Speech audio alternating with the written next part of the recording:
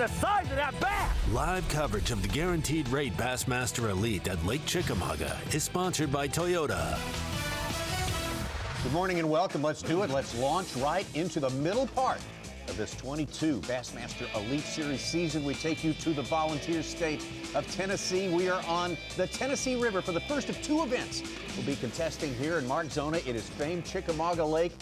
Just like Santee Cooper last time around, the big ones live here, but they will, just like last time, not be distributed equally. Absolutely right, Tommy Sanders. And this area here on Lake Chickamauga, really the last 3 or 4 days of practice has been hammered with brutal storms. Will those storms affect what we think was going to be a big bass beatdown? Well, that is yet to be seen. Talking to a lot of our anglers, they say absolutely not. All right.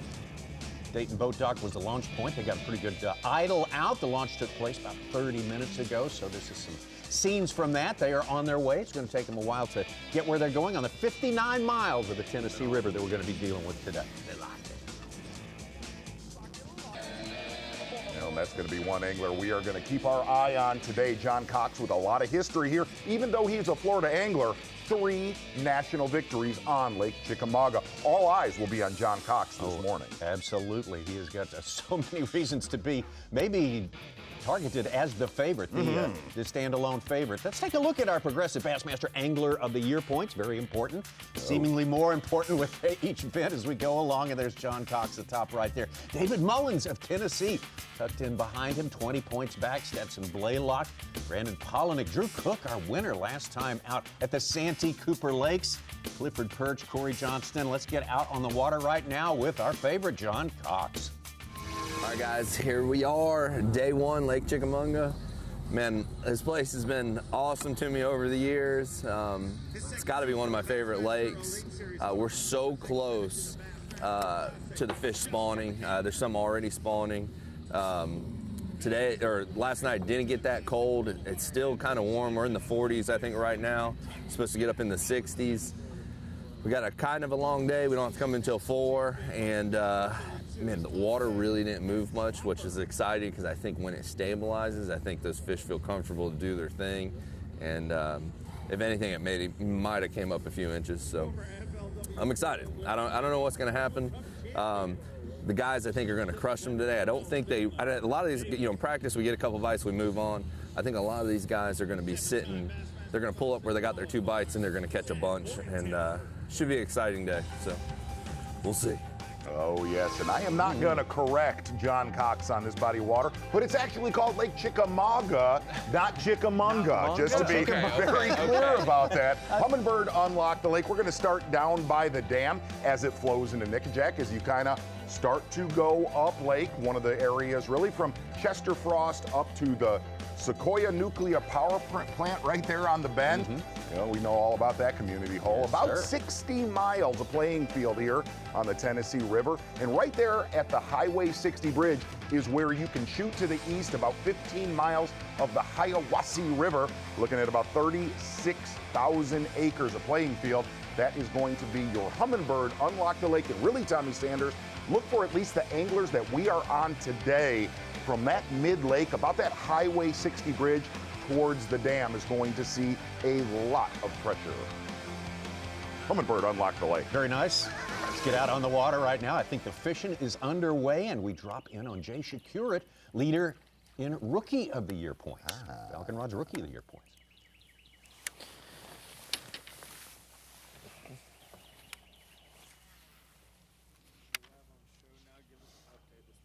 Okay. Well, we just pulled up to our first area of the morning here. It's just a pocket. I'm just hoping to get a couple bites in to start the day.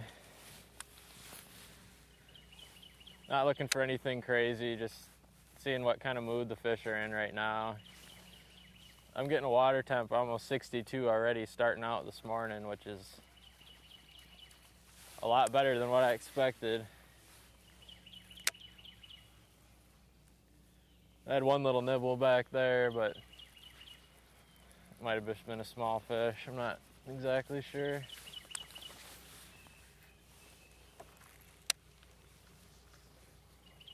Well, as I said, keep your eye on that mid-lake towards the dam. All of our anglers on camera are pretty much upriver so far, starting out in some of those little pockets and offshoots off of the main river.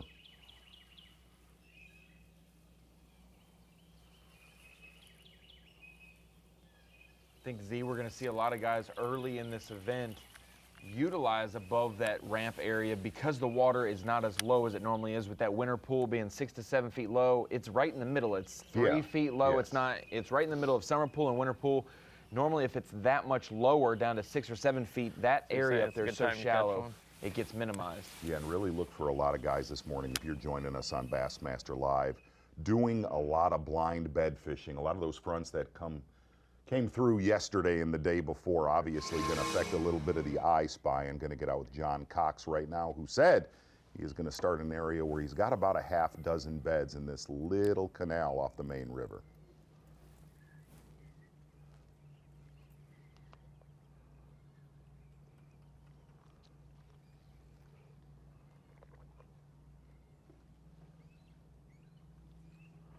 Boy, it'd be nice if we can catch some in here. That'd be great.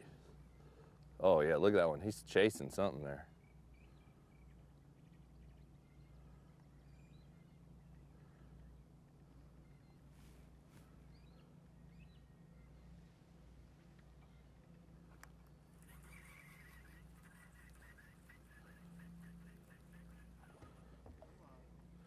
And we're live. Oh my gosh, look at this one. He's like he's chasing stuff off the bed.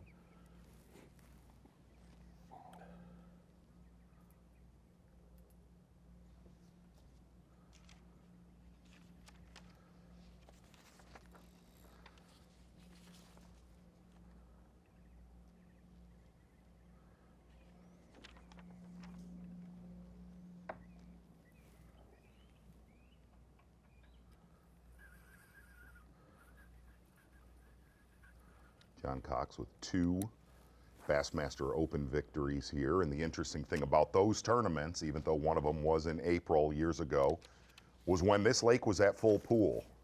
And as Ronnie said, about 3 feet down right now. About normally April 15th is when they start to fill it, and they fill it for the entire month until May 15th. So even though April feels like the spawn, oftentimes for these fish, they don't really heavily do it until we get closer to May because it gets more stable. But like John said this morning, the water hasn't changed much. Maybe even from what it's been, maybe a couple inches higher, which is good for him. So the game plan, we're pretty much wide open and open to anything today. If this spot plans out, we honestly shouldn't have to leave here for a while, and I feel like we can catch almost everything we need. But I don't know, with the cold, you just never know. And we're just gonna run, you know, kind of practice the whole lake, and it's down. It's very depressing looking at some of these places where I've caught, you know, 4 and 5 pounders on the bank out of the water, but you know, they're not too far away from those areas.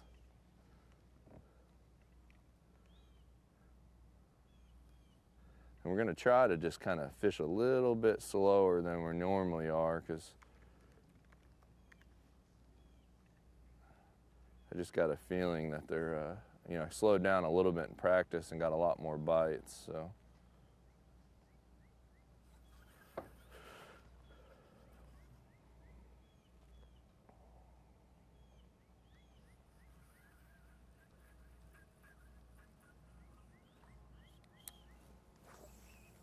Water temps started Sunday at practice about 54 degrees, and as practice has gone along, really looking at about 59 all the way up to 65 degrees. We've heard from a lot of the anglers that we have cameras with today.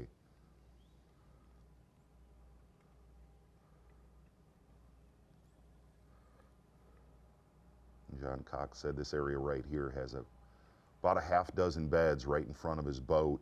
Only about 20 inches of water, a little baby hydrilla coming off the bottom a couple inches.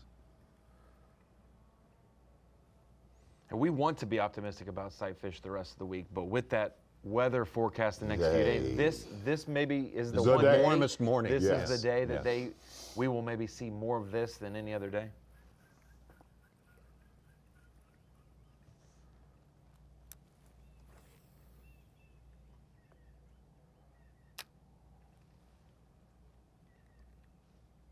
John Cox having obviously a terrific season, has not finished below 7th place in the first 3 tournaments of the year. I don't know how you can start much stronger than that. John Cox made the comment that he said that it is absolutely, he said if I could, besides Oahe, he said if I could write a schedule, it would be where and when we have gone so far this year, except for the Pickwick tournament. It's the only one. He said, you know, I wish the Pickwick tournament would have been a little bit earlier, but he said as a whole, that schedule fit perfectly. Has gone according to plan so far. Well, here we go now. Most recent Elite Series winner here at Chickamauga was 2 years ago, 2020, and from Longview, Texas, Livesay. All right, we're really just now getting started fishing. I stopped in the Takeoff Creek and made about 15 casts, then ran up here. There's more people in here than I thought, but it's my best area, so I'm gonna make a pass. I went to the very, very back. I'm in the worst area, but I wanted to give everybody that was in front of me first dibs because I got in here first. So we're gonna fish back out.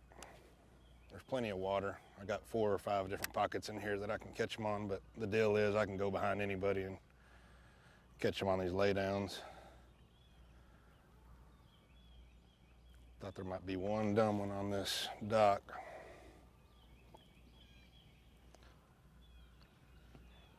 But I mean, it's totally different. Obviously, different time of year, but the lake's 4 foot low right now. I think they hold it down at winter pool until April 15th or something. So there's nothing in the water. This big bay we're in, we're up the river. We're in a bay that's got a lot of grass out on the main lake, and guys are going to catch some big bags out there, but these fish are already wanting to spawn, so there's a lot of fish up here spawning on wood and staging and stuff too. Anything that's in the water. Like there's literally one dock in here with water on it. That's what I'm fishing right now, but I'm hoping these guys that are behind me kind of fish towards me and get out of the best little zone, and I can go back behind them. I saw some guys swimming, and I'm gonna flip behind them. But yeah, it is a totally different lake, just time of year obviously, but being 4 foot low is big. That's the big difference. I will catch a bass on this dock today when the sun gets up, 100%. I'm gonna make about 3 passes in this whole backwater. Here comes somebody out.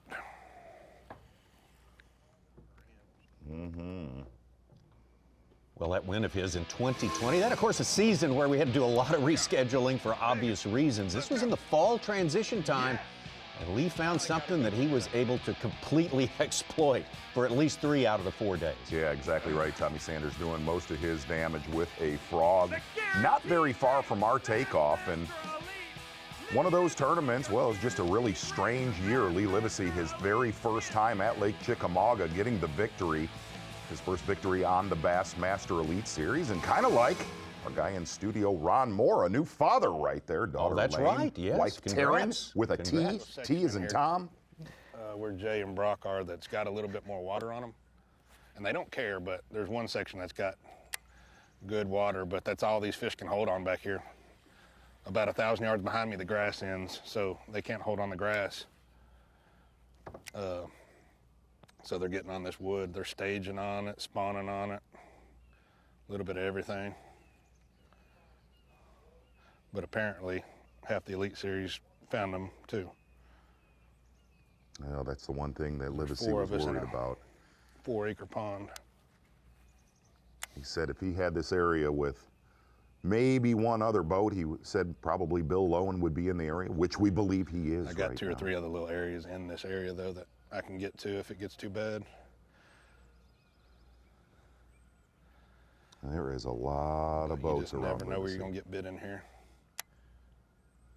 There's fish swimming around everywhere. It's April in Tennessee.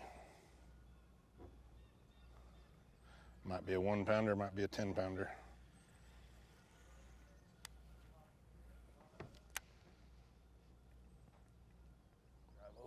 I'm gonna really muddy it up. Talk to Brock here in a minute. He should have had 2 or 3 bites on that stretch he was on. If he didn't get bit, it might just be a sun thing. They might be out in that grass in the morning, then they'll get on that hard cover in the day when the sun gets up.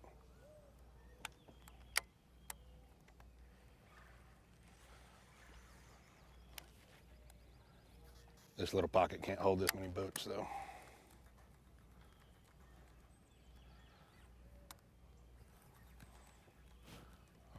I should have started where Caleb went, but I didn't think anybody was going to come this far back with me.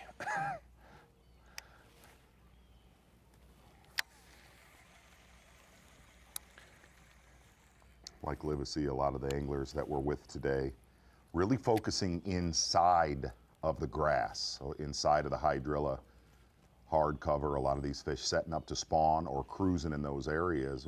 One thing interesting, John Cox said he was focusing. Oh, can't catch up with her. That is a non-keeper bass. Keeper's going to have to be 15 inches long. Yes. Smallmouth and spotted bass. Thought I felt them pick it up and everybody's swimming at me. You'll catch a handful of them, then you'll catch a real one. Of course, that'd be too easy, right?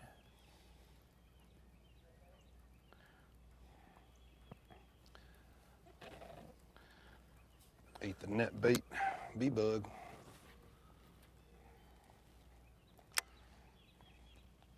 John Cox has fished here since he was Got her off of somebody's crappie steaks.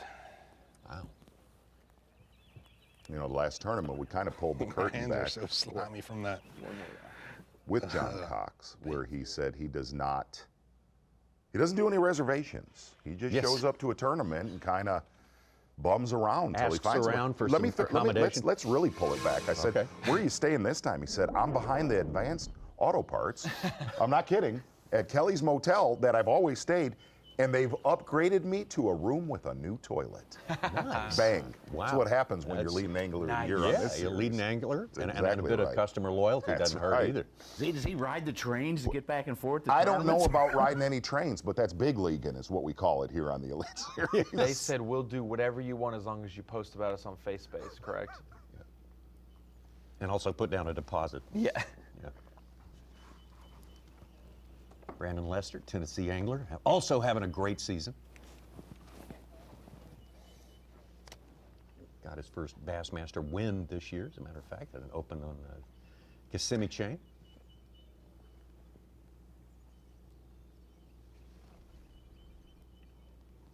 Got an angler chasing Jay Shakurit for Rookie of the League. He may make some ground up here. Cody Huff landed a 5-pounder, our first Oh, yeah. PFA of the day. Yes.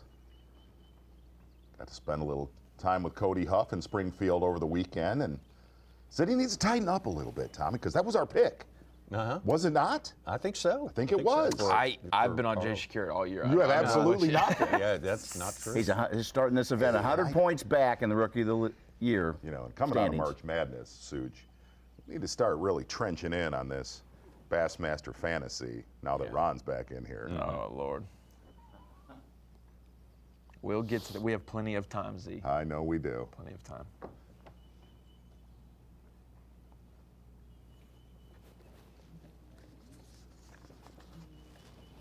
Brandon Lester was one of the anglers that did not feel these fronts that are coming.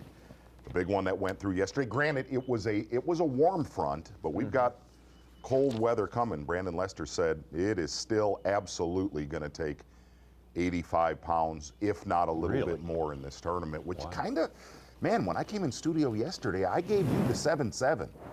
I'm going 77 pounds. All right.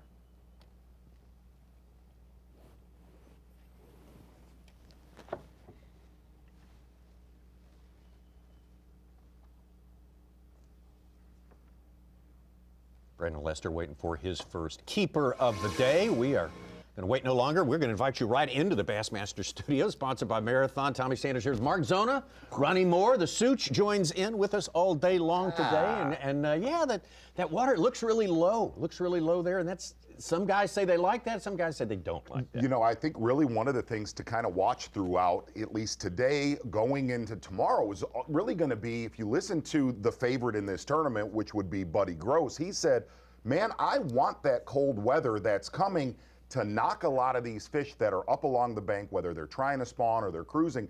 Buddy Gross is just one of the anglers in the field saying, bring that cold weather to me, because I think it will group a lot of these fish up going into the weekend. Based on the water level and water temperature with all the weather lately, the tournament results at Chickamauga have been up and down. A lot of people have said it's been fishing very tough, and that kind of lends itself to the instability. But guides this week said with it being stable, a lot of these anglers are going to have to figure out what baits they're using, and a lot of these guys have been using bigger than average baits just to get quality bites. It's been do or die, small fish that aren't keepers or those kickers. So we'll see the difference in between the two this week. Lake Chickamauga, one of those iconic bass fishing places. It is not the best kept secret in the world of bass fishing by any means. And one thing to definitely look at, taking a look at our unofficial leaderboard right there, we saw a lot of local pressure in our last term on Santee Cooper. Look for a lot more of that this weekend on Lake Chickamauga. Absolutely famous for that. Cody Huff, the rookie from Missouri, on top right there. Clifford Perch of Arizona. Big Bob Downey had the first catch of the day. We'll be right back. The Guaranteed Rate Bassmaster Elite at Lake Chickamauga is sponsored by Humminbird, Mercury, Nitro Boats, and by Bass Pro Shops.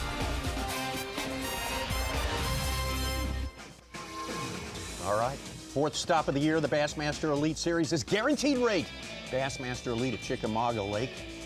Some of these guys are trying to keep the momentum from a good start to their season going. Others are saying, I got to get some momentum started today. Jake Whitaker, the former national champion, is the man who's on top of the leaderboard. College national champion.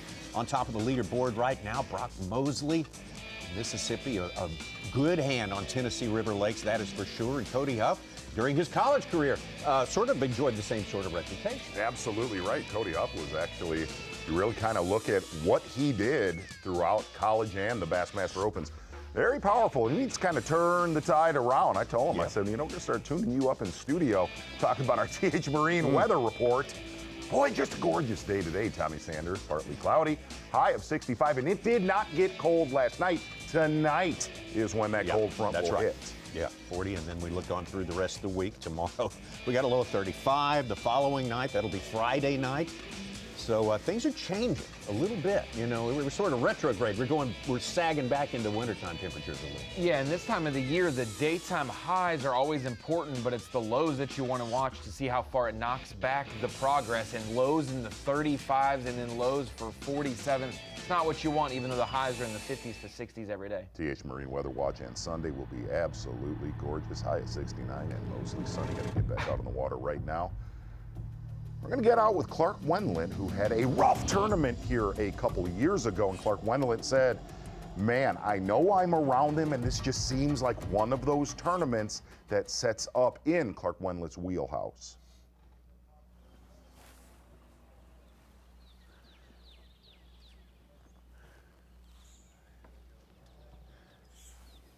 You know, we just got started this morning, started out, fished a little bit of grass, had one bite, and I missed it, or it missed me. And there's one on a bed right here, and but it's, I mean, there's just no way I'm gonna be able to see it yet. So, I mean, I'm basically just gonna be fishing in areas that I think they're coming to.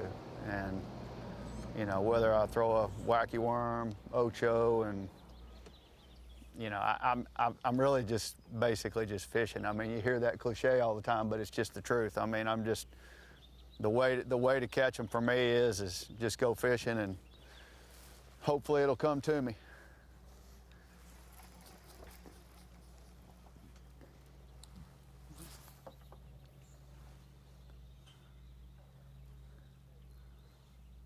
Mentioned Clark having a bad tournament here. Yeah. In 2020, Painful. caught one fish. Critical bass. It was the one that won him Angler of the Year, right. though. That's Davey Hyde pointed out to him. Hey, that was your best fish of the year. And if he was going to do that, I think it was like a 4 to 5 pounder. So On at a least frog. Yes. On a frog, yeah. One bite on day one, zeroed on day 2 that week, and then closed the deal the next week at Lake Fork. You know, and you hear Clark Wendlandt talk about, I just need to fish. I need to be in these areas where whether I can see them or not see them, see a lot of pollen on the water that time of year from there. Obviously, all the way here at our studio in Little Rock. One of the problems, besides there being, look, Chickamauga it's like Gunnersville. It gets hammered. Every single boat ramp this week has been filled. It's like Santee Cooper. It's that time of year.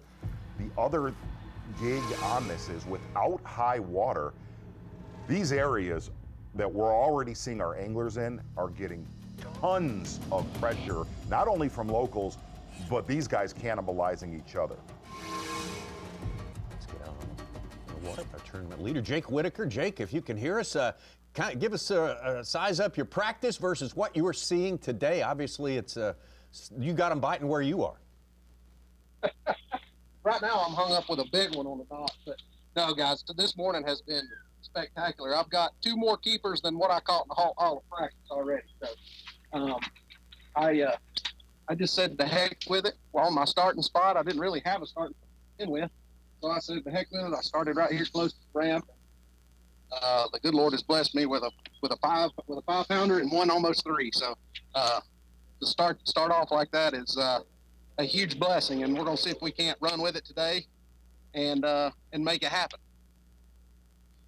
Jake, looking at the weather that's going to be coming really throughout this event, do you think these fish will get knocked back, or can a guy just put his trolling motor down and fish shallow the whole tournament? I think he can put it down and fish shallow the whole tournament. But with that being said, I think you're just going to have to really, really, work hard to get those bites. You're going to have to make a lot of casts. But I think it can be done. These fish are wanting to be on the bank so bad. There's already a few fish down on the lower end that are already thinking about spawning, and maybe a few that already are. So that's our plan later on in the day. Once we get done here, we're going to go down that way and, see what's going on. I think if we can get a good weight today, and, looking at the weather that's coming tomorrow, just make do tomorrow, I think you're going to be in good shape. So you're just going to have to put your head down and grind. It's not easy out here right now, I promise. Jake, your style is kind of that North Carolina, the docks, the marinas, and we saw last time here at Lake Chickamauga in the fall, you used docks and marinas for a 3rd place finish. Do you think now that you've stopped here close to the ramp and got a couple key bites, will this change your game plan, or are you going to stick to just running the gun and whatever looks good?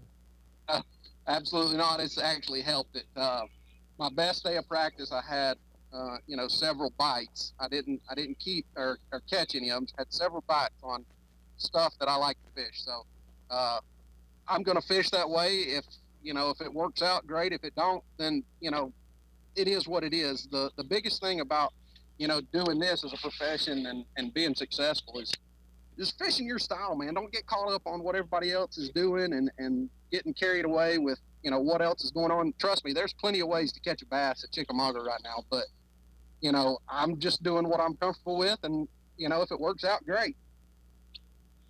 Jake Whitaker, thank you so much for your time this morning. Great start for Jake Whitaker. We're going to do it his way. That has worked out for a few anglers that we know of through the years. Let's get back out on the water. There's that canal that we saw John Cox a little bit ago. Yeah, Whitaker had the lead with a 5 pounder. Brock Mosey had taken it with a 6-4 right before that, and now we got Daisuke Aoki with his 2nd fish on top with a 7 pounder. 11 pounds total, first one over 10. Humminbird bird's eye view, this little canal with our guy John Cox right here, and it's kind of interesting to listen to John Cox and a lot of these little spawning canals where he said a lot of where he has been dominant is pretty much high and dry but still fishing. Same ballpark areas, not very deep. Real protected though, so if the wind gets up on the main drag, this is close to the main drag. It's not way back in some creeks. It's kind of a, I guess, a parallel system that you can hop in and go for miles and never be on the main lake, but be so close to it. And he said really, besides this area that he's in right here, and I think you're gonna hear this word a lot throughout this tournament, besides this little stretch where he has been able to see a lot of fish spawning or cruising, he said it's been very, very random, and that was one common word that we got to hear yesterday with a lot of the anglers that we're following today. Humminbird Bird's Eye View, John Cox.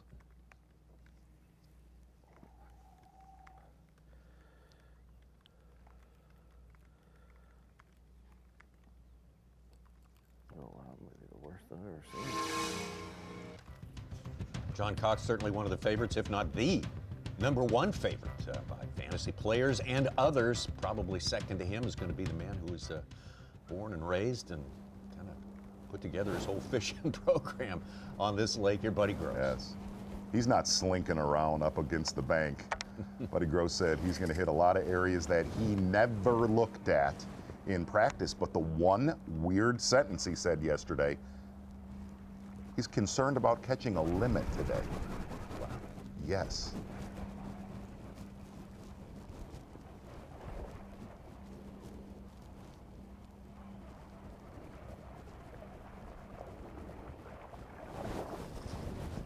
Thank you, Lord.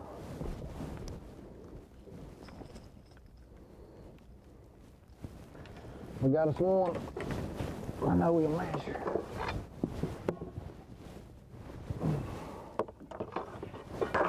Thank you, Lord.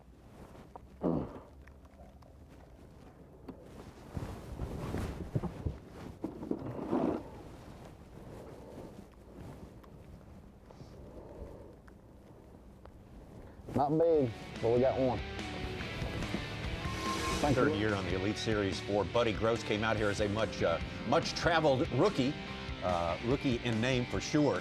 And when it came to a trip for the first time for the Elites to Lake Eufaula in Alabama, Buddy Gross shows us what he does and does very well. Yeah, obviously when Buddy Gross finds him offshore, which he did earlier this year down in Florida, Buddy Gross very, very hard to beat. And one of the things that Buddy Gross was worried about in this event is when you see along the Tennessee River, those yellow flowers pop from here all the way over to Kentucky Lake. And he said the last thing he wanted to see was a warming trend with yellow flowers. And he is praying that cold front kicks them back to these areas offshore. Staged up, waiting to go back to spawn. I mean, there's a bunch of them already moving back way further than what we're fishing, but I'm just trying to catch some that ain't up there committed yet. You might find a school of them doing this. I'm not saying I'm going to, but I'm saying I want to.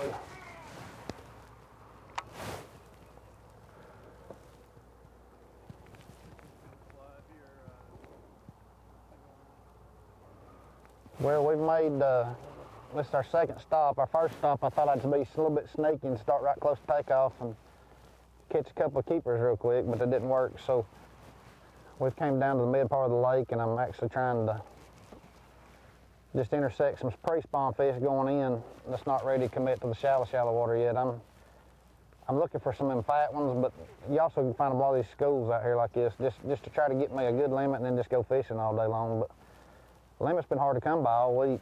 It's not been easy to get a lot of bites. The lake's healthy. It's got tons and tons of 12 to 14 inch fish, which is what it takes for this thing to continue to grow and be successful in producing these big ones. But I've had a hard time locating the 4 and 5 pounders and even bigger. But I mean, right now I'm just looking for some good solid keepers to get the day rolling. And we're gonna have some wind come in this afternoon, and it'll stain the water up a little bit because the water's still low. And I think I can get some of those aggressive ones to bite in the wind, but I just don't want to have to go pick them off one at a time if I don't have to, but we're going to do that just shortly. We got one in the box. I hit one a while ago. I know it was a big one. It was definitely a bass scale, and it was one of them scales about the size of your thumbnail, so there's a few big ones around. We just got to try to keep fishing and keep our head in the game today. It's going to be a mental game today. It's going to be a challenge for me today, but keep digging through, and I think we can scratch out a little limit, and then we can actually relax and fish for some big ones. Buddy Gross, a man of the community in that area right there, no doubt about it. And he said the bummer so far in this tournament, he said there should be this time of year before a lot of those fish make that push up shallow. There should be a lot of one cast areas to catch pre-spawners in 4 to 8 feet of water, which you see a lot this time of year before that movement shallow. And he said, man, it really just, that warming trend has hurt those one cast school, you know, spots out near the main river. Yeah, he was mentioning to me on the phone before practice started that all this rain has got it higher than it normally is, and he was praying that the TVA would suck it down, get it back to winter pool, and that would pull those fish off of the bank and allow him to, it would come to his wheelhouse this time of the year. Back to Jay Shakurat. The Wisconsin native, Falcon Rod's Rookie of the Year points leader.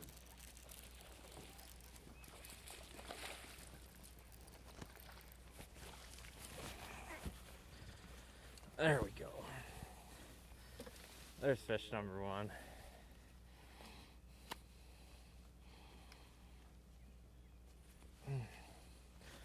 Ooh. It wasn't coming off.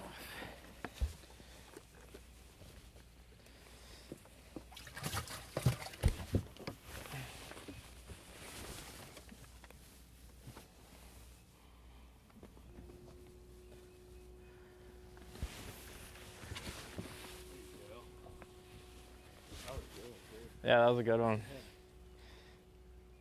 3.5. Oh yeah. The old straight king rage bug got him. Feeling it, and he is bringing it today, Thomas Sanders. His mood just brightened considerably right there. Our Falcon Rod's Rookie of the Year leader. It's become more and more worthy of attention every year. It's such a strong group of rookies for the Bassmaster. And he has a lead. Huh? He has a lead, He my has got friend. himself a really good lead there. Hey, but I will say it's a 100-point lead back to Cody Huff, the top 5. We saw a 55-point lead evaporate in the final event last season, so anything can happen for these groups. Always exciting, goes down to the end with about 3 or 4 anglers usually having a shot at it when we go to the final event. We'll be back with more from Chickamauga momentarily. Whoa! Look at the size of that bass! Live coverage of the Guaranteed Rate Bassmaster Elite at Lake Chickamauga is sponsored by Toyota. Kind of into the first hour of fishing, the last part of that first hour here on Chickamauga Lake, the Guaranteed Rate Bassmaster Elite here, 4th stop of the year for the Bassmaster Elite Series.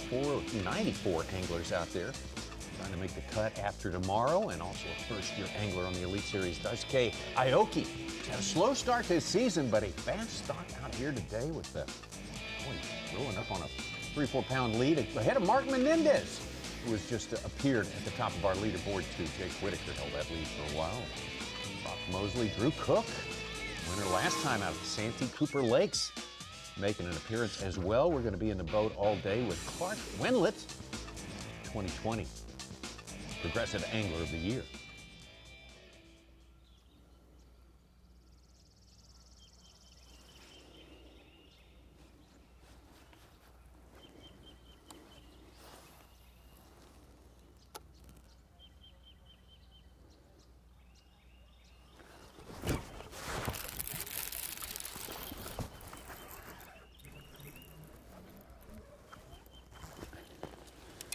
Nope.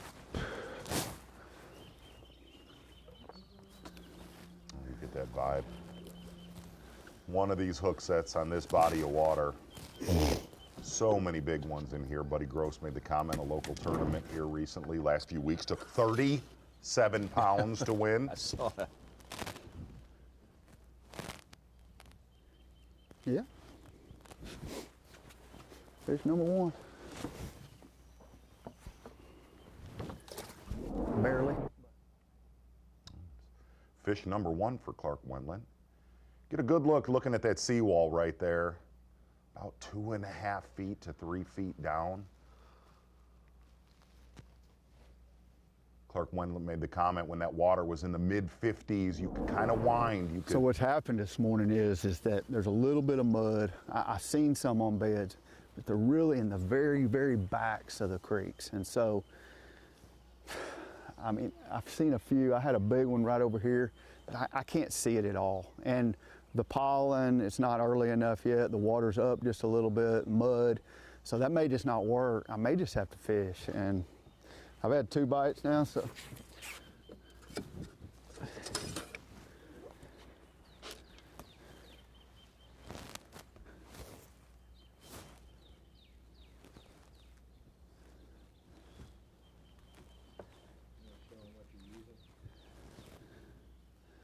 Just throwing a soft plastic stick bait, Strike King shimmy stick.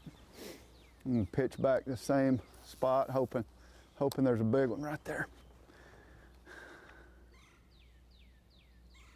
Bass Pro Shop's top lures. That's one thing I was going to say is Clark Wendlandt made the comment. When those water temps were 55 last weekend, you could kind of get on the bank and wind, you know, whether you were throwing a crankbait or a bladed jig. And he said, as it's warmed up, and it's really exactly what we saw at Santee Cooper. So many anglers were able to power fish them early in practice, and as it warmed up, and these fish got more in the spawn mode, where soft plastics really kind of started to shine late in practice. Really exactly what we're seeing so far here today.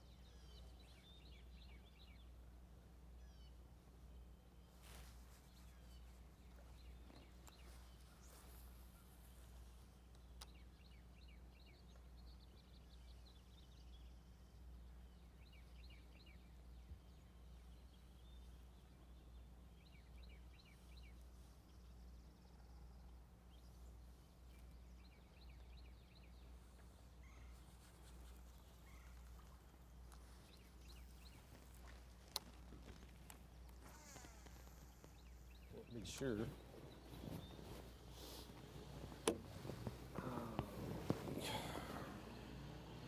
1 pound, 12 ounces. Yeah, it did. For some reason my knot broke. I don't really know why, but.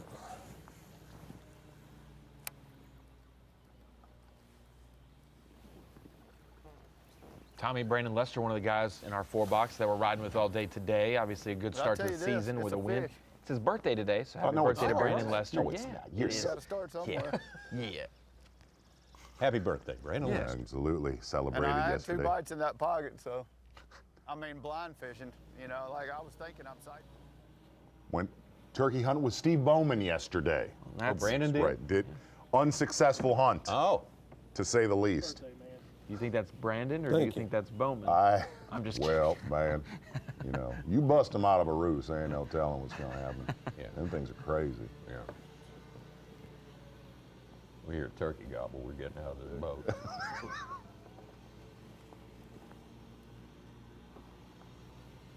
This time of year, I got 2 things. I got a flipping stick and knee-high boots. You know what I mean?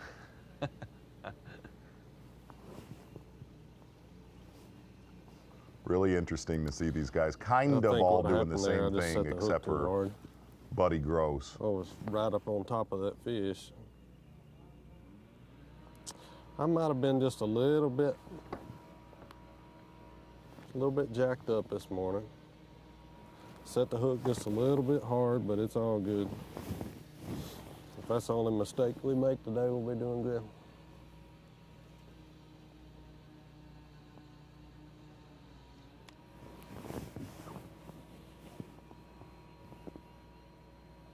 You know, and one other thing about Buddy Gross, if you kind of follow Bassmaster Live and a lot of the tournaments where he's offshore, it doesn't matter if he's on the Tennessee River or down in Florida, He throws a 3/4 ounce lipless crankbait a lot, more than anybody we have ever covered offshore.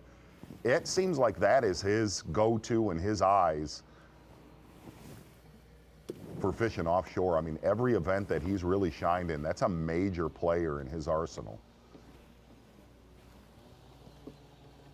And he's almost to the level of stubbornness as some of our shallow water anglers are trying to make that work. He predominantly looks for offshore fish almost everywhere he goes. And before practice started, I said, "What are you thinking about this week?" He said, "Specifically and strictly staging fish and staging fish only. I'm going to be off the bank where they're going to be heading in from, and based on the water level now 3 feet low, a lot of those bars on the main drag will still have water on them, but depending on weather, they may pull up or down those deals." One weird thing, he said, I am fishing several areas that you're going to see later in the morning. Isolated stumps, laydowns, invisible to the eye, but he said his best bait in practice was a shaky head. Wow. Something you don't see Buddy Gross do very often, especially on this lake. Yeah.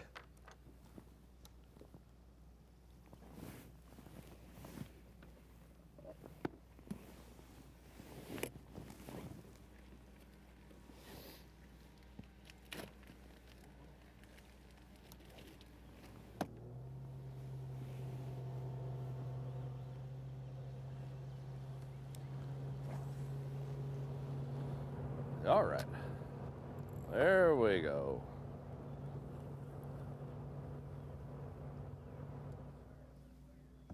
Oh, I thought that was the first caster there. Oh, it was. Oh, jeez. All right, we just messed that one up. But all we did was take our general and hook a Texas rig and first cast, which might have been just luck. We might have landed right on one, but they're in here. Just gotta figure out some way to get them to bite.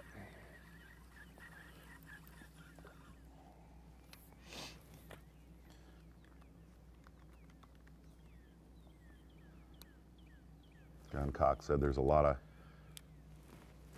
2 3/4 to 4.5 pound fish in this little 50 to 100 yard stretch.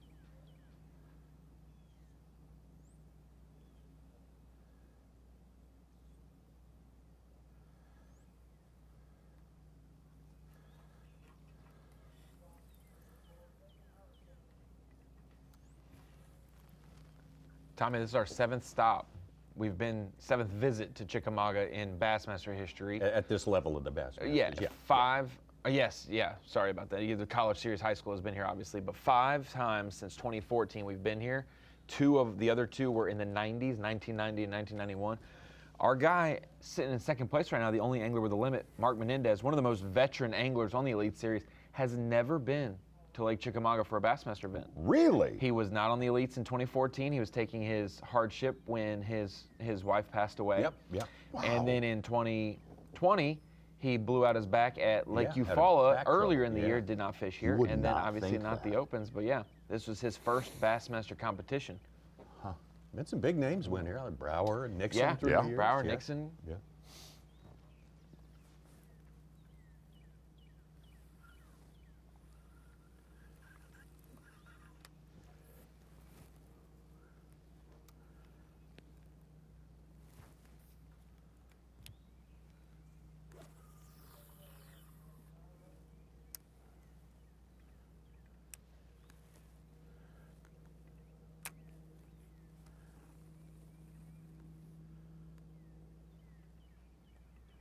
Like you mentioned, we do have plenty of college results to go along here as well. We've got a couple college anglers who had success here. Jacob Fouts, rookie this year, fished at Bryan College right there in Dayton, Tennessee. Yeah. Also Cody Huff, Bethel University, vied for national championship and did very well here and won it. Or I know he got 3rd this year. He got 3rd at Chickamauga that year. My apologies. That was the year he won the bracket at Watts Bar later in the season. Yeah.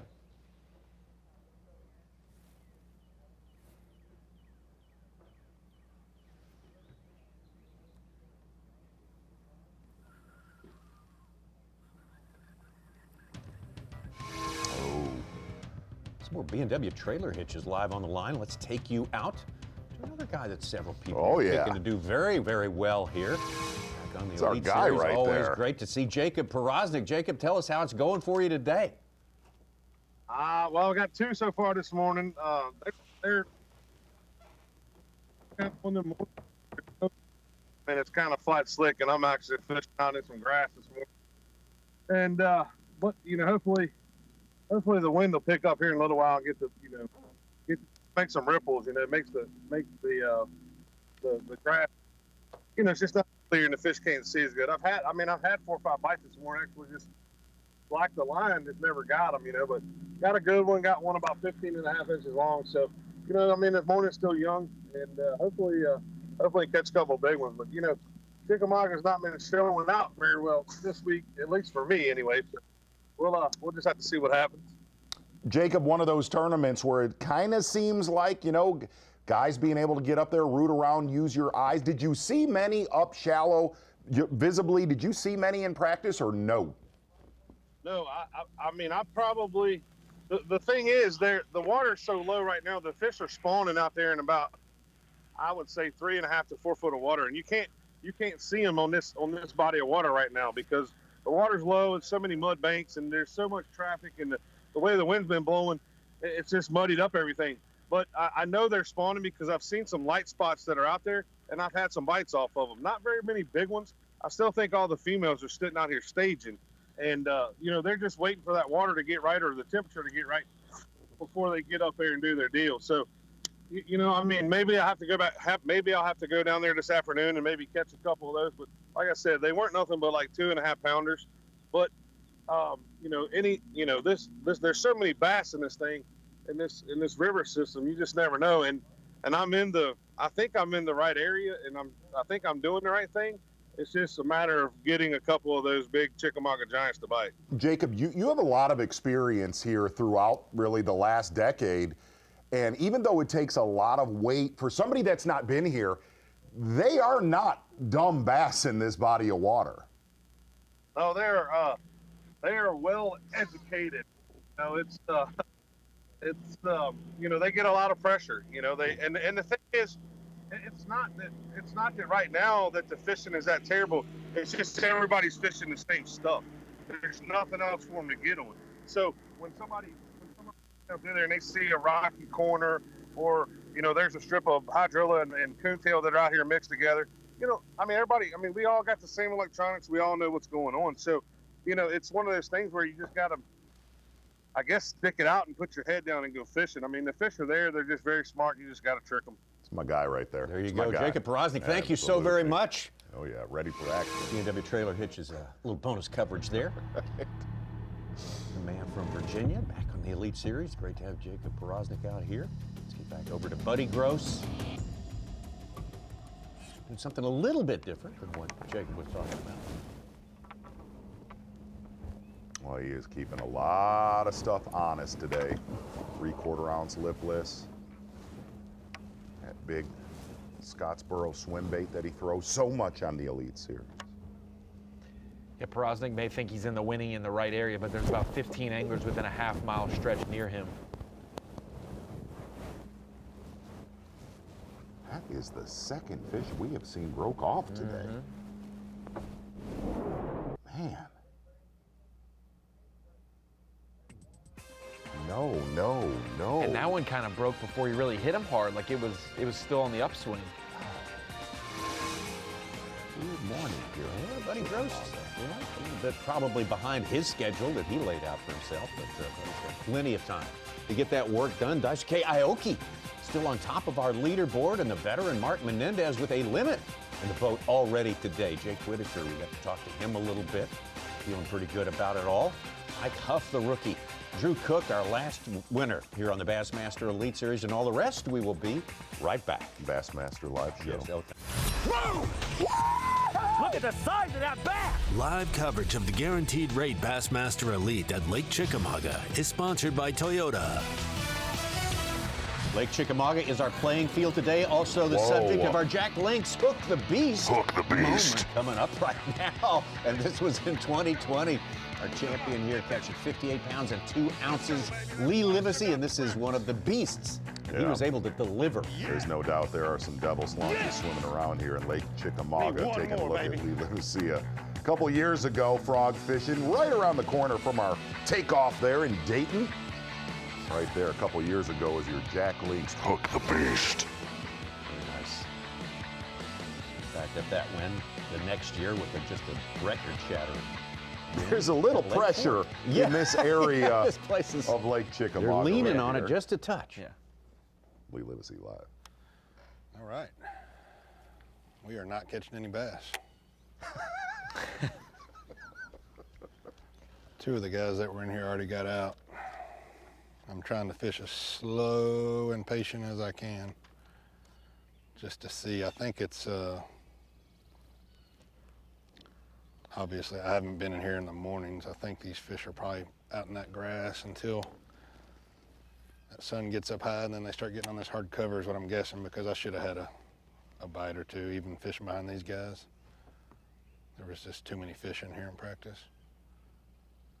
They didn't go anywhere. They're just in that grass behind me, and I don't think you can catch them because they're past the feeding stage in their cycle.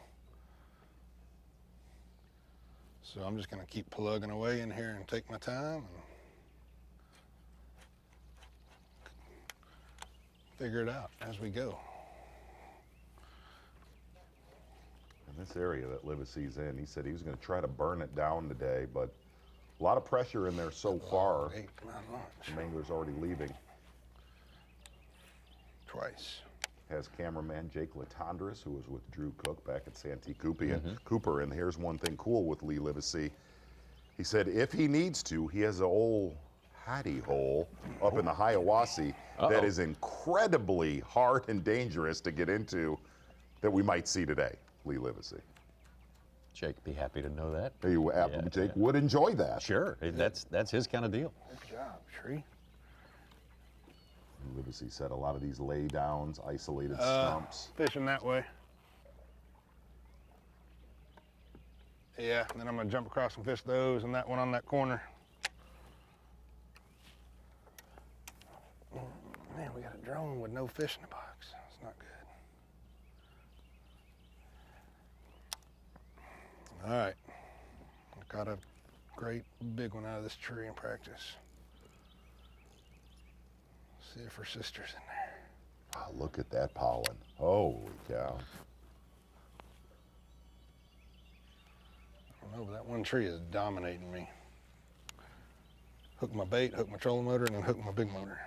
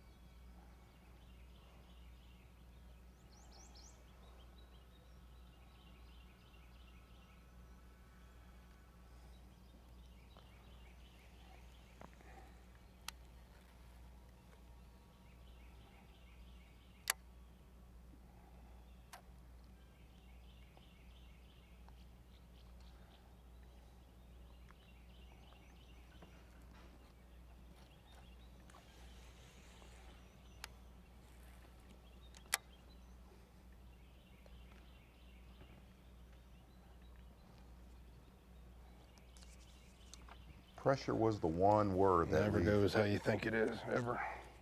Livesay said would be an issue in this tournament. That's exactly what Porosnik was talking about with the low water, really compressing these shallow water areas, putting anglers on top of each other. And looking at Ron's map, I don't have one, hey, I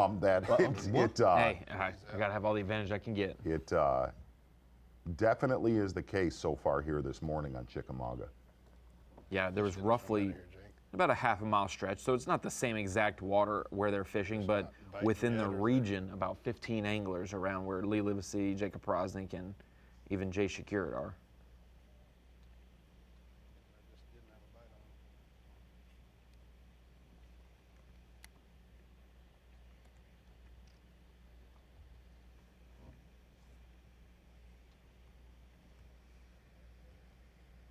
yeah, for any of these anglers that are wanting to do a lot of sight fishing today, that Humminbird bird's eye view is not very conducive to that. Wow.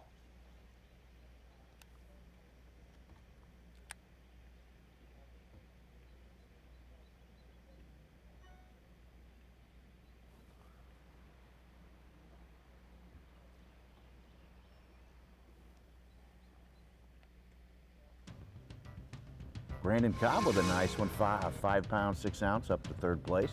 Almost 10 pounds on 3 fish. Frank Talley, 5th place.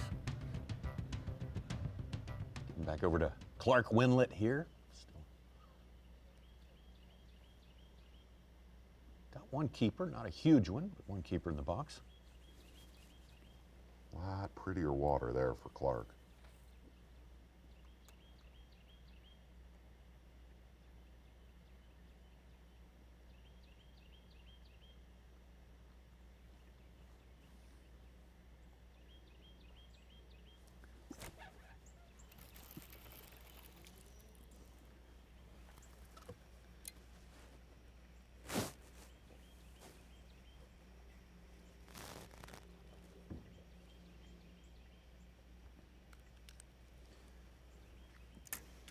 I think he might keep. Again, 15 inches, the length limit for keepers.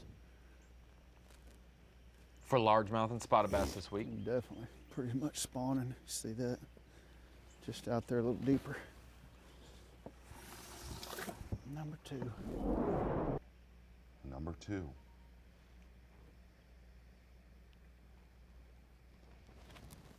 So far today, you're seeing a lot of soft plastics. You heard Lee Livesay say that they are kind of past that moving bait deal. I just didn't have that great a practice. So I mean, I just don't have a real good feel for the fishery. Feels hard to me, but you know, it could have just been me, you know.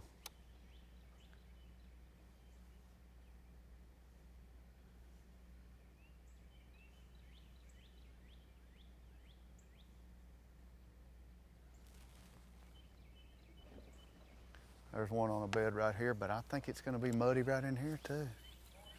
It may just be that pollen. 'Cause I mean, that thing doesn't have any runoff, that back end right there, surely.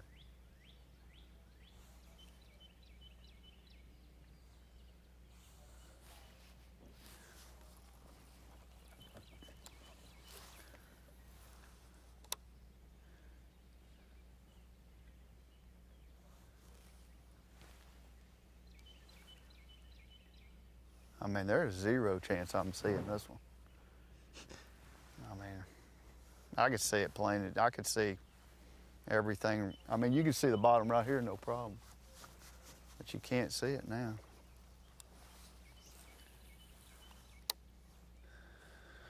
So I'm not sure exactly what to make of that.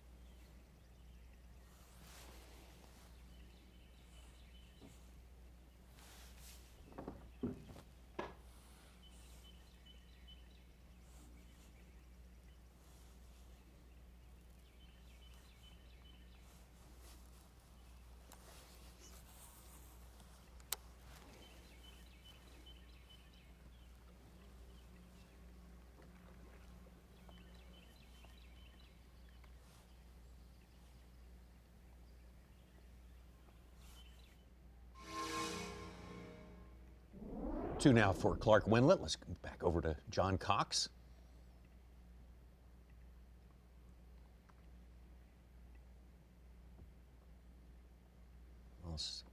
So out there on the water is our colleague, our associate, the one and only Davey Height there. And, Davey, we've just heard from Clark talking about he's seeing things now he did not see in practice, not seeing things he could see in practice, but that's par for the course for these guys. That's something you got to deal with, right? Yeah, it really is, especially with the 1 day off. You know, for many years on the Bassmaster Tournament Trail, you didn't have that, but now on some of these events, they have a day off to get ready for the tournament itself, to do your tackle prep and that sort of thing. So a lot of things can change, especially this time of year with all the storms that we have going on. And just that 1 day, the water clarity is certainly one thing, the pollen, the wind blowing quite a bit yesterday afternoon. It's been super calm here this morning, but a lot of things can change overnight. And in 24 hours this time of year, that's a big, big deal. But what I really wanted to talk about is so interesting. The water being about 3.5 foot lower than full pool. And this time of the year, those fish want to get shallow. They want to get around shallow water cover and spawn. And they just don't move up. A few of those fish will move up, but most of them just don't move up until that water comes up. And the problem is the anglers, the little bit of cover you can see along the shoreline, most of it is out of the water, but the little bit of cover that's in the water, so many of these anglers are hitting that same cover, you know, 6, 8, 10, who knows how many times a day. So it really makes it difficult. But the thing is, during the day, especially with the high sun we have today, hopefully more fish will be moving up to that isolated cover.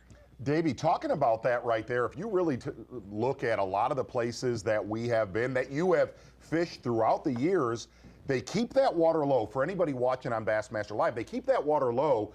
So a lot of the upper lakes, Watts Bar, a lot of the mountain lakes above here, so it does not flood Chattanooga.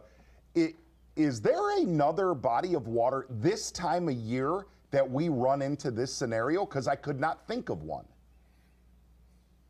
Yeah, Z, I was talking to Buddy Gross this morning, talking about my years through the, fishing the Bassmaster Tournament Trail. And the Coosa River, very similar to the Tennessee River, this area here, that they keep the water low. And I learned back in the mid and late 90s fishing the Coosa River, exact same deal. It's time for those fish to move up. The length of the day is right. The water temperature's right. And some of those fish will move up, but to answer your question, the Coosa River is very similar to this. Those fish, the majority of them just don't move up until that water level comes up to that summertime pool. It's about halfway there now. They start about, early April, and they want it up by about the 1st of May. But, 3 feet of water, as you can see looking at the shoreline, 3 feet of water just gives these fish so much more cover. It's unbelievable. Davey, we talk about warm nights this time of year. Every spring tournament we talk about how critical warm nights are. That is not going to happen. It does not appear that's going to happen going into Friday, Saturday, and Sunday. With all of these fish wanting to at least push shallow, 5 foot of water and less, what do you feel that high pressure and cold evenings is going to do to the weights in this tournament?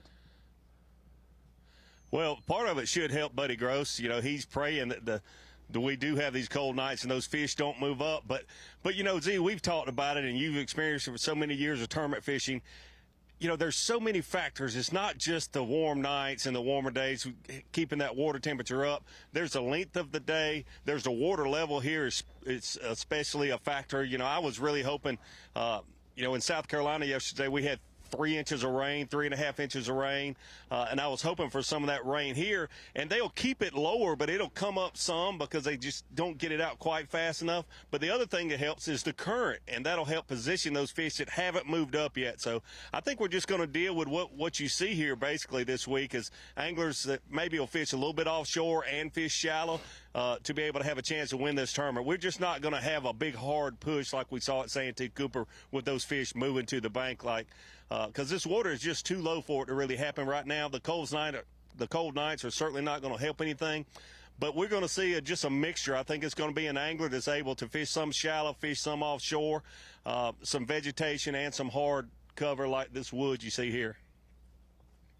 Davey, thank you so much. Some great essential information and predictions from our man Davey Hyde. Essential information, of course, is the stock and trade of our associate, our other associate here, the great Ron Moore at the Screen of Knowledge. Hey, what need I say more? It's good to be back at the Screen of Knowledge. I missed out on it at Santee Cooper. Obviously, I was a remote at home there. But, Tommy, we're back here feeling comfortable. And I wanted to break it down for the viewers a little bit, an aspect we haven't had in any of our events going earlier in the season in Florida and even at Santee Cooper for the last stop. But that is our Mercury Dare to Compare. And what we're comparing this week is all of the species that are in play. All the other events we've had have had either largemouth or spotted bass, a mixture of those, predominantly largemouth though. And largemouth and spotted bass, they're kind of on the same playing field this week. They have to be 15 inches for anglers to keep them, and you can have all 5 in your limit. The one difference though is we're going to mix in a little bit of smallmouth action this week as well. But smallmouth here are protected, especially this time of the year as we get from April on into the heat of the year. They only like to keep 1 in your live well, and they have to be 18 inches. So if you keep a smallmouth this week, Tommy, it's going to be a good one, and you can only keep 1 of them. One other aspect to compare though, last time we were here in 2020, we saw Mike Huff interact and deal with this, a meanmouth, and that is a hybrid species between a largemouth and a smallmouth. But because it has smallmouth in its blood, at least a portion of it, and it's a mixture of them, it has to be, if it's a meanmouth and it's considered that by the traits that a smallmouth has, it has to at least hit 18 inches. So it would not be classified as a 15-inch keeper. It needs to be 18. So for our Mercury Dare to Compare this week, it is the 3 species that in play. And because it is cooler water temperatures, we still may see some smallmouth, maybe 1 or 2, but it's predominantly going to be largemouth and a little bit of spotted bass this week at Lake Chickamauga. Mercury Dare to Compare, and absolutely nailed it right there. No comparing doubt. the species, as you said, probably won't see that many smallmouth going to get back down near, call that the mid-lake area, near the Sequoia Power Plant. Buddy Gross. Tommy, I will not dare to compare our fantasy teams. Not at no, all. we will. We will do that later. We will absolutely do that. I think I'm coming back down to earth this week. They're supposed to be good ones here, not little bitty ones.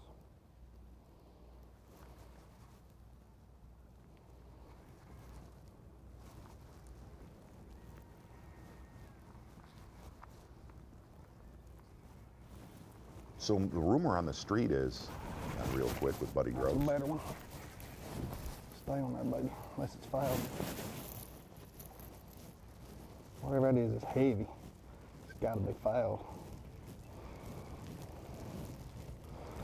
Oh no, no, no, no, no, no, no. I'm not sure what I got. Whatever it is, it's heavy. I hope it's a bass. That can't be a bass.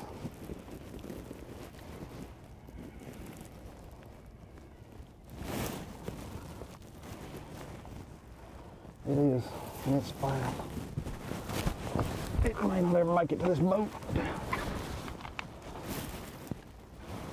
Whoa, baby, whoa, whoa, whoa, whoa.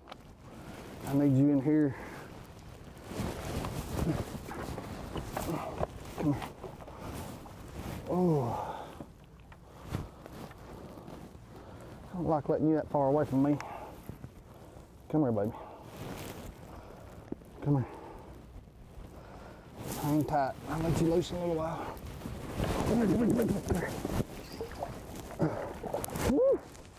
Whoa, mercy. We got that nugget. We got her.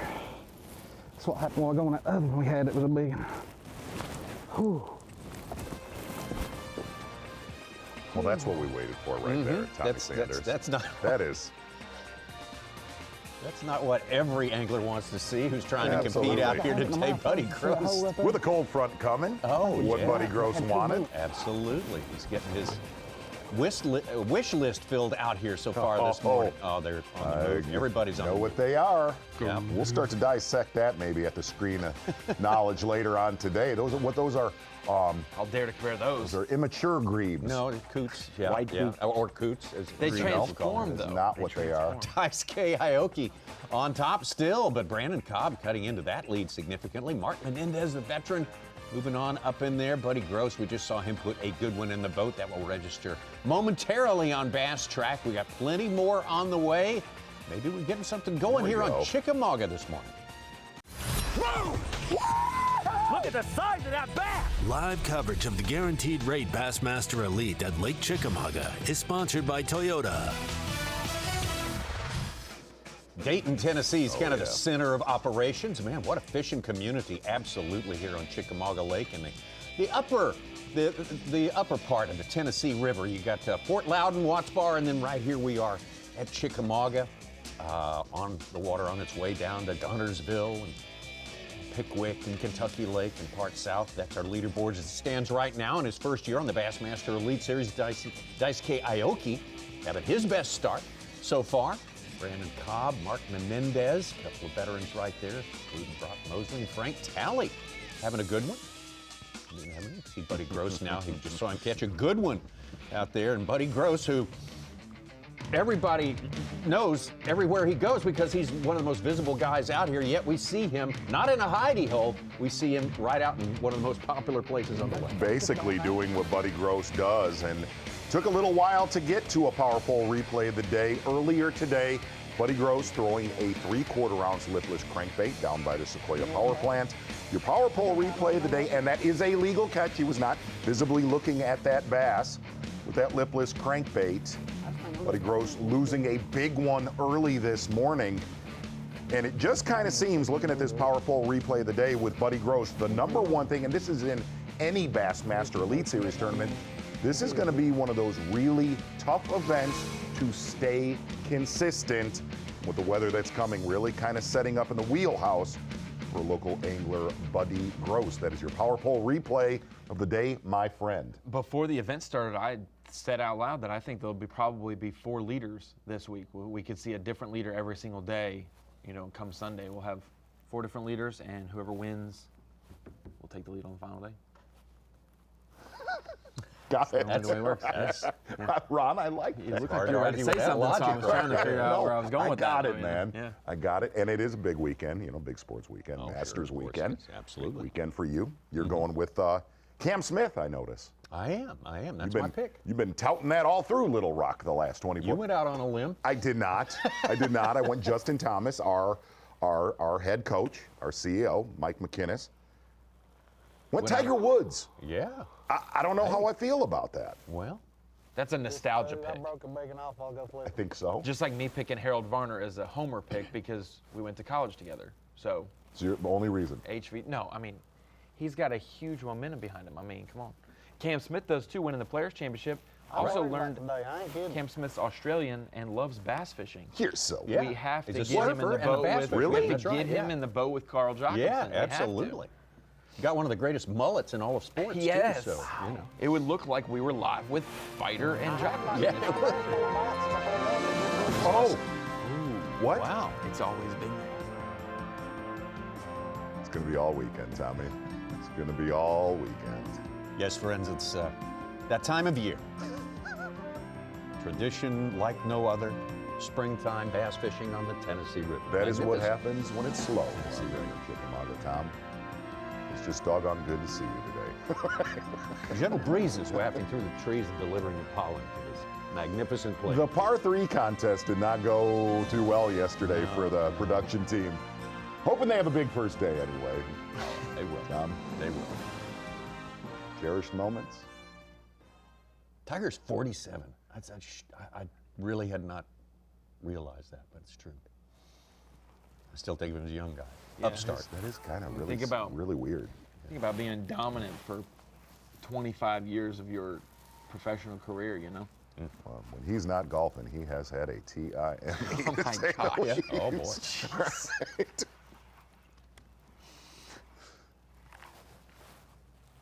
feel like that was over a decade ago.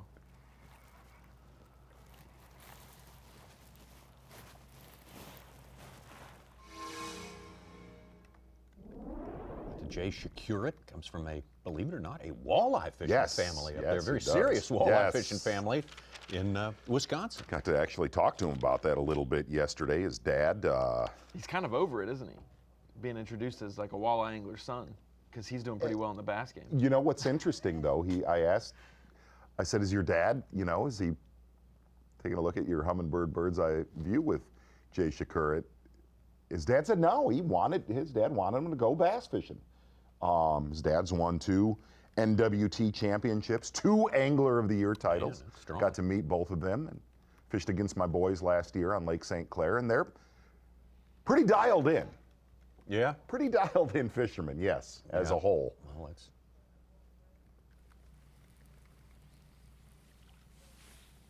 22-year-old angler. Has a girlfriend, Micah. Oh. Yes. All right, Wow. well. You went kind of We got one pretty good fish in the box. I've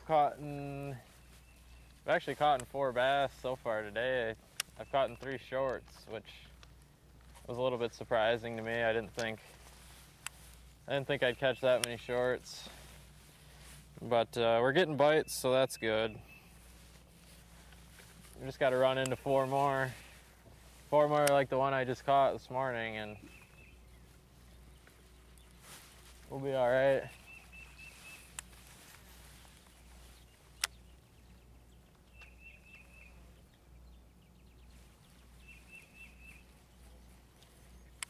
How does he like his steaks? Is he a medium rare? I mean, I figured if you knew his girlfriend and situation, you might have asked that. Taking a look at that Humminbird bird's eye view with Jay Shakurat, saying one of the biggest keys is just getting bites right now. And that almost seems like the guys that are doing that, which this time of year, soft plastics, a lot of fish that you're not able to see spawning, that had to be a hard proposition to do that 4 days in a row in this tournament, it feels like. Right after Buddy Gross's 5-pounder, he put it in as a 4-12 Caleb Kufall 5-pounder. Just needs 19 more. Do it again. Oh, I heard one of those podcasts with Mercer and Caleb Kufall. It's just so incredibly awkward. It really was. No, It really was. Oh, my God. It really was. It was Recent since his good finish there at the St. Yes, it was an elusive podcast, to say the least. Maddie Wong. Whole deal with Jay Shakurat. He was the one offering the info. Okay. I was not. You take different angles for different guys. So I do. Know, I do. Some people you're relentless on. I mean, let's get it out there. That's why some of them are gone. Jeez.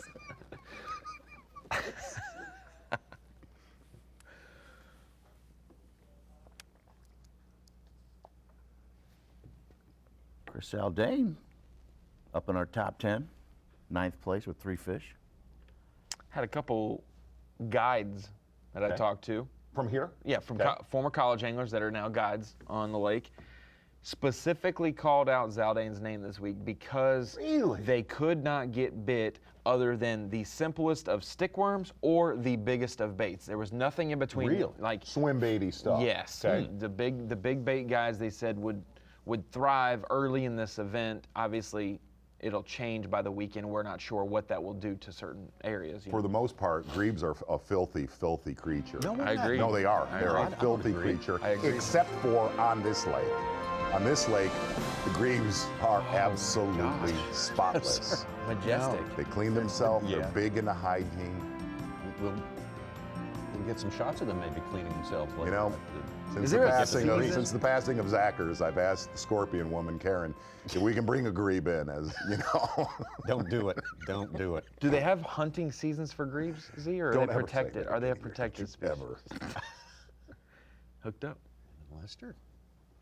Hurt a single hair on a grebe feather.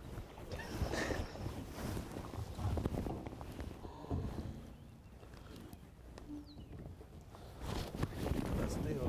He's quiet, don't like it. A little bit chunky, but kind of short looking. I don't know.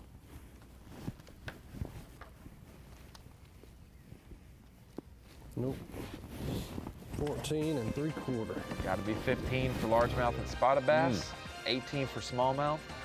That one did not make it. Under right there, so. A lot of pressure on a heavily pressured lake here by the best in the business. We're going to see who separates themselves from the field. Brock Mosley making a move up the leaderboard, jumping over Brandon Cobb and Mark Menendez. Alex Redwine appearing in the top 5. Your guy. That's your guy. All right, yeah. Is it? Okay. Frank Talley, Mike Huff having a good tournament for the rookie. We will be right back to Chickamauga live. That's awesome.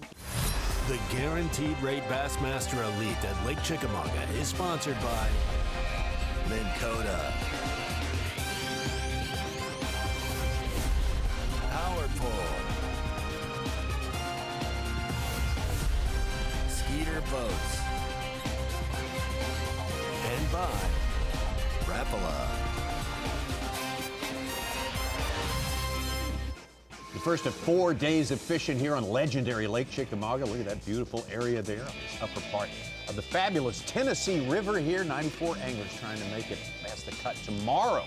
Daisuke Aoki on top right there. Brock Mosley, Brandon Cobb, Mark Menendez, Alex Redwine having a good start to his day as well. But we're just getting started. There's a lot of stuff for these guys to figure out through this day, and they may have to start from scratch again tomorrow. And Mark Zona, as we watch with Buddy Gross, he seems to be the only guy who has a plan for being where they're coming. Usually we have a bunch of guys say, I got them coming to me. I don't get that vibe from many of these guys out here today. No, if you're just tuning in to Bassmaster Live, one of the things that Buddy Gross did say, and he was shooting us straight, he was so worried that the weather got so warm that these fish really were trying to make that push. And he said, I'm concerned with just catching a limit. If I can sustain on day number one, when those fronts come in, I'll feel very good about the situation going the weekend. Really looking at what we've seen so far today, guys that the obvious favorites in this tournament are John Cox that said, man, I'm in an area where I know I can catch a limit quickly, still does not have a bass. I'm going to tell you, Davey really nailed something. That day off, that Wednesday of no practice, every time we've had a tournament where the anglers have had Wednesday off, it kind of seems like they have to re-rack and regather and almost restart. And we're going to see that with some of our anglers here today. Yeah, we'll talk about the top two favorites there, which brings Ron Moore into the conversation there. As we know, favorites and predictions and betting it all on an angler. Hey, that's your you know what? I'm gonna take my comeuppance, guys. I stepped out of the studio last event at Santee Cooper. I opened the door an inch. I gave Tommy Sanders an inch, and he took a mile, winning all of fantasy fishing for his 5-man Rapala Bassmaster fantasy fishing lineup. For the country. Kudos to you for the world, Z, not the country, the world. Tommy Sanders #1. But this week I'm back. It's gonna be different. The king is coming back for his crown. And at Lake Chickamauga, Rapala Bassmaster fantasy fishing. I'm just gonna go ahead, instead of comparing my team to other teams I've had or how they're stacking up, I'm going to compare it specifically to yours this week, Tommy. And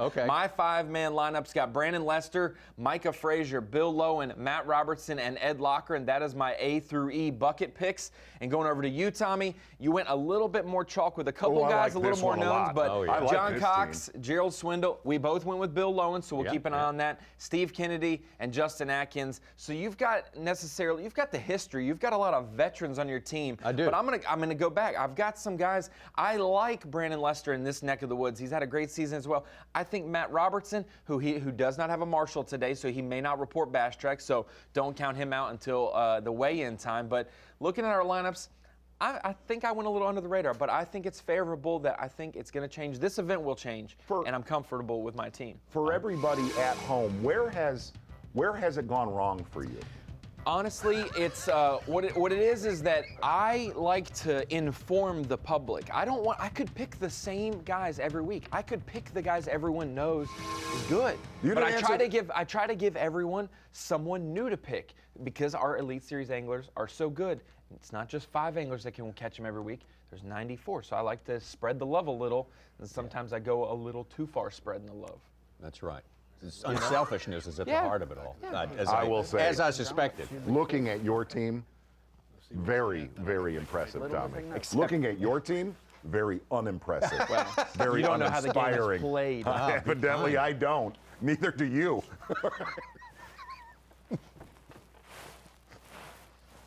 The king will be back. I feel it. I'll be back. King will be back. You know what? Drain the lake. I'm there. I've caught Tommy. I know. I'm just behind him now. I know. Tell you what, I got a lot of downtime this tournament already.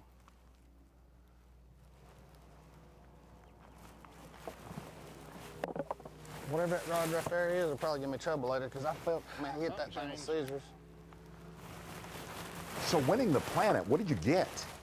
He's You're like a 9.9 Mercury kicker? I don't think I'm qualified to collect he any can't of win that. anything. I think Really? I'm exempt We're from employees, yeah. That's why I don't win because I don't even want to win something I can't win, Right. So I just stay in the No, bottom. I think a winner of each event gets a $2,500 Bass Pro Shops certificate and some other stuff. And Rapala prize packs and prize everything, pack is fantastic. And if Tommy was a part of groups, I don't know, you can't win the Bassmaster prizes, but if you were like in the, a Bass Pro Shops group or a Tackle Warehouse group or other places that offer prizes, you could win those. Yeah. That's where you can cash in.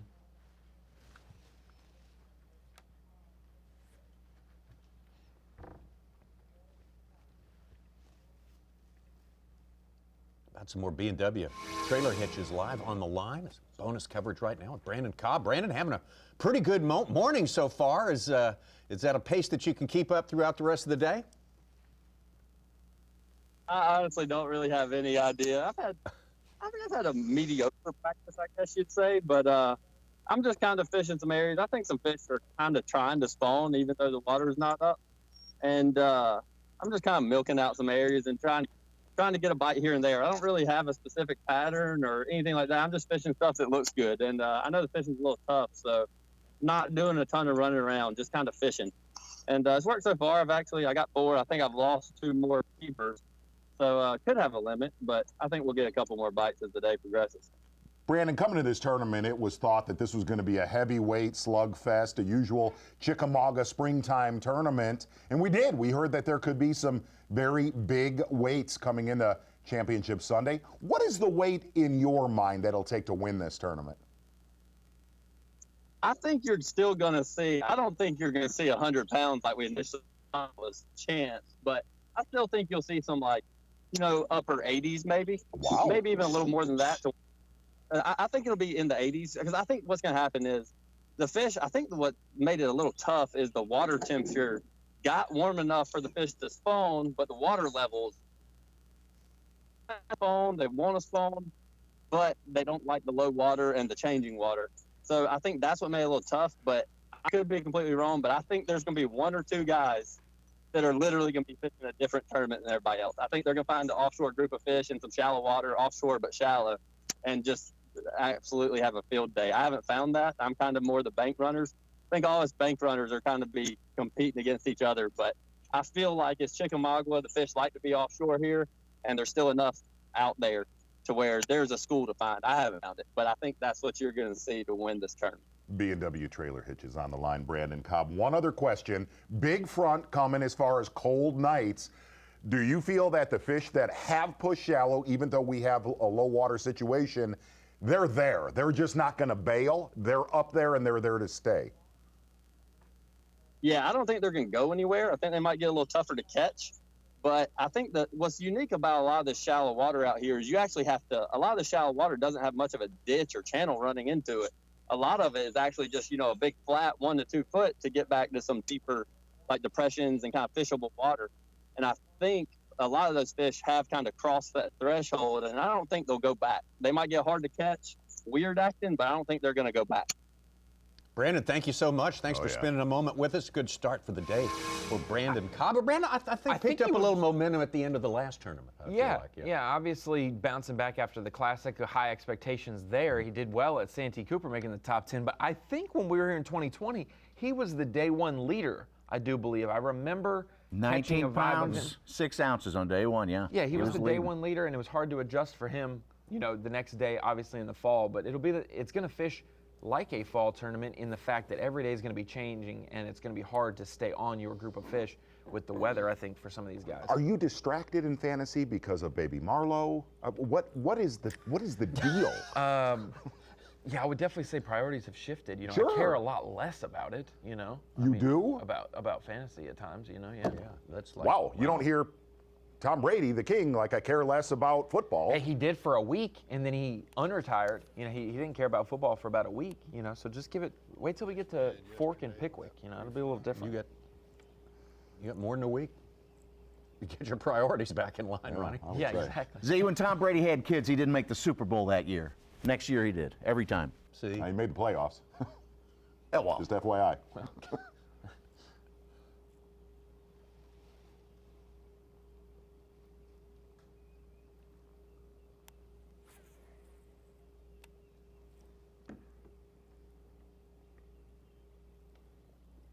Buddy Gross hooked up. First time I've seen a spinning rod in that man's hand in my lifetime. So you see why.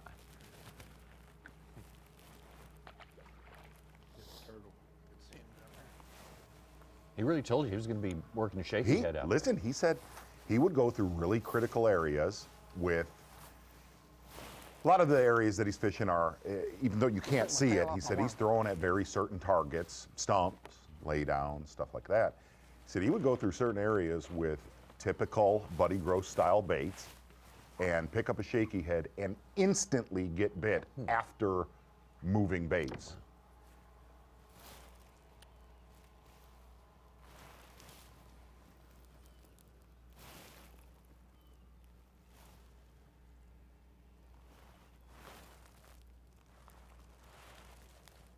Turtle got one white foot.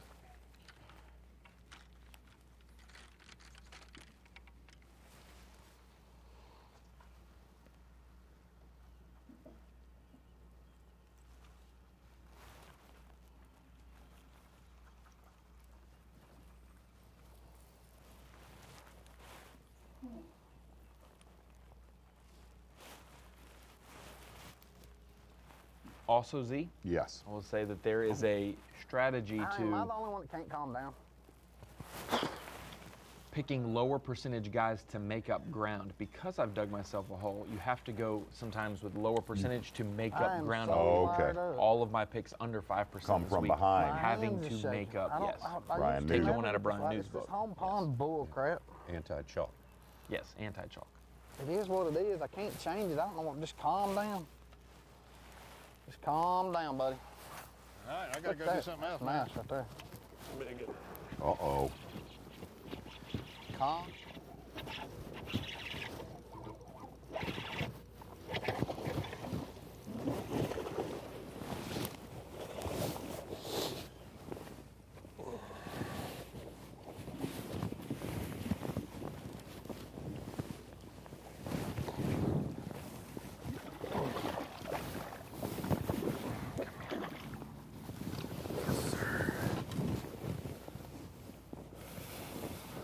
Took long enough, but that was worth the wait. Show it to Kyle.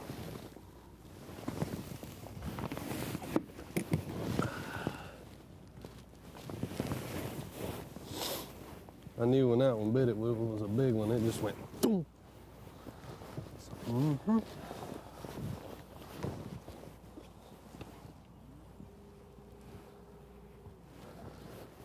Big old fat female.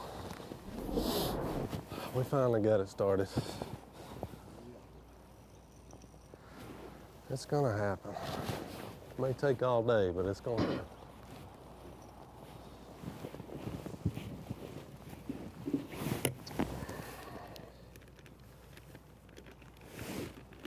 The king has spoken. Ron Moore, as I absolutely shredded his fantasy team. That is a big, big shot for Ron. Counter punch right there. And no doubt about it. He is back in a big way. Good one, Brandon Lester.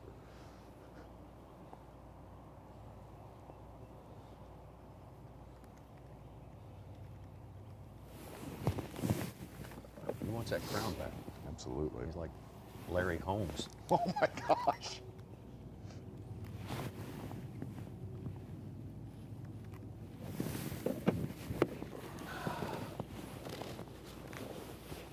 Well, random has definitely been the theme so far this morning for a lot of the anglers. We're on the water with cameras.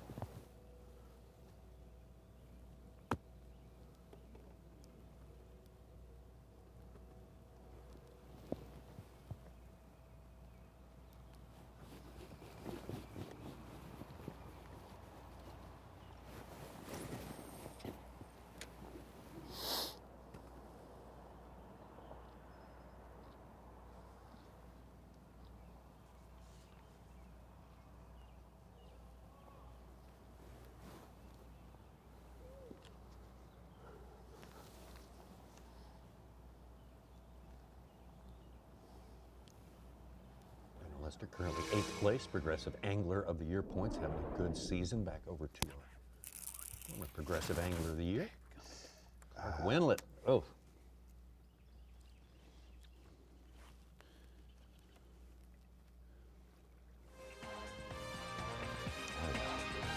cover from that one right there.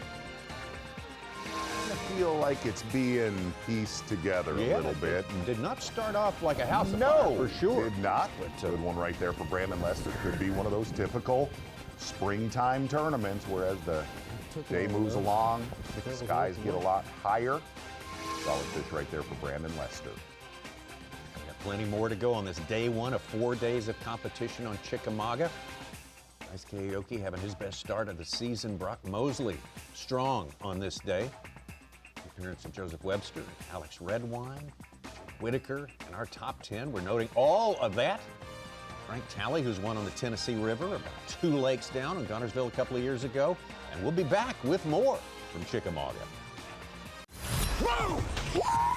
Look at the size of that bass! Live coverage of the Guaranteed Rate Bassmaster Elite at Lake Chickamauga is sponsored by Toyota. Bringing you coverage of all 4 days of the Guaranteed Rate Bassmaster Elite at Chickamauga Lake through here, and also on Saturday and Sunday. A lot of our coverage in the morning, especially, is on the Fox Sports 1, FS1, Absolutely and right. Fox Sports app. So mark that down on your calendar. Got to spend some time with the Fox and Friends folks that's last right. You weekend. did, yes. Absolutely. I heard about that. It was yeah. awkwardly fun taking a look at your marathon peak performance. Daisuke Aoki, it really started off the way you want to see it, with a 4-pounder, backing it up with a nice little kicker bass at 758 at 7 pounds. Interesting thing looking at this marathon peak performance, Tommy, is hearing a lot of your anglers saying, man, definitely a lot of pressure in small areas. He has done that damage right there on 4 bass, but the one thing to pay attention to in that marathon peak performance, he has a lot of company around him. I will say I saw a photo of that 7, and it may be bigger. It was a just built bulbous fish that may have been on the bed, because I saw him catch it on a drop shot. Okay. But on I believe it was on a bait caster, and it was a very unique bait he had, which I'm assuming he was looking at it with. Marathon peak performance, big bulbous bass. Triple B's. Aoki. Just haven't really got around anything where feel good about it yet, you know? Taking a look at Lee Livesay. Interesting, Tommy Sanders. I got to see Can't a really see big that sponsor well. of his, Whiskey Myers show a few weeks ago. you're They're a fan. playing You're a tonight in Chattanooga. Oh, I'm wow. trying to hook up Bowman and Mercer and Davey Height right now. God, it is a time at them concerts. I like those guys. They're good. They're good. I checked them out at your suggestion. Very, very solid. Yeah. Only Elite Series anglers sponsored by a musical act. Right, sponsored by a great band. Like I'm not going to lie, the live show, absolutely one of the best concerts I've ever seen. All right. 2 best that I've ever lived right there in practice. I got tackled. I did try to run on the stage at one time. You just got to hold I off got on wrapped that. up in the moment. I know. I did. I know how it is. You want to join the band right then and there. One of our party was a little bit like Doug from the movie The Hangover. We lost him for 3 hours. True.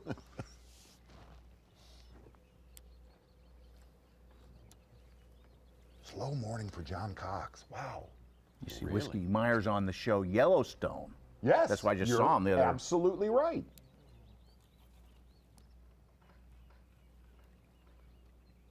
They got a dude, man. They got a dude that cowbell. I'm not kidding. No.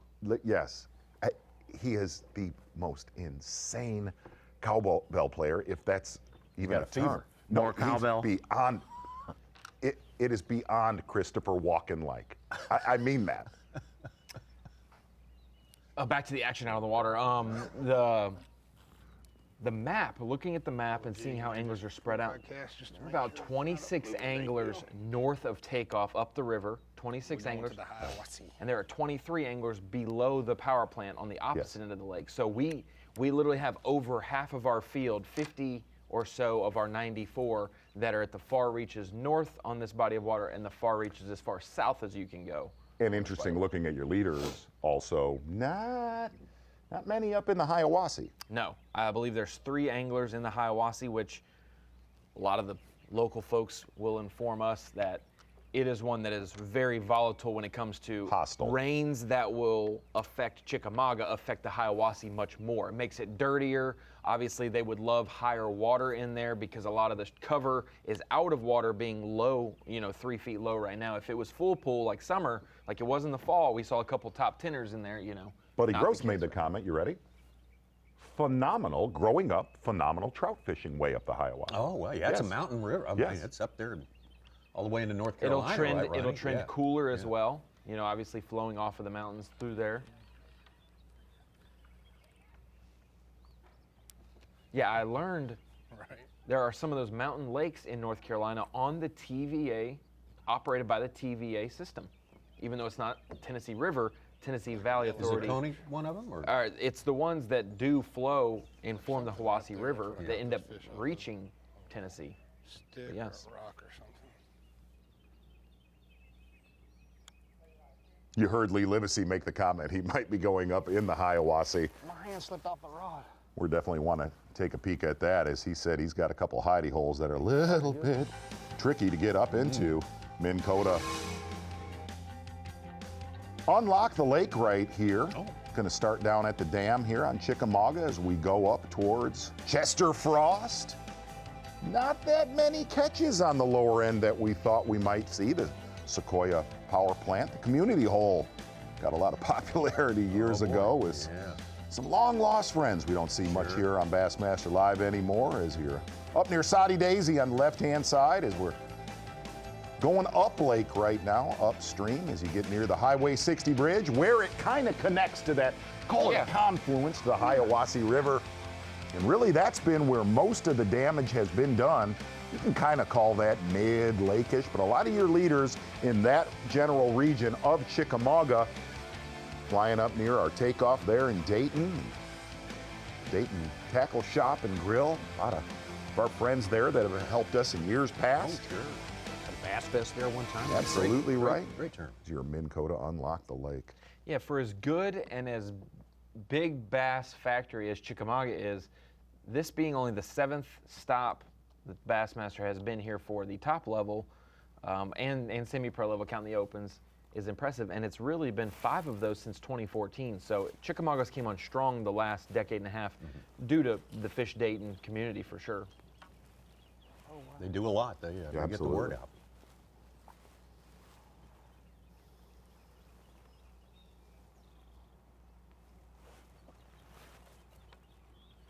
Brandon Lester, looks like he's kind of posted up on one lockdown, possibly.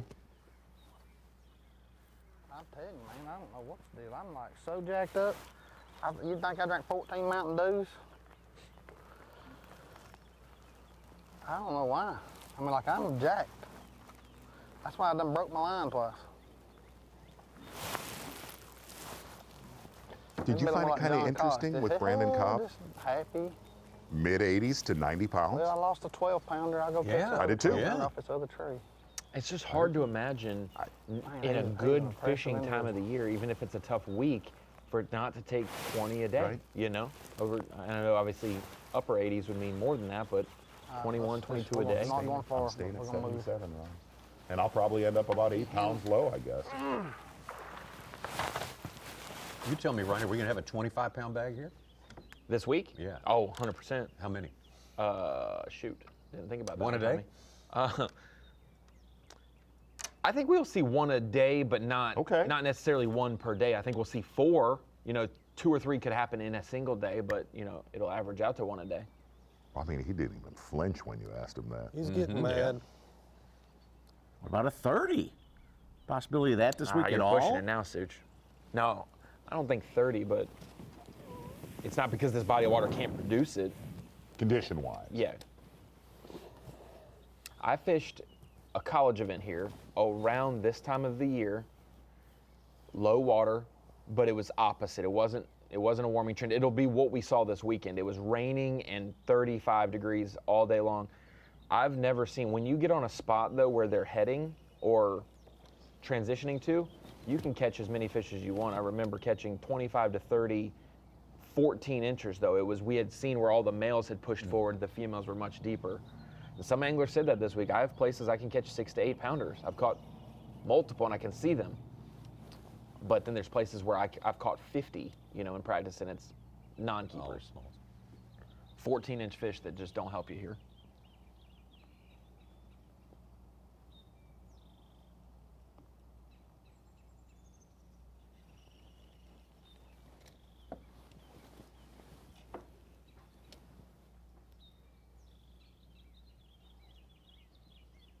I taped a Zona show in a snowstorm here one time. It's a great, absolutely great planning on the production side.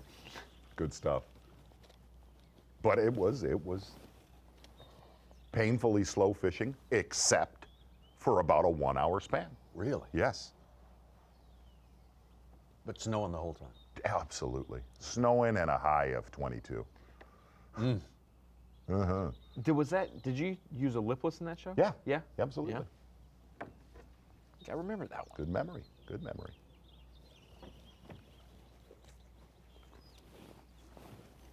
Got more than 2/3 of our field on Bass Track with a fish. Brandon Cobb just joined the 3 other anglers with a limit. He's up to 2nd place. Joseph Webster, Jonathan Kelly got a limit. Menendez had his early. This could be a big event for that Rookie of the Year, the Falcon Rods Rookie of the Year battle, because Webster and Kelly, 4th and 5th, they're the nearest pursuers of Shakurit in our standings, 2nd and 3rd. Can make up a good portion of points this event if Shakurit doesn't catch him. Shakurit with one that we know of, one good, one decent. And Aoki started the week last in Rookie of the Year. Yeah, that is true, Such.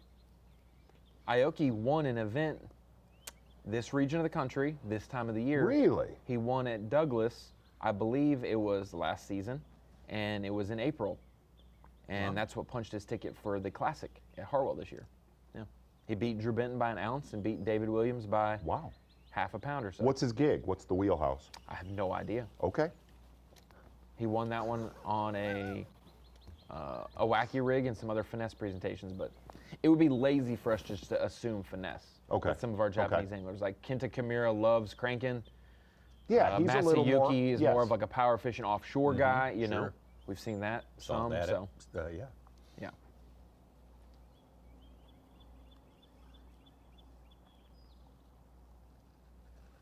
Yeah, when we've had a camera with Kenta Kimura, he is not very finessey. No, no. Compared to. He's definitely a Grand Lake, yes, like a winder. Neely Henry, he caught him cranking in the opens as well.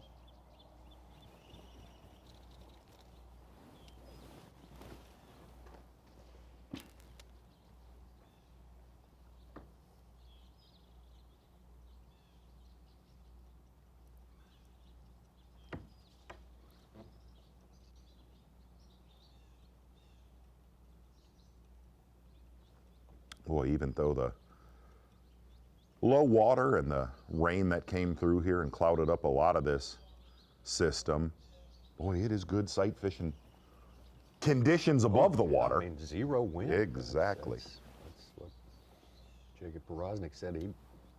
He's ready for the 0 wind to go. He's ready for some wind right now. You wouldn't think that. You wouldn't think that with a Jacob Porosnik.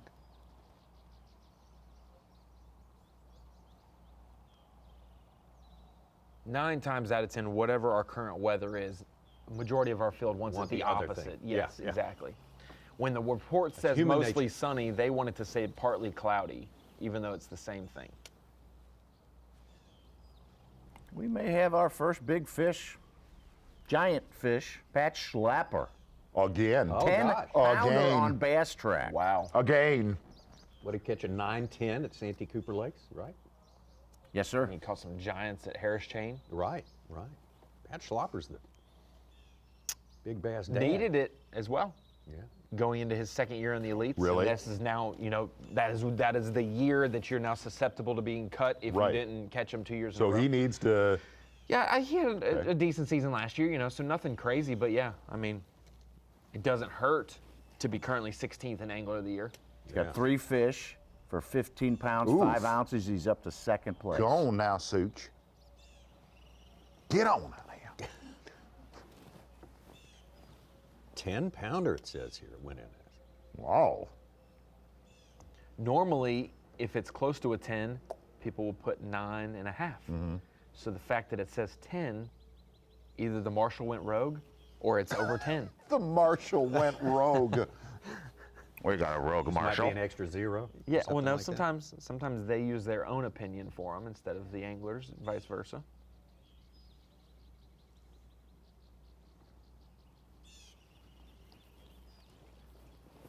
The biggest one we had when we were here, of course, it's different, summertime fishing for the Bass Fest. It was a 9.5 pounder.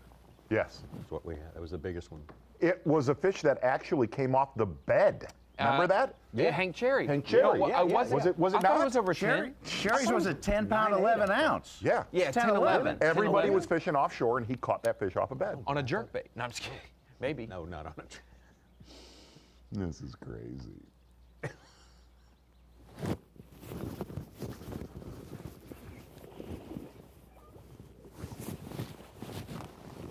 Sometimes you just got to make a bait change.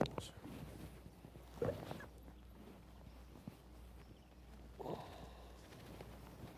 thought he was bigger than that, but pretty sure he's big enough.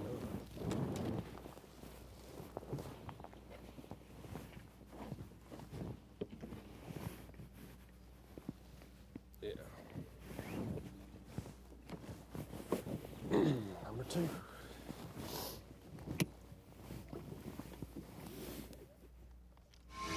Chance to have a conversation with another one of our rookies. Doing very well today, Joseph Webster. Joseph, how good does it feel to have a limit in the boat at this part of the day?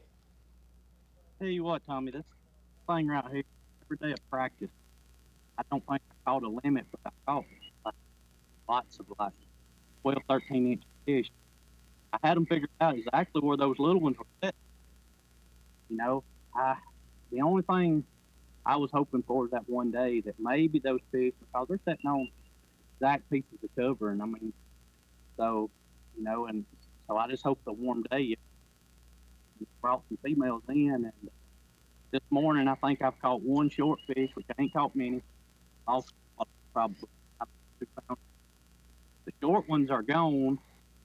Bites seem to be bites. So I'm a little bit excited what I've got ahead of me. A couple.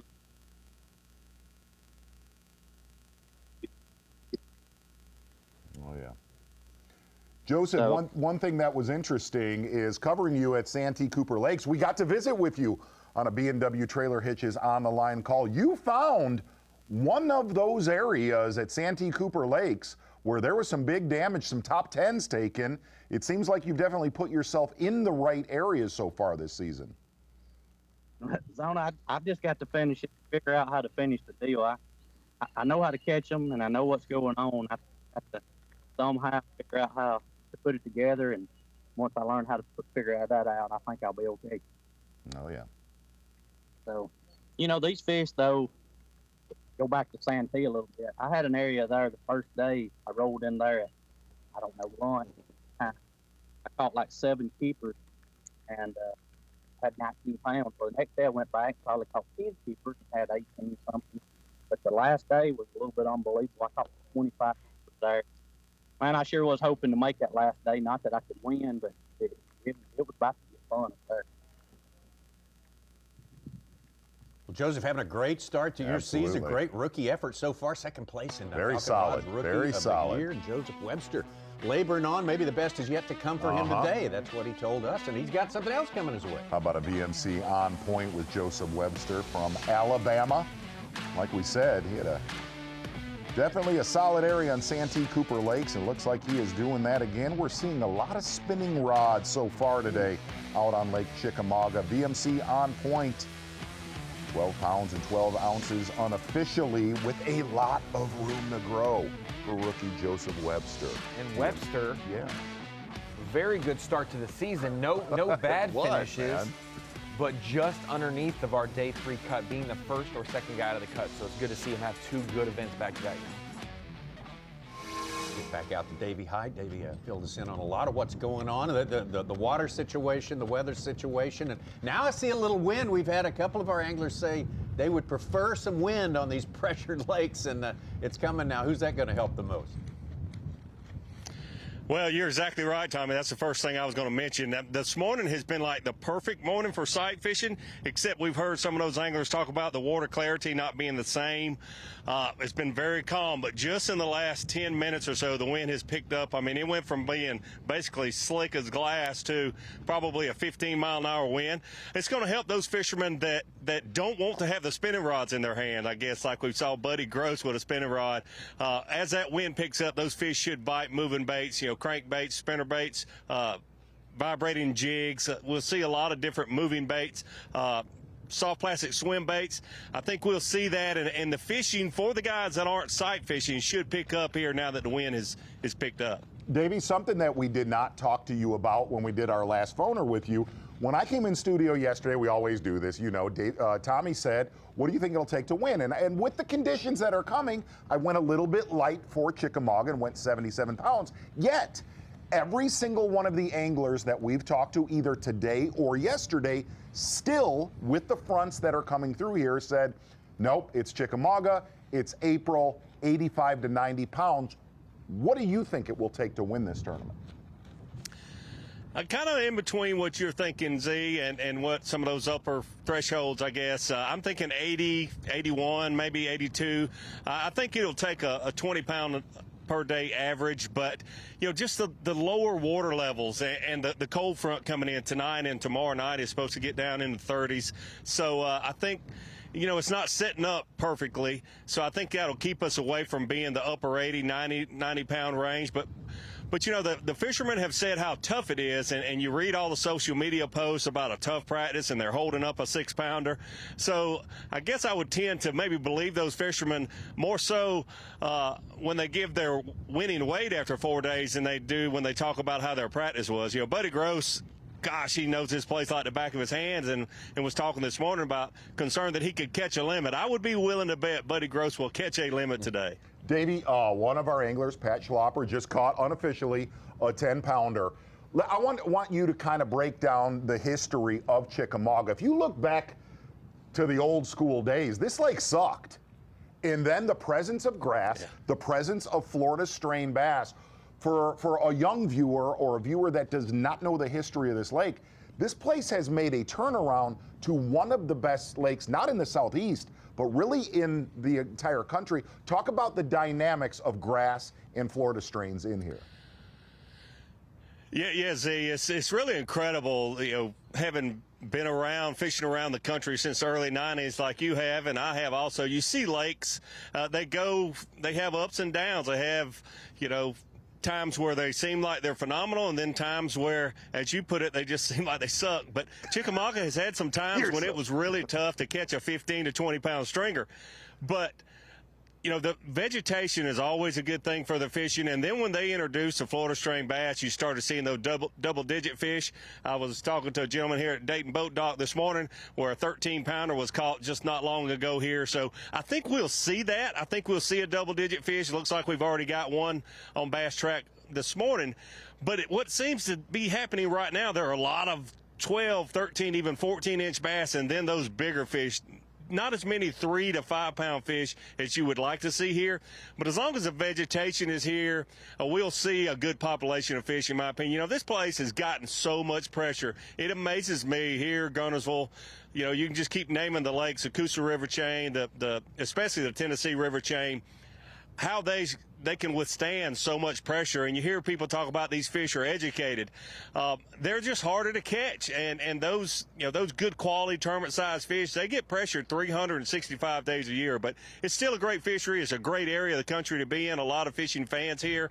And we'll see those double-digit fish. And really and truly, that's what we all get up in the mornings for. Big bass, big stage, and big dreams. Oh, yes. Absolutely. Absolutely. Davey, thank you so much. A great way to wrap it up right there, Davey. Absolutely. Nailed it. Giants. We're getting some giants showing up. Maybe we can get a shot of that 10-pounder from Pat Schlapper just a few minutes ago. So, things are starting to point in the right direction here at Chickamauga. Nobody said it was going to be easy. No. And for many, it's not. How about it? I'm feeling this is going to be one of those typical springtime events. Things start really shaking as the water gets heated up, kind of eerily similar to what we got to see a couple weeks ago on Santee Cooper Lakes. Dice Aoki still on top, but just ounces ahead of a streaking Pat Schlapper. See Brandon Cobb with a good limit in his boat today. Brock Mosley, Mark Menendez, and all the rest. Jonathan Kelly, and Joseph Webster we got to talk to just a little bit ago.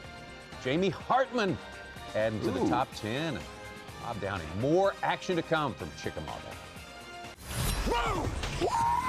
Look at the size of that bass! Live coverage of the Guaranteed Rate Bassmaster Elite at Lake Chickamauga is sponsored by Toyota. First of two Bassmaster Elite Series events going to be contested on the mighty Tennessee River this year. This is the Guaranteed Rate Bassmaster Elite Chickamauga Lake later on. Two events down the line. We're going to be at Lake Pickwick. We had a wild one there last year with some crazy, crazy fishing. Let's go for some Striker Daily Trivia right now. We're gonna pose it and answer it. Besides champion Lee Livesay, who was the only other angler to catch limits each day of the 2020 Chickamauga Elite. Was it Mike Huff, Todd Otten, Austin Felix, or Jake Whitaker? Easy. All right. I'm going to go first, Tommy. Okay. You should go last, Ronnie, since you know. I think it's Jake. Because I need to do it. Is it Jake? He was third place. It was, yes. Jake Whitaker. All right. Consistency. Yes. Boy, we a little buddy. We sure got a lot of tension. Hey, when I know a one. Striker Daily Trivia, I've got to go after it and get it. But yeah, Jake Whitaker limit every single day from that marina. Oh, absolutely right. Former college national champion and your bosom buddy. No, Jake not Whitaker. bosom buddy. Yes, he is. Weird to see 49 pounds in the top 3 at an event at Chickamauga, but it was that tough in the fall. And guys, I wanted to show you, it's obviously a little bit tough so far at Chickamauga. The practice, a little change and adjusting, but we've already seen some big fish coming across Bass Track today, and our marshals, our observers out there with our anglers, doing a great job of capturing, not only logging them for our live leaderboard, but also blogging them with photos as well. And Luke Palmer, very, very strong start to the season. He's one that we'll need to keep an eye on the rest of the year. At a certain point, we're going to start saying Luke Palmer may be in the Angler of the Year running in coming years. He's really put together, especially last week at Santee Cooper in the last event. And then we've also got a rookie, Jonathan Kelly. Tough start to his Elite Series career in Florida, got out of there, went to Santee Cooper, close to where he went to college, had a great event there, rebounding after a tough day one. Solid start this morning. He's got a limit in the boat, I do believe, Such. We can confirm that. And then also Pat Schlapper from our guy, Danny Woodard. Appreciate him sending in this photo of a 10-pounder. And I did ask Z, Tommy, I said, can you give me a little info?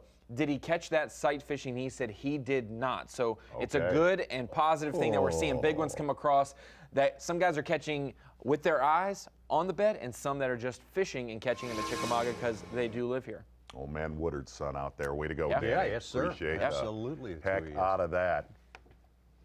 We're taking a look at Buddy Gross right here. Definitely fishing further offshore, not on the main river right there. He's up in one of the popular creeks here on Lake Chickamauga. Beautiful shot of Buddy Gross right there. From way out, from out in right field. It was way out. Yeah. Unofficial hummingbird, bird's eye view. Buddy Gross. But he says he's keyed up today. He's seems swinging a little, too hard. Seems a little souped breaking up him off out a little there. bit. Said he's all hopped up on Mountain Dew. Is that what it is? He said he was acting as if he was. Okay. There's a difference. I don't think it's physically possible to drink 14 Mountain Dews from takeoff to now. and still be standing there fishing. I honestly think you'd be at cardiac arrest. Cut into your fishing time for sure.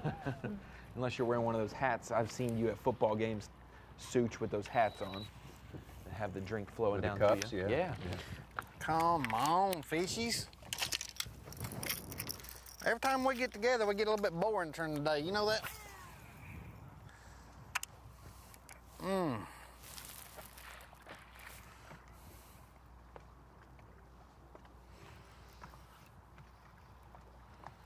can't believe how many locals I know just out here fishing today. It's blowing my mind. That is one of the things that we talked about early here on Bassmaster Live, that local pressure would be an issue, and that will absolutely be the case going into the weekend here on Chickamauga in April. Now, Z Gross was one of the ones who said the 30-degree temps on the mornings may keep a few anglers off. No, not the hardcore guys. No, he was hoping it would. No. From Guntersville up to here, it could be 10 degrees on the weekend. It'll be packed. Buddy Gross fishing an area. There's a lot of just resident fish. A lot of tournaments go out of this certain creek. A lot of our viewers know where that is. We'll kind of trench in on that as we get into the weekend.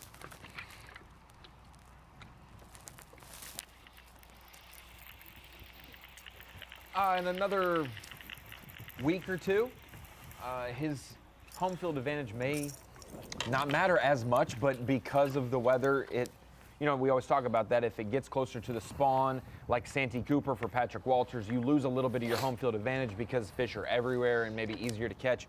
With the weather kind of hurting the possible spawn bite, this could help Buddy Gross's home field advantage if he makes it to the weekend. You believe that? I believe he's going to win Pickwick. Yeah. By a lot. Okay. Yeah. Okay. Didn't answer your question, but that's fine. Buddy Gross live. Is he going to be fishing the same place he was last year, Pickwick, downstream? Oh, I think it'd be a little bit deeper in that. Yeah, he's got a couple areas, a couple spots with it around there, yeah. He's taking a pro level tournament there, pro level win. Yeah, I do think what you just said, now that I processed it, I think the cold nights and the high pressure that's coming play in his hand. That wind started earlier than I wanted it to, too.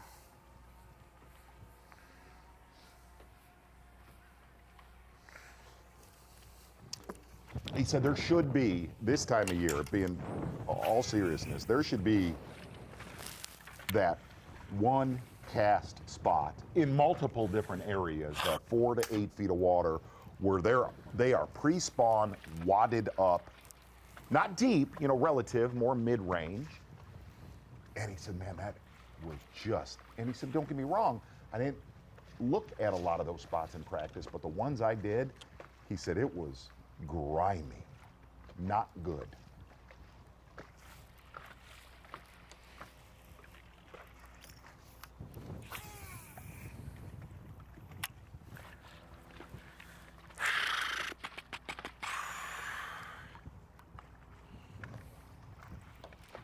Tommy, you'll want to hear this. You'll want to know this. Yeah.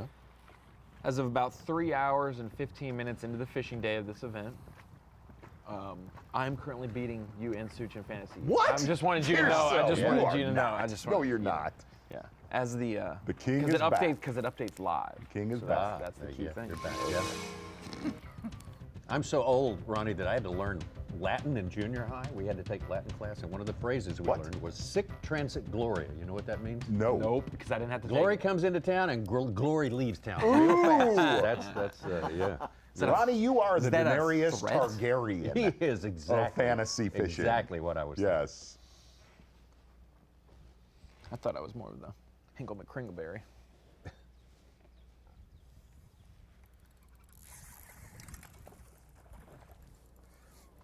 Well, it's not a crappie.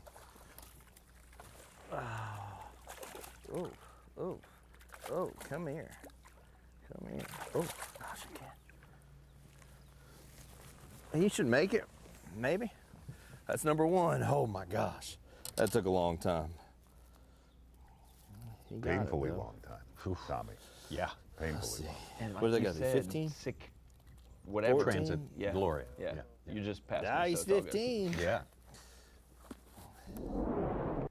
Keeper number one for one of the favorites here on Chickamauga. And just especially. barely a keeper. Yes.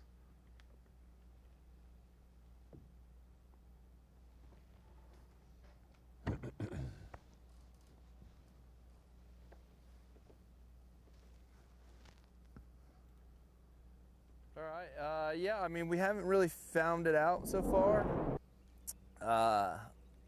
I've been throwing the general a lot, feeling like that would be the ticket, and I'm struggling. I'm just not really getting much action.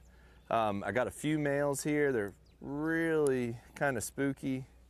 I don't know if there's a lot of people in here. I don't know if a lot of them already got fished for, or, so I'm just throwing the jerk shad on them, on like line. Just trying to, you know, pluck a couple of these males off, because I think as the sun gets out, it warms up. I think they're gonna, you know, females are gonna start moving in. They're gonna just get a little bit more active. I mean, they're already getting a little more active since we've been in here. So I just want to get, you know, right now we're just trying to find us some fill so that we, you know, when they do come in, if we get a couple big ones, well, at least we have some other keepers to go with it. It's the Berkeley jerk shad. Here, hold on, I'm gonna catch this one right here. I'm throwing it mostly watermelon seed and watermelon red. I'm just hooking it. Either hooking it in the nose or hooking it in the back, kind of wacky rig style, and pinching it around the beds and letting it sink in there. Because I think these fish have already been worked pretty hard, so that I'm just kind of leaving it in there, and then my fish will come back in the area, and then I'll just kind of twitch it some and try to get them to react on it. This guy's right. Come on.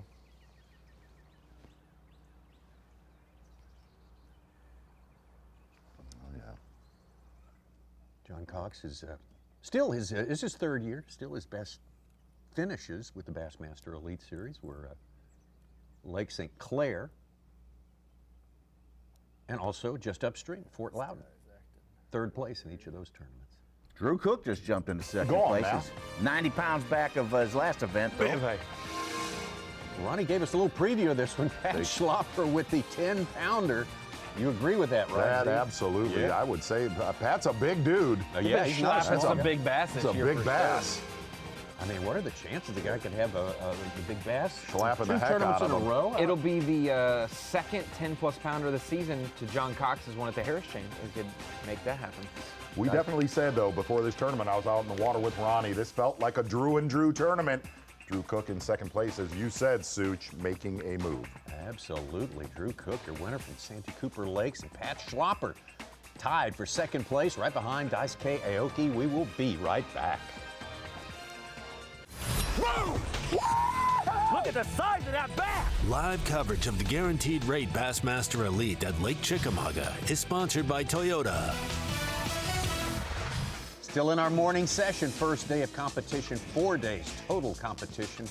Championship Sunday will crown the winner of the Guaranteed Rate Bassmaster Elite at Chickamauga Lake. You can see from this hummingbird eye view, bird's eye view that water Such, is where you down. at? Hey, Where you got a at, new Such? leader here, Chris Such, Aldane. make the 5-pounder. announcement, Such. New leader on top of the leaderboard. Such. I'll say it. Chris Aldane. Daisuke Aoki now is. I don't think he likes coming back from commercial. It's before. Yeah. Chris Aldane, new leader. Or during commercial. Drew Cook, also note that name as well, moving up into a very strong position. Yeah, that's kind of a tight leaderboard at the top. And it's a right timing thing to get used to. Absolutely. Jacobson just slipped in there with a 7-pounder. He needed a little warm up there, a little warm up.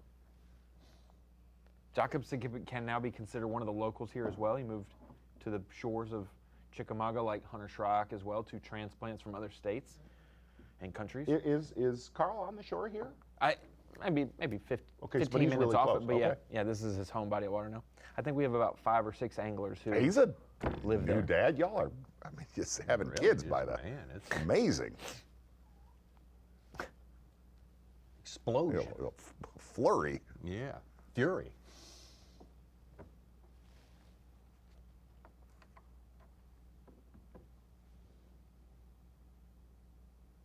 Boy, slow day for Lee Livesay. Man.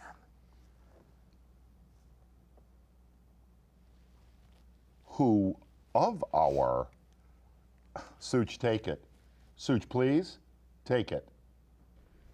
Lee Livesay? No. No. I'll wait. When you see it, you're going to explode.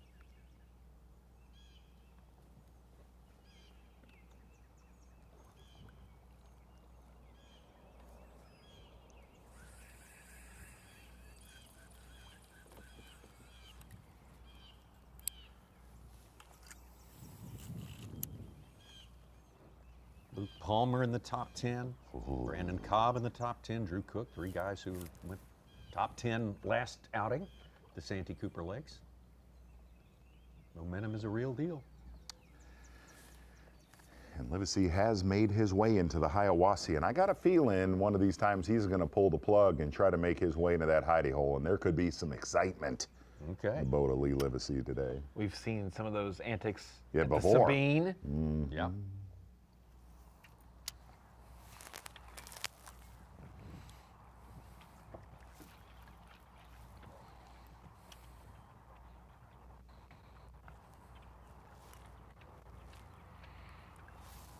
God. Oh my goodness gracious, that is no good. Oh yeah. Lester hidey hole. Running the gauntlet. Man, that is a great shot of how low this water is right now. We get through here, we're gonna idle on back out toward the mouth.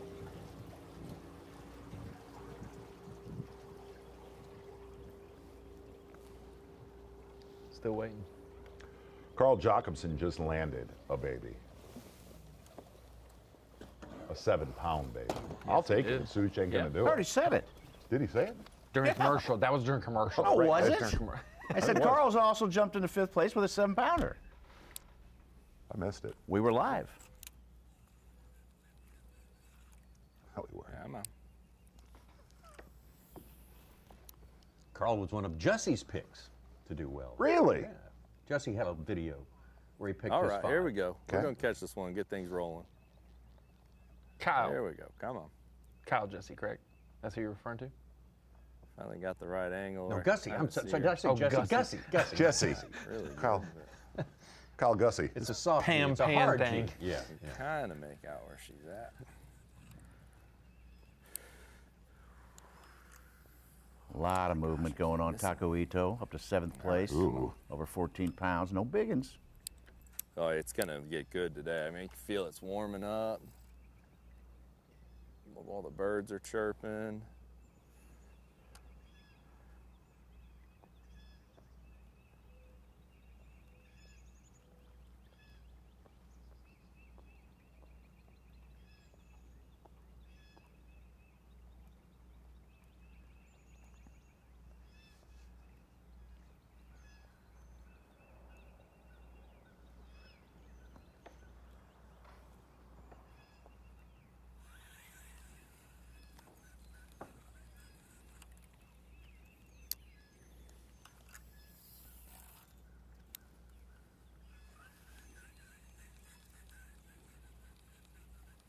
A guy on the water, I guess hard to shooting tell some how big content this for one is some 'cause it's anglers. so But far Buddy away. Cipoletti does some great work, fishes the opens as well.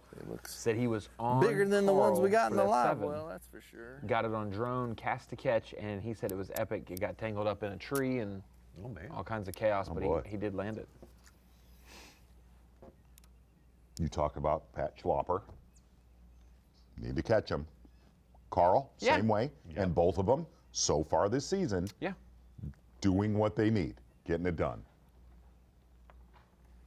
And after this event, this is the 4th Elite Series event of the season. We'll have 5 left, so we'll basically be at the midway point of the year. Make a transition, go to Lake Fork at the end of May, and then Pickwick, and then we'll head up north. Once we get to Lake Fork, we will be a little bit more transparent on, now that we have half a season under our belt, who needs to catch them the rest of the year and how that shakes out for requalification. We'll kind of transition. This is the happy-go-lucky portion. We won't hide it. We won't. Yeah. This is the happy-go-lucky portion, and then that's going to be the work to be done portion. Okay. It'll be much clearer for some guys, for sure.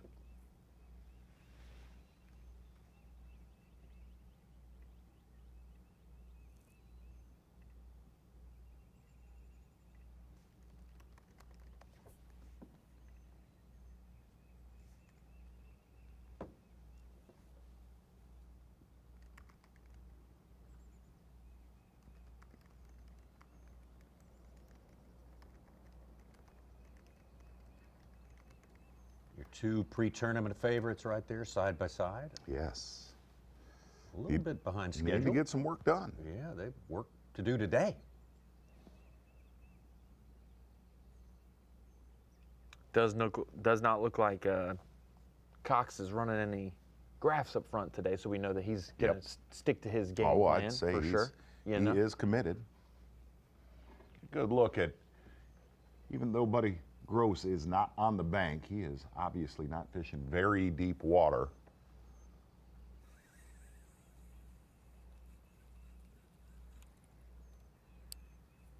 And pretty, compared to what we've seen today, pretty good clarity where he's at. Yeah. And again, a lot of our viewers know that is a very, very, probably the most popular creek on baby, get Chickamauga. Get it.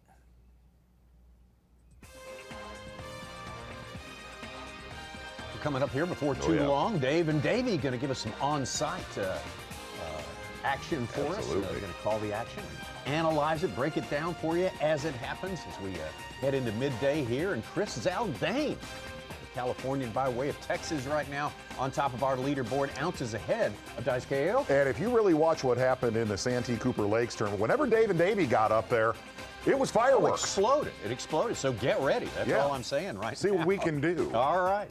Stay with us here. Plenty more to come on Bassmaster.com from Lake Chickamauga. The Guaranteed Rate Bassmaster Elite at Lake Chickamauga is sponsored by Ranger Boats, Yamaha, Toyota, Berkeley, and by Progressive.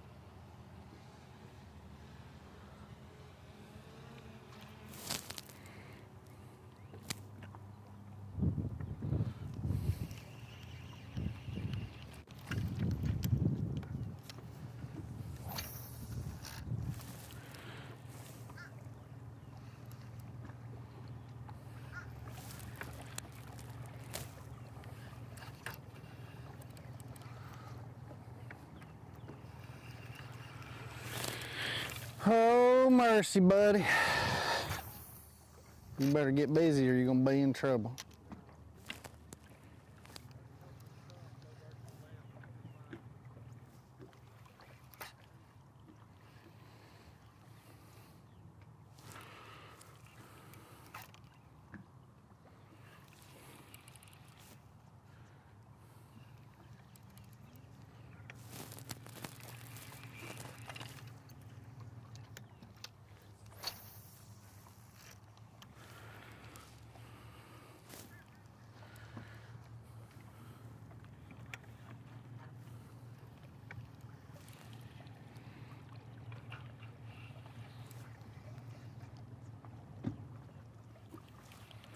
So much grass, I can't see all my stumps.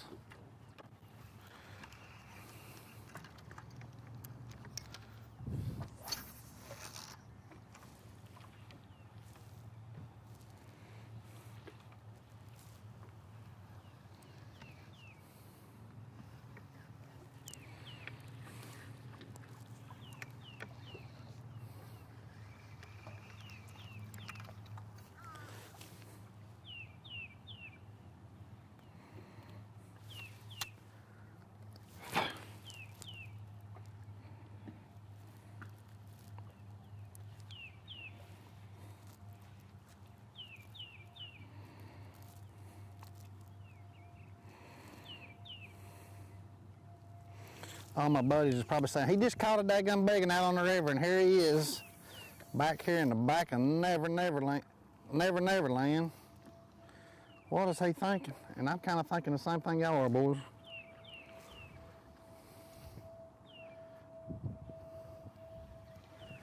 Kind of thinking the same thing.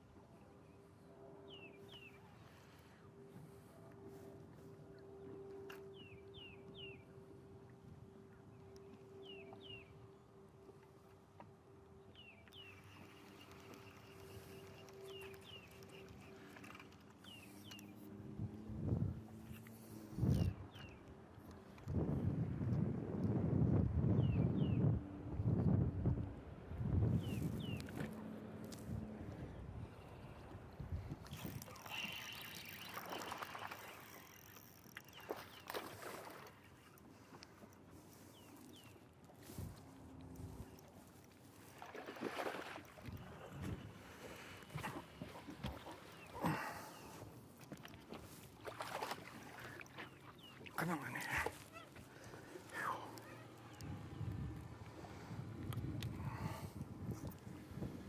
That'll be number 3. No good, but we got another one.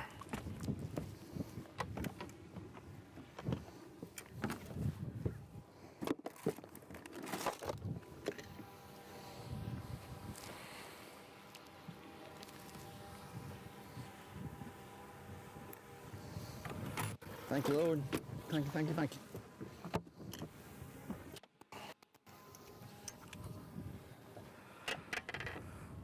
Spinning pole. Do you see that? Spinning pole. I caught one off a spinning pole.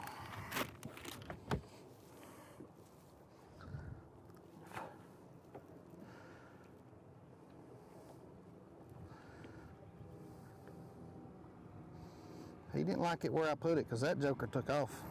Come on.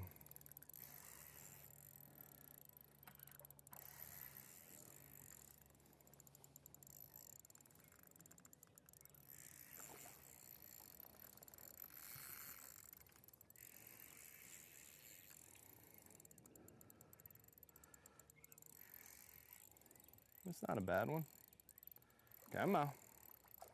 We need you.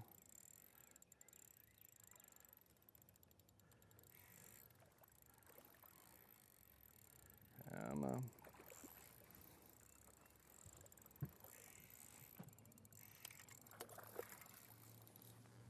Come here. Come here. I got her. There we go. That's a nice one. A little bit of that fill we needed before they start biting. That's more the size we need. It's number 2. He might almost be, he's probably like a 2 3/4. Close to a 3.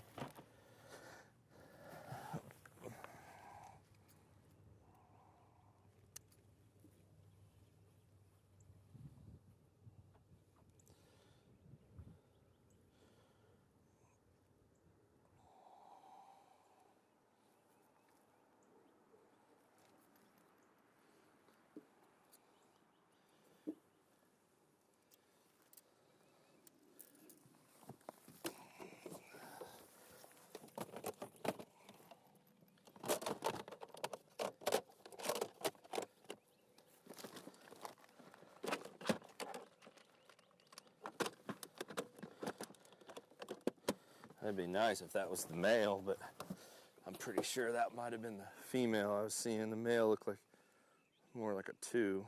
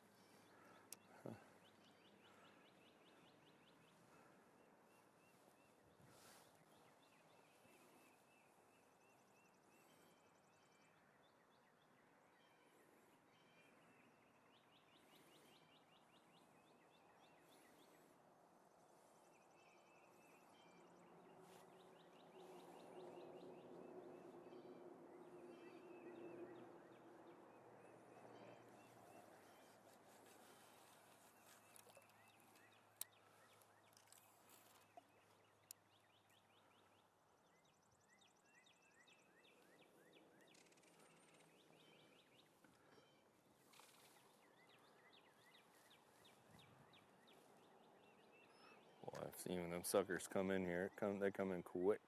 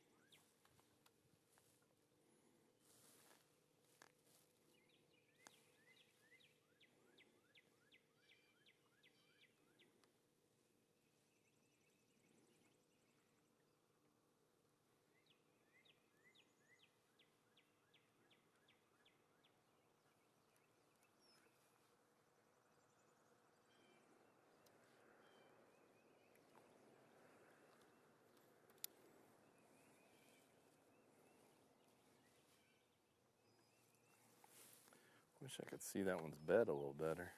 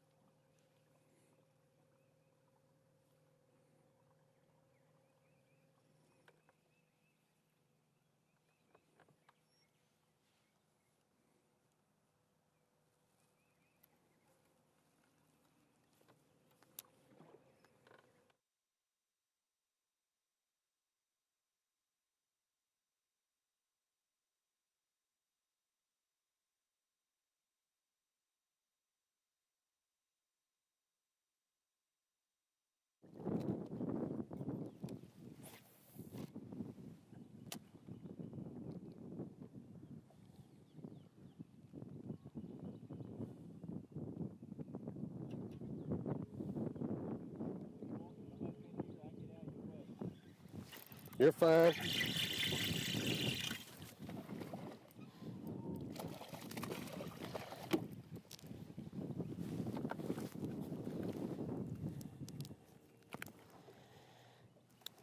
He's long and skinny, but I don't think he's long enough.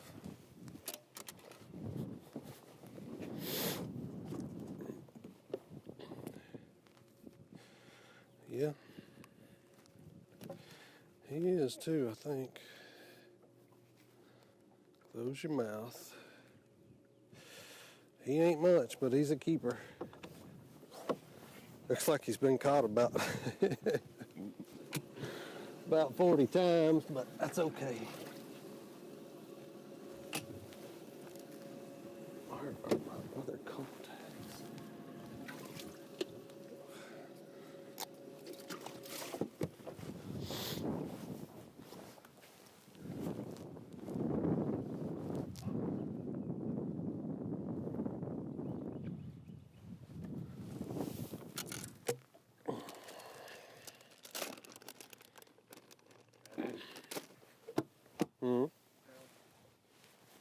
Yeah, that's fine. He wasn't much.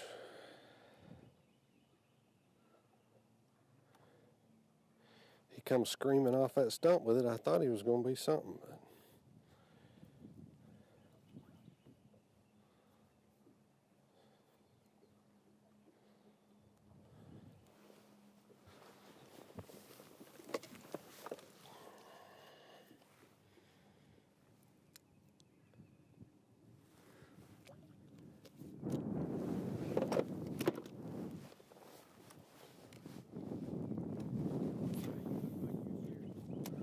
well, I'm trying to be pretty serious, but they ain't cooperating too good this morning. Yes, sir, I am.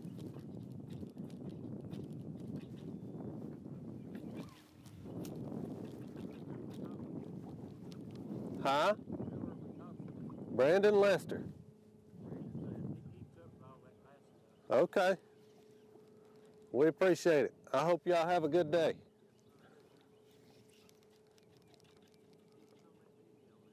Oh, yeah.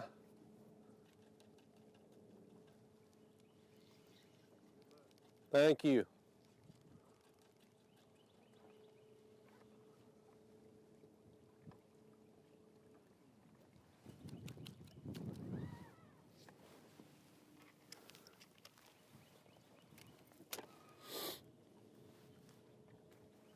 There's one on every stump.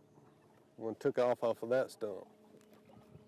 If I wouldn't have got hung, I probably would have caught him.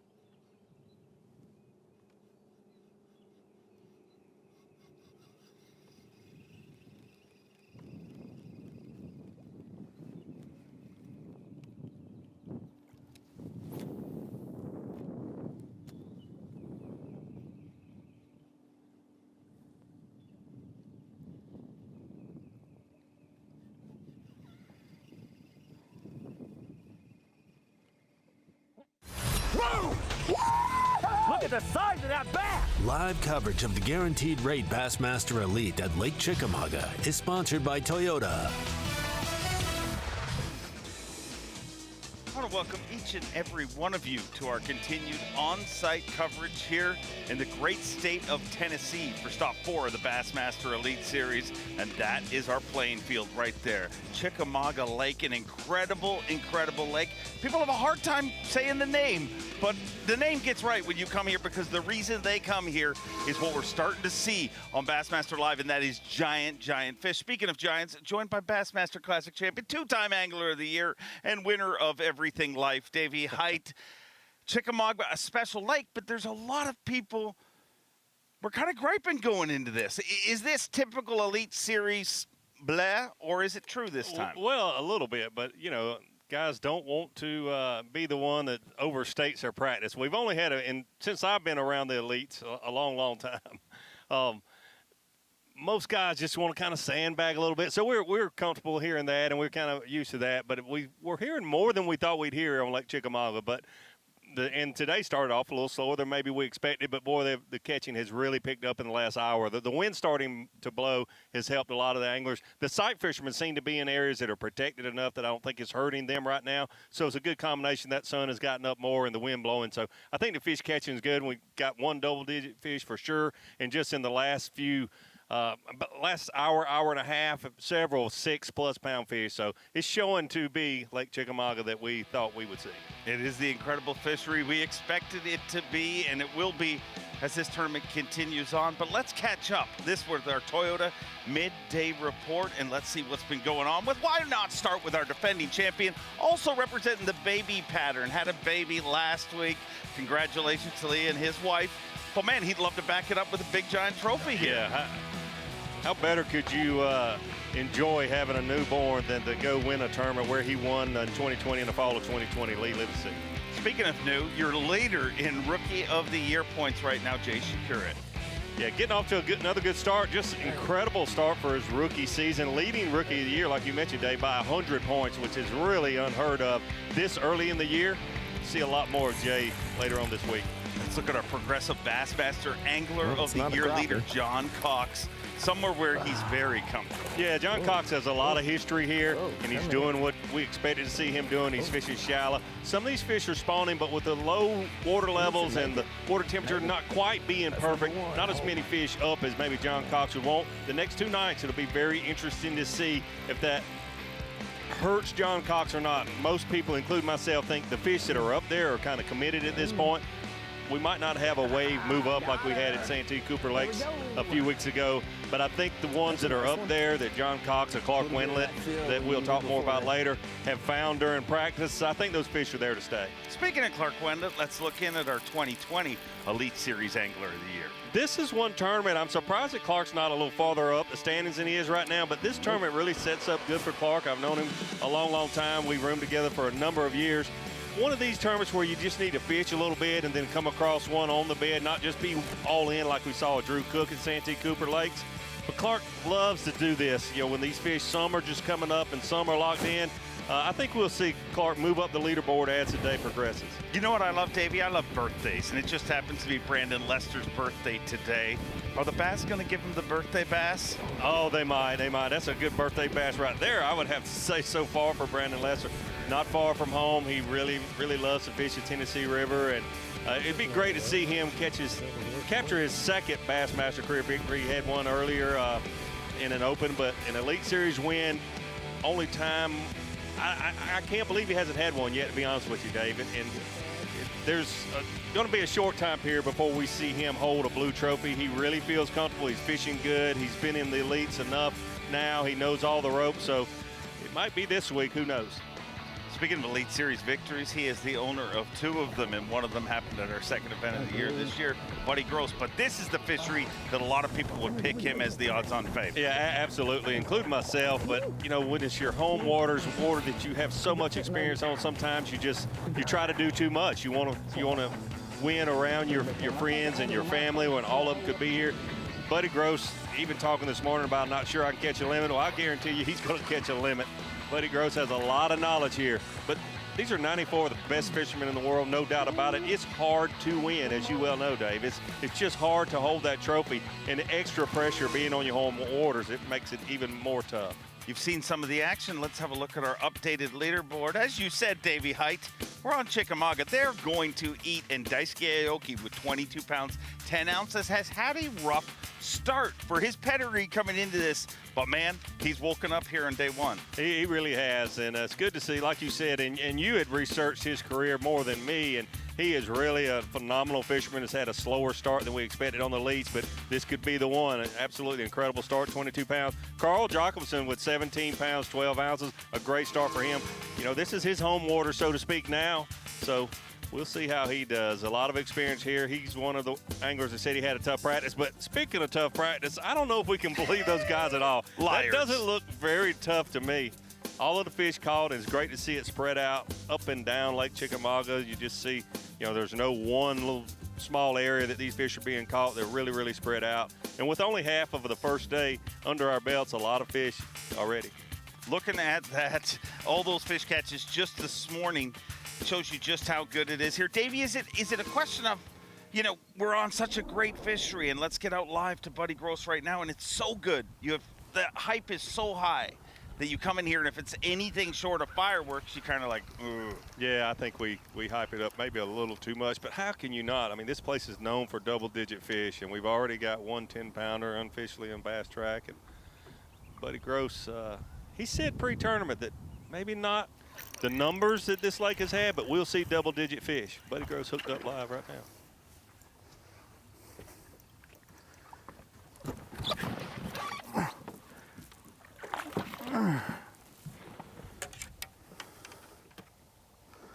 Number 5 should be.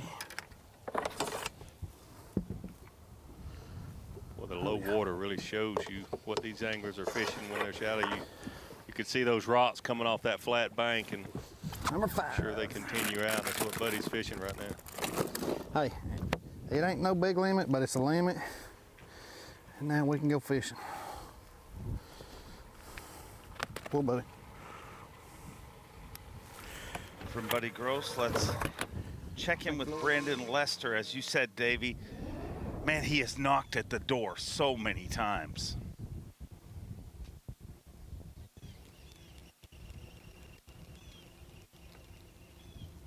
And unlike Buddy Gross, it's something you're used to seeing with Brandon Lester with a spinning rod in his hand. He's very comfortable like this. It's a little unusual to see Buddy Gross with one in his hand, but Brandon Lester loves to fish soft plastic. There's one there, slow. I promise you. Told you.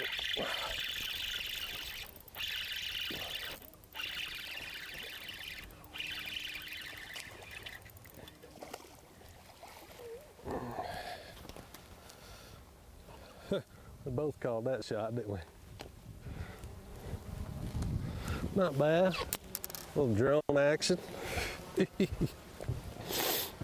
a great picture of what these anglers are facing. I know he is, but I just want to make sure. Very little cover in the water. He didn't mess around with it. He ate it.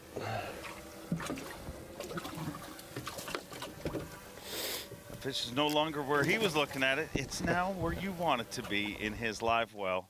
But let's have a look at his area from the eye in the sky. And, man, talking about low water, that really shows that here. Yeah, it absolutely does. That's a great shot there. And you see how flat and how shallow it is. Just a little, little bit of depth there right in the main part of the creek or the ditch. And you see right in front, about 11 o'clock off the front of Brandon's boat, you see that stump with a little bit of the brush. I mean, it's the best available cover in that whole area. So the few fish that have moved up to spawn, they're going to be on those key places. It really makes you wonder if these anglers are going to cannibalize themselves because, when you can go in a pocket or back of a creek like this and call your shots, there's only 3 or 4 targets, much different than Santee Cooper Lakes where there were hundreds of thousands of targets.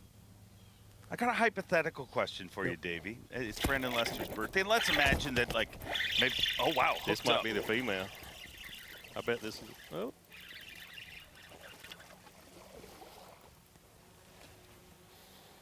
I believe that one's going to be short. Yeah, ain't no way that's a keeper.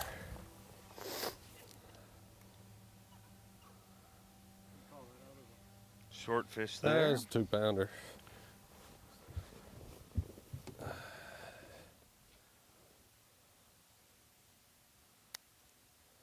What was you saying about the hypothetical question? Let's say it happens to be somebody's birthday, and let's say maybe their significant other calls you and says, hey, I'm going to send a cake. Does that mean I'm allowed to smash it in his face on stage? By present a cake to him, do you think that means smash it in his face? Because that's what I'm hearing. That just shows the difference in you and I. I was thinking, would it mean that we could eat half of it before we give him the other half? And you're saying, should we smash it in his face? I would think if it was Championship Sunday and he won, absolutely smash it in his face. But I don't know about on day one. Okay, yeah. Yeah. See, there's it's where your I'm stage. different. You're in charge. You can do what you want, obviously. I'm clearly not in charge of anything. But there's where we're different. I'd be like, Sunday, we can't do that. He's winning a tournament. We have to be professional. Thursdays, though, you can smash a dude in the face with a cake, I think. But I'm the most unprofessional person on stage on a birthday. My 40th birthday is when I did the infamous stupid dance. So that shows how unprofessional I get on Championship Sunday.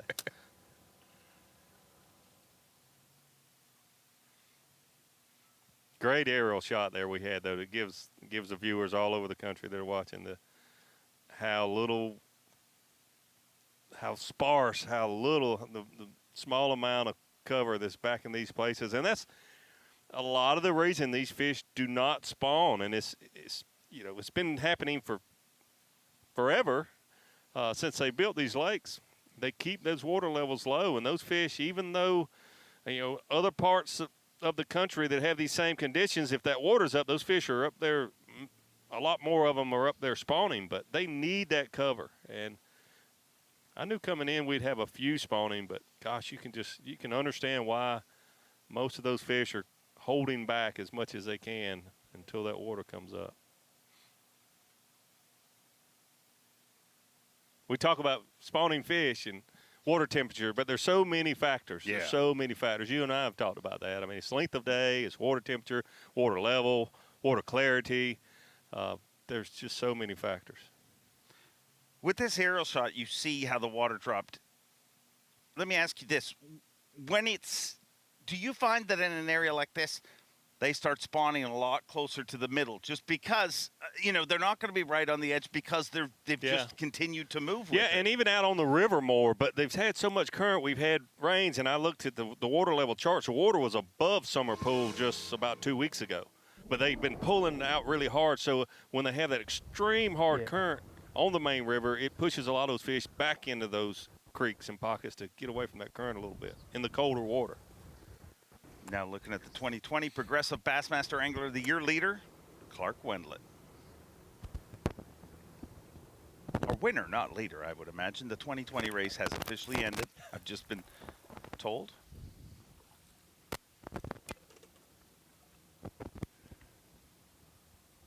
It's going to be close.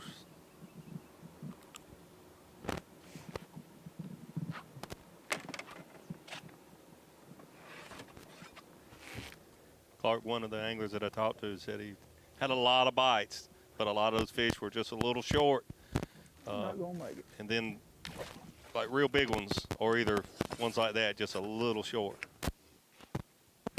But you're at Chickamauga, and I saw a picture this morning of one 13-3 that was caught 2 weeks ago by a high school angler practicing for a tournament and release. So 13-3. 13-3. Wow.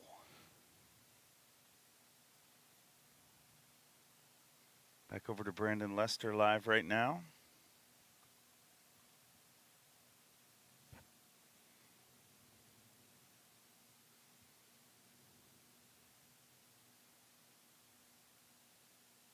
Look at that's a great shot. You can learn so much from this. Look at the mud trail behind his boat. So that shows you how shallow his boat is, and then he's casting in from there. Those fish, and we talked about earlier about the next 2 nights being cold. I think once a fish makes that commitment, so to speak, it's got to get really, really cold for them to swim back out across that big silt flat to get out in deeper water.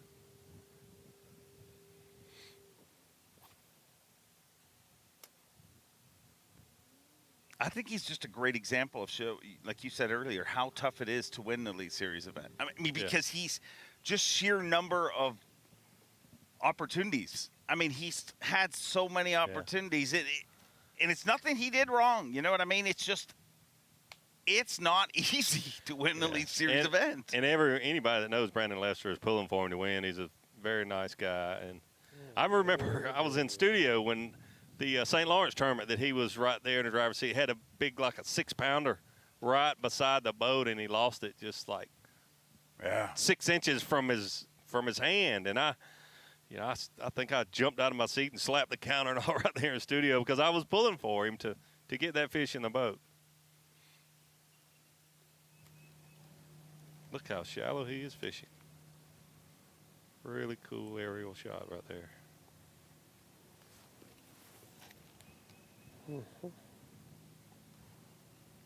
Lester, one of a small group of individuals that has already qualified for the 2023 Bassmaster Classic, which will be held right here in the great state of Tennessee. That list consists of Brandon Lester, Jason Christie, and now Cooper Gallant, who took a win last week at the Opens.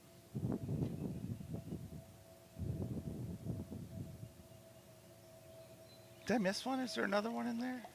I don't think so. I think you're right. Ronnie would have texted me by now if I did.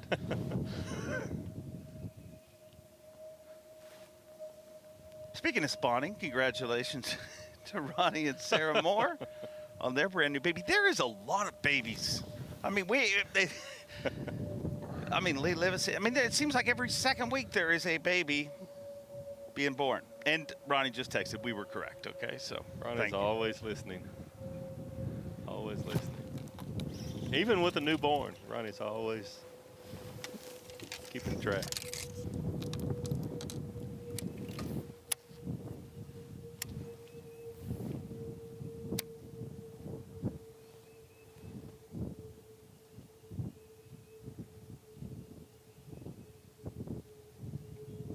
I think what also stands out about Brandon Lester is just when you look at the opportunities. I mean, his win came in Florida. He's obviously does great in Tennessee lakes, great in Alabama lakes. You know, lives right in this area. But came close to a victory in New York. I mean, he's very geographically versatile. Yeah. You know what I mean? There's a lot of anglers that do their damage. Like if you look at Drew Cook and Drew Benton, I mean, there's a certain part of the world and time of year where they do most of their damage. Right. I mean, they do well up north too, but it seems like it's much more targeted with them. Where Lester, it's almost like there's no body of water where you can't count him out. Yeah, he's been on the elites long enough now that he certainly knows how to catch them from Canada to South Florida, no doubt. Brandon Lester has all those opportunities for one reason and one reason only, and that is his incredible work ethic. No matter whether it's the Opens or the Elite Series, you can always count on Brandon Lester and his hard work. Most people don't realize how much work we put in. I've been fishing since I was just a little kid, and yes, I love it, but it's still a job, dude. It's still work.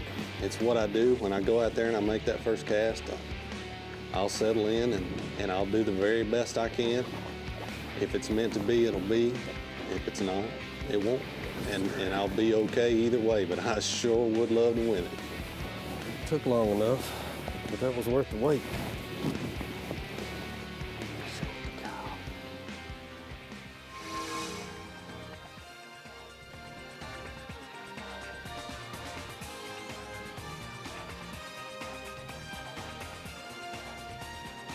That's a look at your current leaderboard, and if you've been following this tournament, it seems, hour after hour, that continues to change and the fishing just gets better. But Daisuke Aoki already atop the leaderboard with 22 pounds, 10 ounces.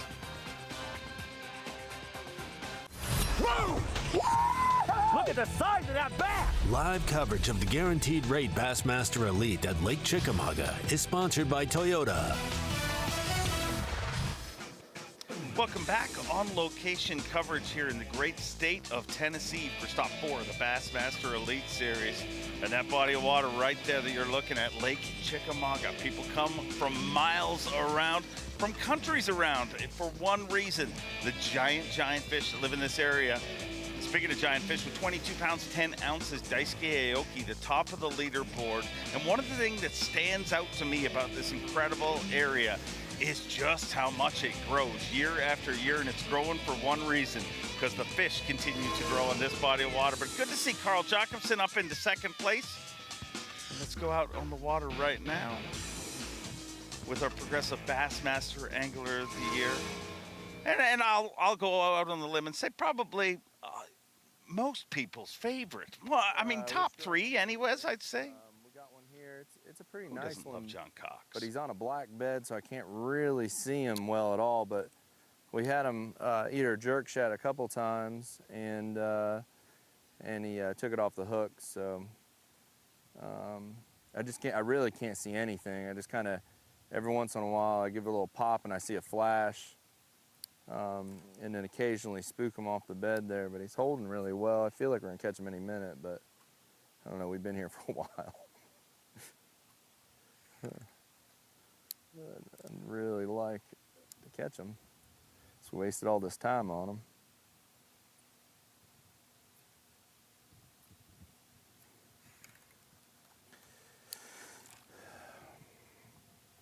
Come on, baby. Gives you an idea about the water clarity. As close as he is on that fish, and says he really can't even see him.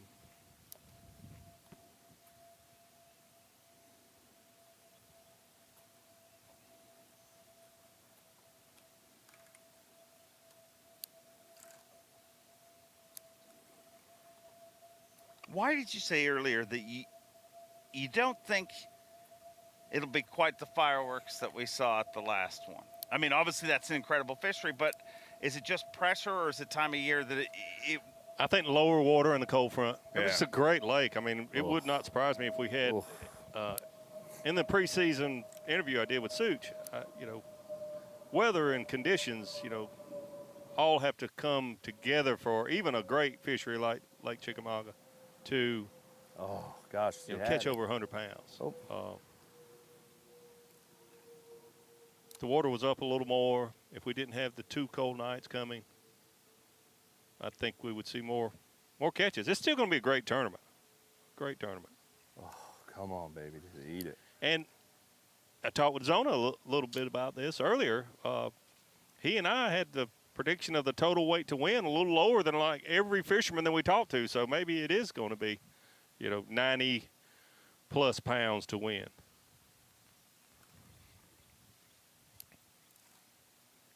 $4 watching defending champion Lee Livesay, Brandon Lester, John Cox, and Buddy Gross. As we said, Lee just had a baby last week. But, I mean, we got some statisticians reaching out to me here. I mean, Ronnie knows the stats for a lot of things. But Emily Hand has got the baby stats in control. Do you realize on the Elite Series right now, speaking of spawning season, there is 10 expected mothers. 10 of our anglers have a baby on the way. Big bass, big stage, big dreams. Indeed. All right, come on. Just got to swallow it. And really a short off season too, shocking.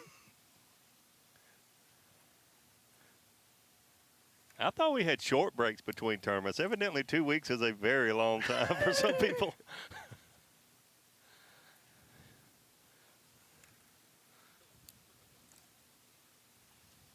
And Lee, I talked with him some yesterday.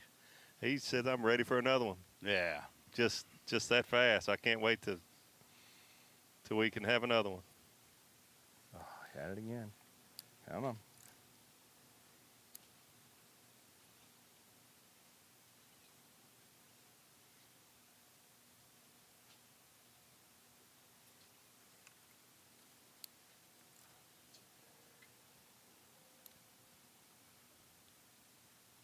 John Cox, we talked about this some at the Santee Cooper tournament with Drew Cook and others sight fishing. He's on a fish that he says, I thought I would have caught by now. It's not a great big one, and he's right there, and the fish is staying locked on, and you can see he looks like he's 6, maybe 8 feet away from that fish and not catching, and it gets personal, and you spend more time than maybe you should on a lake like this that has double-digit bass, and you know you're spending a lot of time on a 2.5, 3-pounder. But when they're locked like that, you just think, it's just going to be one more pitch, and then 20 minutes later, it's surely it's going to be this pitch. I talked to Buddy this morning about the water level because a lot of people I talked to just said, I don't know why it's so low, and he said it has to be low because of Chattanooga. I mean, where it gets really narrow and it bottlenecks down there, and if they keep the water pumping through there, Chattanooga's going to have big problems.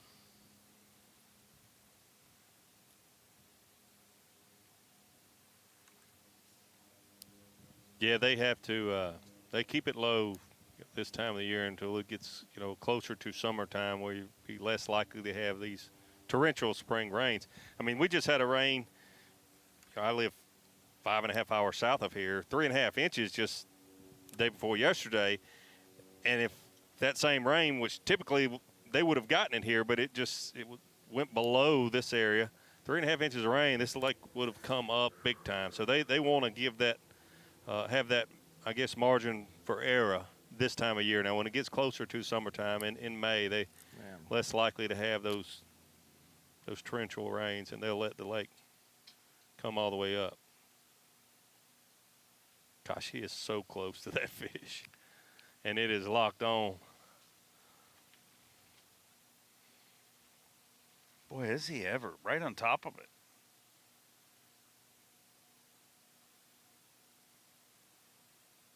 But I'm not about to second guess John Cox, especially when it comes to sight fishing. And I also think you get in a situation where you're there and you might be closer than you even wanted, but you can't move. Right. We saw from that aerial shot of Brandon Lester what happens when you move. Exactly. But he was talking, and you can see, we can't see the fish, but you can see that dark spot. And when the fish get in that, sometimes the beds are light, and sometimes they're just like the darkest spot around. And when they get in on a dark spot like that, you can't see them. And when the fish stays locked on, and you want to get where you can see it, and if it'll let you get that close, the better you can see the fish, the better your odds are. So I think he's just like, heck, I'm gonna keep getting closer so I can see him better. And if he leaves, he leaves. But he's kind of pushing the envelope, so to speak, to get closer where he can see this fish and see how it reacts.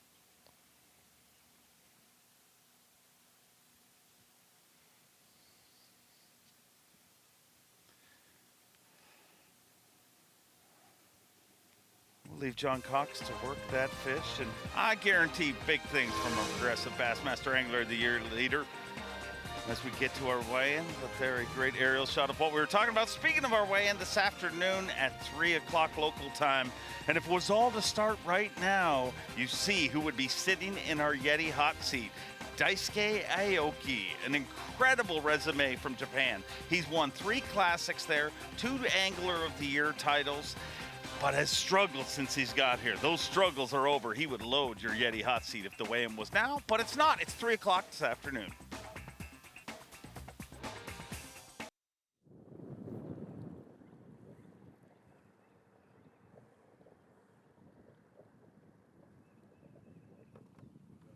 Yeah, I just can't see. There's 2-inch ripples.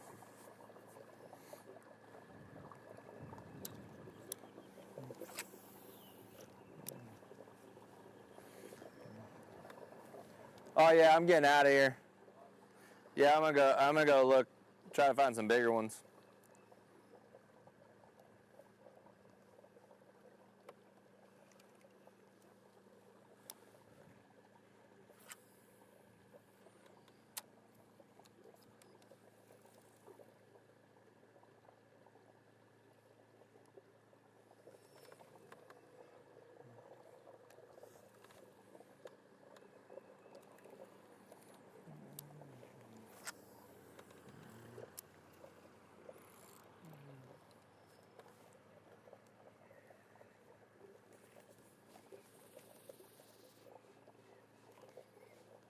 Oh, those are nice beds there.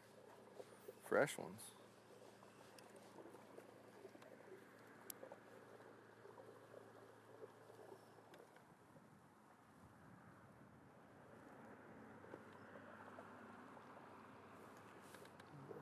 Boy, the bait has moved in.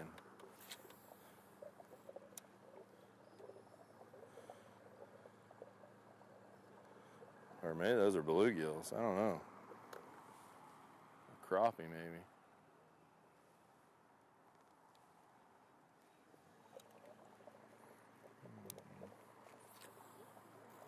Yeah, look at them all.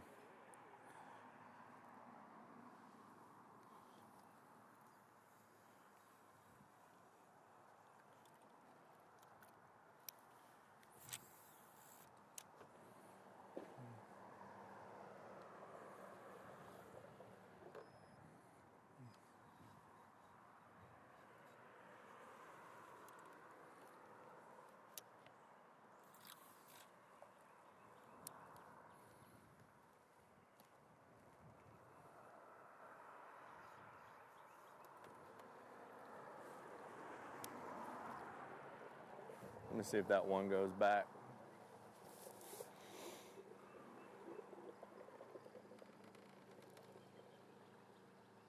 Probably just need to get to where I know them bigger ones are going to be pulling up.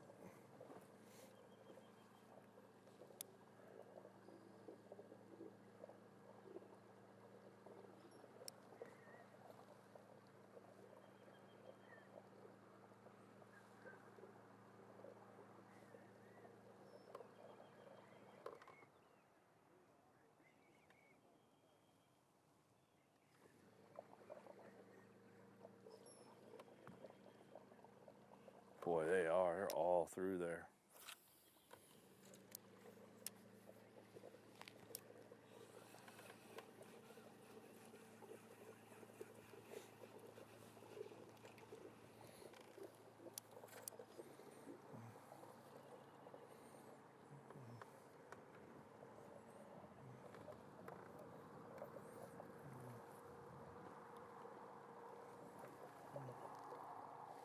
All right, let's go. Let's go.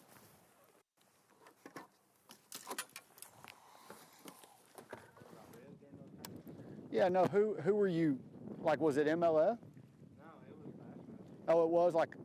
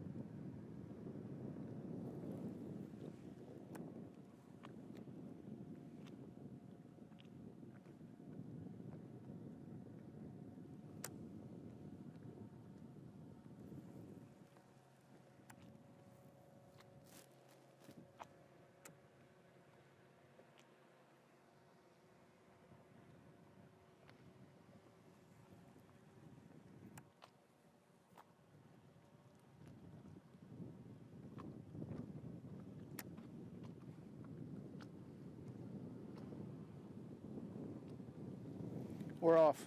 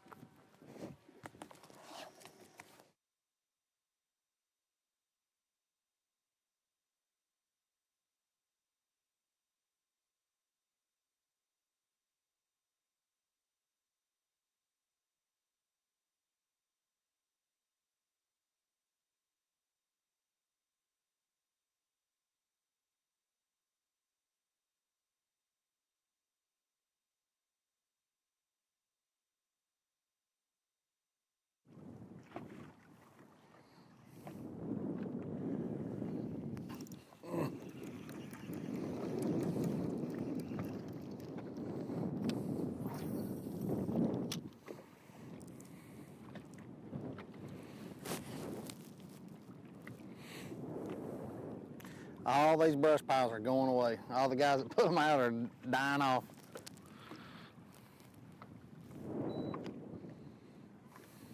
Typically, how long do they produce or last?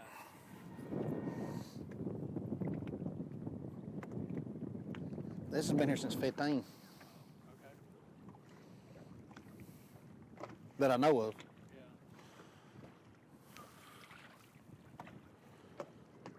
There's just not much left of them.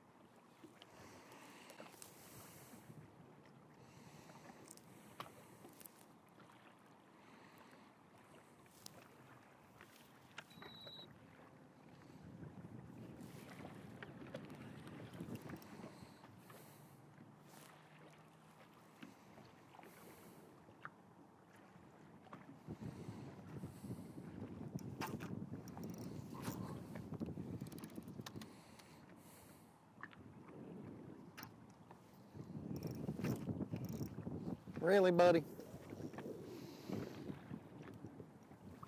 I'm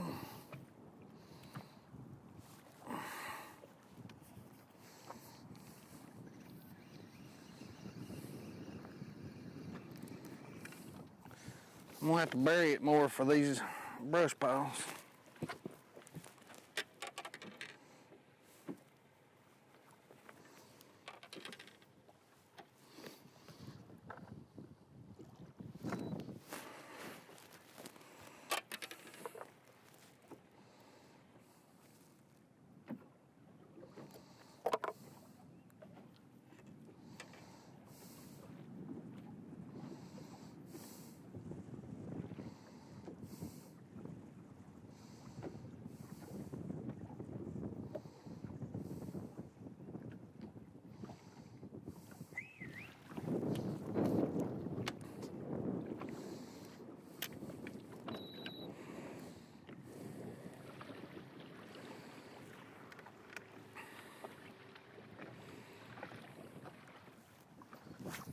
Well,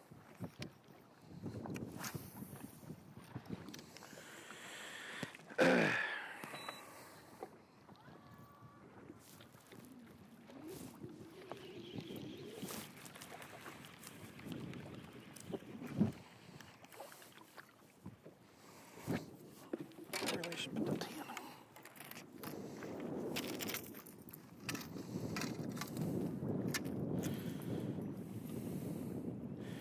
Couldn't do that again.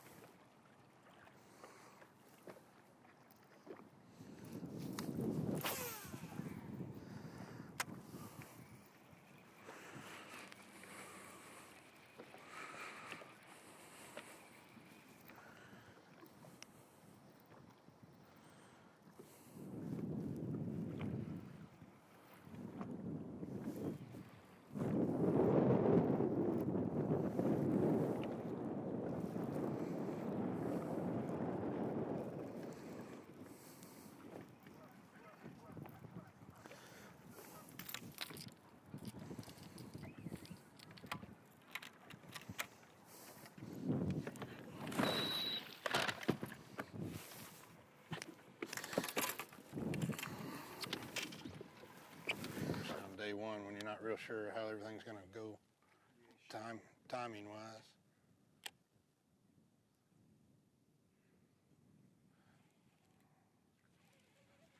Something like this just got muddy.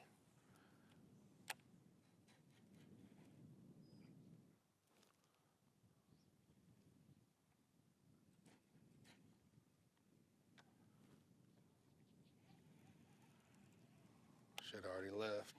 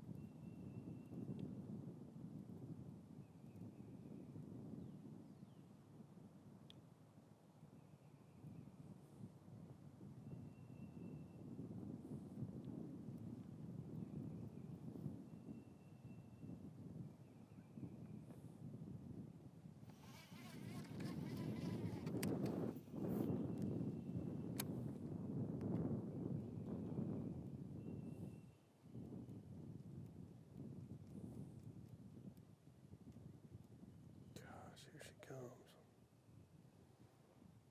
See her right here.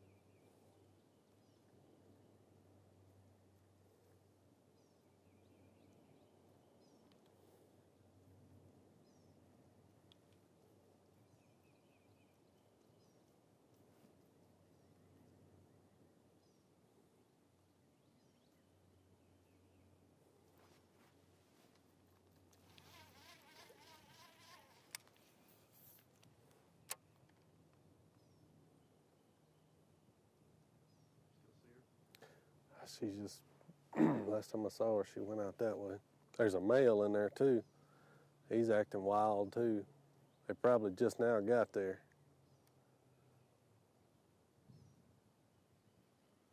Probably still getting acquainted with one another.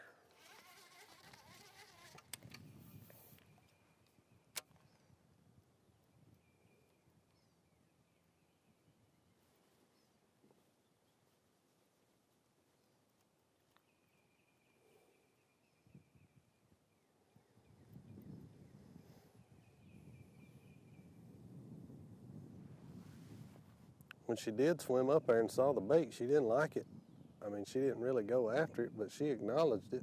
There she comes right there.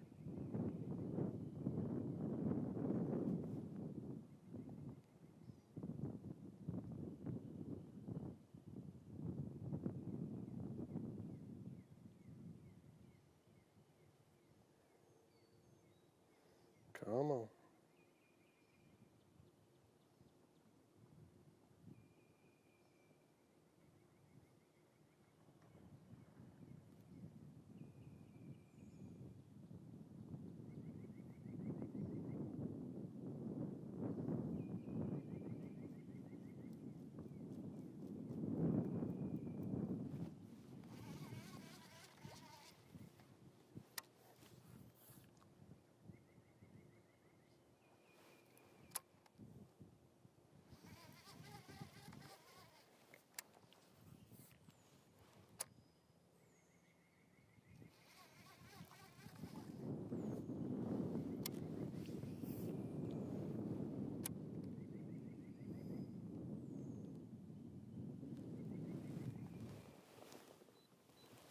Ain't gonna happen right now. Maybe later, but not right now.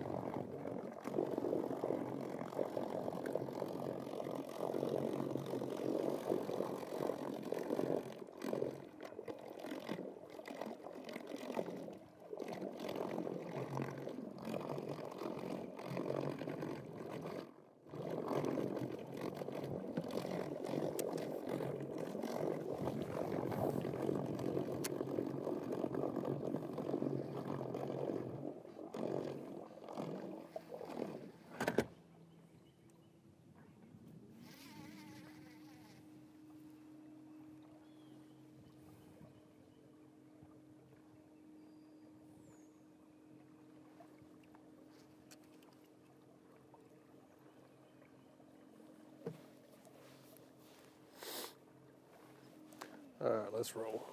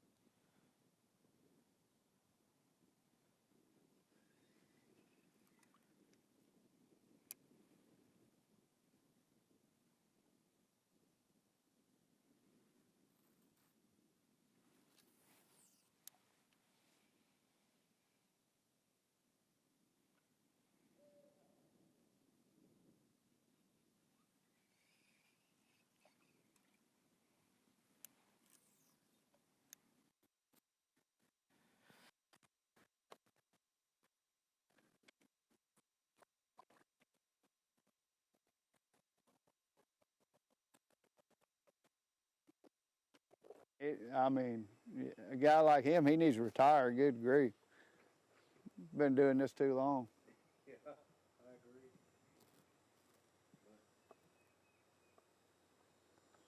But if you... I think I remember him saying that it won't be much longer. Really? Yeah.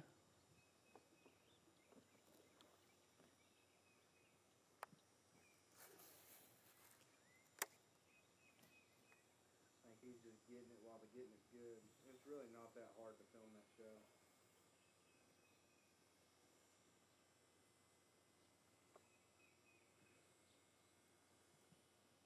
Pretty simple. Yeah, I got you.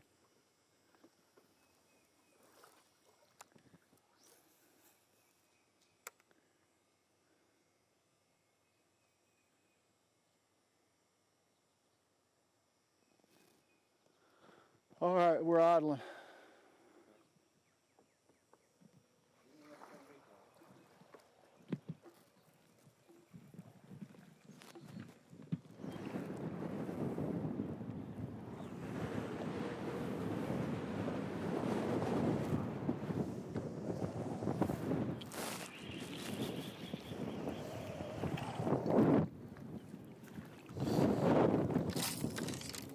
Quit your seesawing. I don't know what's wrong. All my junk's tore up this week.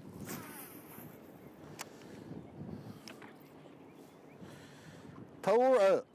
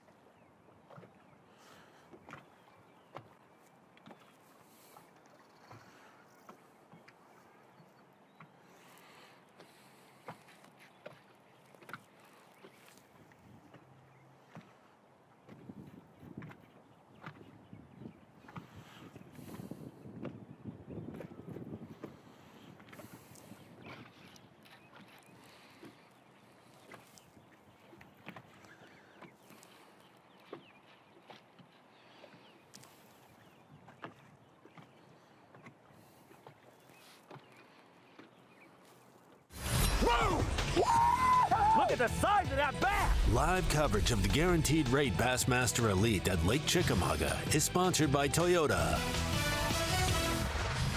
Into the afternoon with about 3 hours of fishing left on day one of the Guaranteed Rate Bassmaster Elite at Chickamauga Lake. We're coming to you right now with our leaderboard. That's unofficial. That's Bass Track right there. But Daisuke Aoki, 22 pounds and 10 ounces, pretty strong start for him. He's got him a hefty lead over the rest of the field, which includes Carl Jochimson, Brock Mosley, Pat Schlapper on the strength of a 10-pounder. Wow. We saw a picture of that earlier. I kind of feel like we'll see it again before this day is over. Caleb Kufall, a runner-up last time out to Santee Cooper Lakes.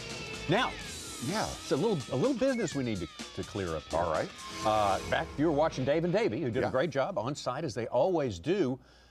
John Cox found one locked in on a dark bed. Yeah, it's hard to see the fish, but he's real close to it, so he can see it. He had been working this for quite a while, John Cox, and we were watching this on the Dave and Davey extravaganza. John Cox spent a lot of time on this bass right here. Painfully slow morning for John Cox. At this time, he only had, I believe, one in his live well. Yeah. And he was right on top of this one. I got her, and it's way smaller than I thought it was. Not good. Come on, baby. Come on. Oh, look at that. We barely got her. Barely got her in the mouth. Oh, boy, that was a lot of work for a 2-pounder. We call that thing out, I'm going to be mad. Oh, well. Never know, you know? That's 3, though. All right. Yeah, you know, practicing, you know, in case when some big ones move in. All right. John Cox, the hands-down favorite, coming into this one right there, and that's been sort of typical of his day. It's been one of a little bit of frustration, a little bit of slowness. For all of us. No, in all, hey, this is one of those tournaments. This is one of those very strange tournaments that a lot of the anglers that we talked to, I think they were pretty straight up that it was tough and grimy, and Chickamauga has proven to be that. And the word that we talked about early today was random. And if you look at that top 10, it doesn't tell that many stories. Sure, you look at a guy like Drew Cook in the top 10 and say, more than likely he's probably sight fishing with the conditions today. But it has been a very random day one of Bassmaster Live. Well, when you see the guys like John Cox and Brandon Lester spend 15 to 20 minutes on a 2-pounder, 2.5-pounder on bed, you know it's not easy to go fishing and to catch a good one at Chickamauga right now. So guys, when they see a bass, they're invested in the bass no matter what the size is, as long as it keeps. Right and obviously, we've seen a little bit of sight fishing, some guys that are actually, they're blind bed fishing along the bank. Those guys are going to, with the weather that's coming, they're going to have to make hay today with the conditions we have, because we're not going to see that, at least a warm-up throughout the rest of the tournament. Colder water each and every day, on through championship Sunday. All right, well, let's take a look at what has transpired so far as we take you into our Yamaha midday report, and we will start with the defending champion here from 2020, Lee Livesay. Not an easy morning for Lee. No, Lee Livesay starting in an area up the river that he got a lot of bites, 10 to 15 bites on Tuesday of practice. That area did not pan out. He went to the Hiawassee and caught that one. From there, your Rookie of the Year leader coming into this tournament, Jay Shakert from Wisconsin, like Lee Livesay, starting in an area that he had some spawners, a couple cruising fish, catching this 3.5-pounder. And that was it this morning for Jay Shakert. Yes, absolutely. Yes. Let's talk about John Cox again. Multiple wins here at the high levels on this fishery, and just expected to just really know exactly where to go and what to do. And really one of those things, like Lee Livesay said, I'm going to start in an area that I think I can catch a really solid limit, a lot of 3 to 4-pound bass. That did not happen this morning for John Cox, having to resort to a little bit of sight fishing. But if you kind of listen to him throughout at least the later hours of our morning sesh, John Cox catching this one. That's the one that we showed. He caught that one just as Dave and Davey went off the air. John Cox kind of has that tone that he feels there are some moving up right now. Yeah, he said with the warmer, it's going to get better all afternoon. And here we go with Clark Wayne. And that's the guy we expected also to maybe sight fish. Clark, one of the best there is at sight fishing. And when he got to his first area, he said, I don't know if I'm actually going to be able to see these fish because of the water clarity, because of the low tendencies. These fish have maybe bedded a little deeper, kind of in anticipation of maybe falling water. And so Clark has said, I'm just going to have to go fishing to catch my fish today, because sight fishing is probably off the table for him. Clark is actually one of the very rare, honest people that said, I am not catching them. And he has proven that so far. From there, Brandon Lester. This was bite number 1 for Brandon Lester earlier this morning. Real good start to his day. It took him a little while to get it. Took long enough. Pretty solid. But that was worth the wait. Yeah, and really after that bass right there, he backed it up with this fish that was up spawning. And then we got to see him, after he caught this, he's been basically target fishing very, very shallow in an area of the lake has a lot of stumps, isolated cover. And the one thing that Lester said, he got up on one of those stumps and saw one get to cruise off very, very shallow. But Lester also made the comment, and this is the time of day, the time of year that you'll see this. Brandon Lester said almost every single stump that he has seen, he has either caught one or watched one swim off. So setting up for a good afternoon with Brandon Lester. Aside from John Cox, Buddy Gross is going to be your second favorite, Buddy Moore. Yeah, Buddy Gross, obviously native here and one of the biggest anglers at this lake. I mean, he's already won Elite Series events on other places, but he is one that this was setting up well for him until all of those spring rains came and raised that water level. He wanted it winter pool. He wanted all the odds in his favor. A little bit of a slow start, broke off some fish, but then landing that kicker right there, that kind of set the tone for his day. Now he can get into a shaky head game like you mentioned, Steve. Exactly right, kind of doing a little bit of target fishing with that shaky head, like we got to see Brandon Lester do.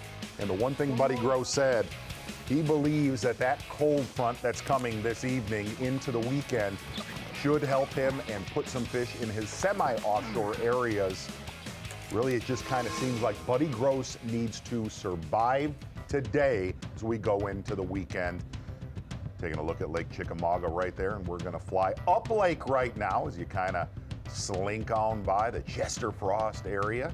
Across from there, we're gonna get out right now with Brandon Lester, Bassmaster Live. Elite Series Fisherman Live. Yes, sir. Look at them there. Masters Weekend.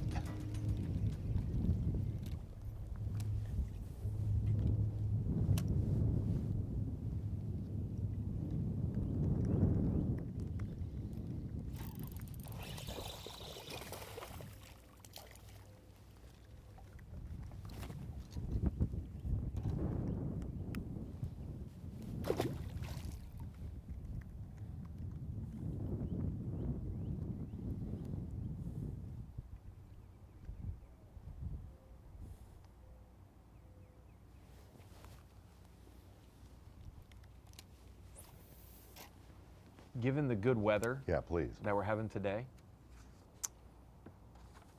really key to be maybe last flight of anglers. A little bit longer, like an hour longer of fishing than the first flight. I would agree with that, yeah. Ron. And you know, Ron, you weren't here for this, but coming off of the Santee Cooper Lakes beatdown, when you see somebody unofficially with 22:10 at your leaderboard, we have treated this that it's been the grimiest event ever. Yeah. That's still pretty impressive. Yeah. You know? Get us started. We still got plenty of time. Pretty good. Pretty good, yeah. I don't know if we're going to get Well, 20 it's probably pounds in all of our top 10. 2.25. But maybe. All right. It's because of the high bar that Now we let's set. catch a couple more big ones. Really is. That's right. It's the high bar that Chickamauga has set for itself. Yes.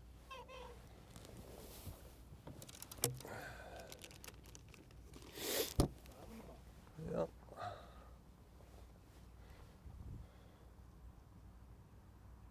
You know, we talk about this a lot of times. We try to get the cameras and whoever's going to be a favorite in this tournament, which I think, you know, the people that we have cameras with, I think it'll be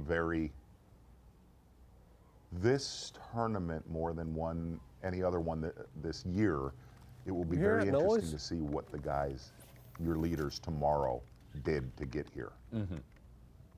Technique-wise, I mean. Yeah.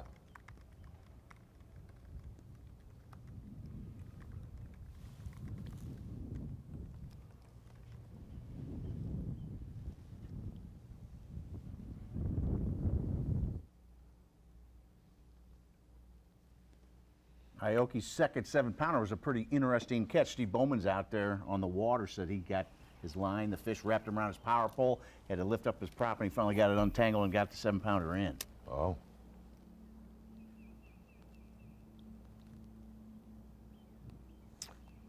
Mentioned that one of our guys, Buddy Cipoletti, was out with Carl Jochimson, getting some good drone One of your guys. One of my guys, sorry, yeah, one of my guys. He said after Carl's 7-pounder, he said that he caught a 4.5 to 5-pounder, which reflects in Bass Track about 20 minutes later, and that Carl had it chase it to the boat, and he figure-eighted his bait until, like a muskie, until that bass bit at the side of the boat. And he did get that 4.5 to 5. So I'm assuming swim bait figure-eighting that is probably a glida. Right. Glida. Hmm. That's interesting. Key bite. Yeah. Bonus bite. As of now, anything over 3 pounds is a key bite right now. Yeah. There's only one angler in the top 17 that does not have a limit, and it's the guy who has a 10-pounder. So if Schlapper can fill his limit, he won't necessarily waste that 10-pounder. You want to have your biggest day when you have a 10-pounder. You want to make that your biggest day.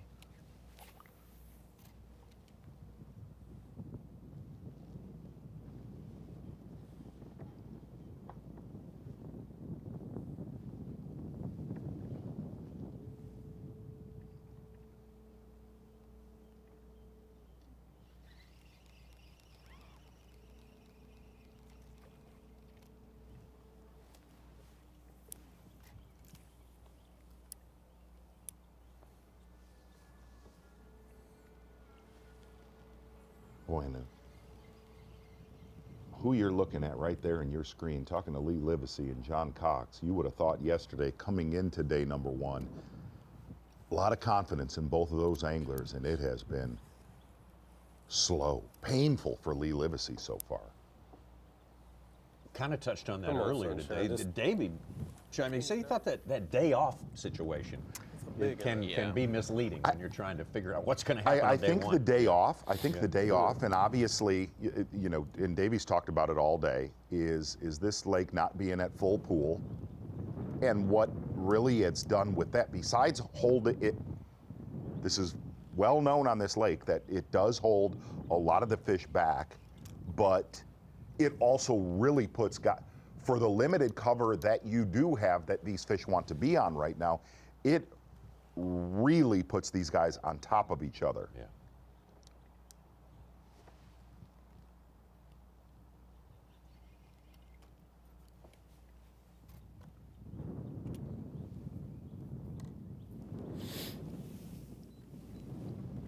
Now, what's harder to catch, a staging fish that's just waiting on the temperature to warm up, or a staging fish that's waiting on a water rise that may or may not come? That I do not. I mean, would say equally.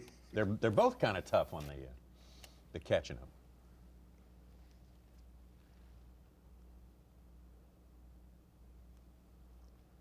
You know, it's strange about looking at what Cox is doing and Brandon Lester. It does what the coming tomorrow and Saturday. Weather does not dictate this reloading. You know what I mean? Yeah. I mean, yeah. Look, it's spring and there's still fish coming, but Davey nailed it. I think where no, it doesn't. It's not like the perfect storm we had at Santee, where they kept coming day after day after day. Yeah, the only kind of weather that might help reloading would be a torrential rain or something like that, right? Right. Or a warm night, and that we're not going to, just not going to have. It's not going to have that. It's not going to happen.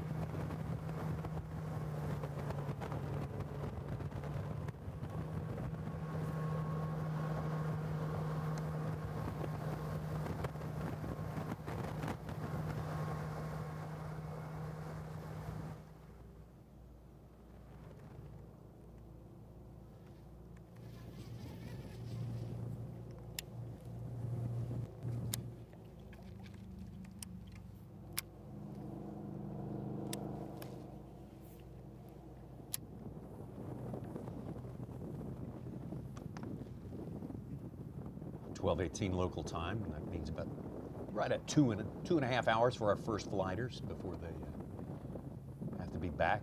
Ron, what time's the final flight come in, Ron? I believe it's 4:30 Eastern time. Okay. Cox mentioned he was in the 4 o'clock. Yes, 3:30, 4:30. I do. I have been really, really scouring your fantasy team this whole season.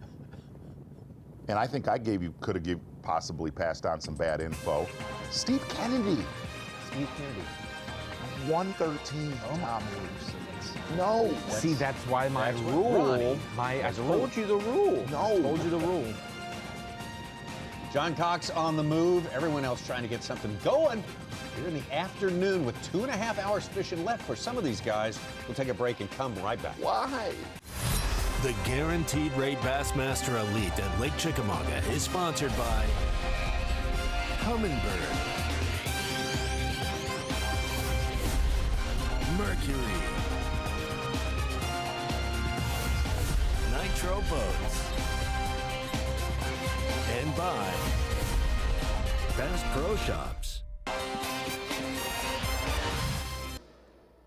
A live coverage of the day one action at the Guaranteed Rate Bassmaster Elite at Lake Chickamauga in Tennessee on the Tennessee River is continuing for you into our afternoon session, heading toward a weigh-in at 3 o'clock Eastern Time. That's local time. Oh, yeah. SK Aoki took the lead early on today, and he has been very unwilling to surrender it. I think at one time someone topped him for a few moments, but Caleb Kufal, who finished second the last stop at the Santee Cooper Lakes, is right in there. Carl Jochumsen, Brock Mosley, who does well on Tennessee River Lakes. Pat Schlapper, who made kind of in line to collect 2 consecutive Phoenix Boats Big Bass Awards. Would that be the deal? Did he not win it at Santee? Yes, he did. So there you go. That's unusual. Chris Zaldane. A lot of people picking Chris Zaldane. Not a lot, but some of the pundits, some of those in the know, were picking Chris Zaldane to do well here. So he has on this day. No doubt about it. He's the one who took the lead for about 20 minutes. Look out this now. morning there. Yeah, Tommy. that's right. It was Zaldane.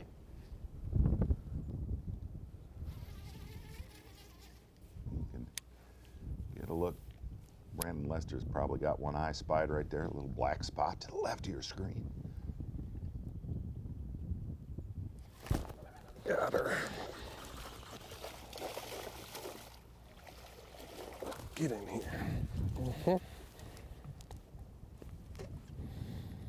I knew something was going to happen in here, man. I could just feel it in my bones. It looked too good. Water's clean, it's warm. I told you it was going to happen. We just had to be patient. That's a 3.5. 3 1/4 anyway.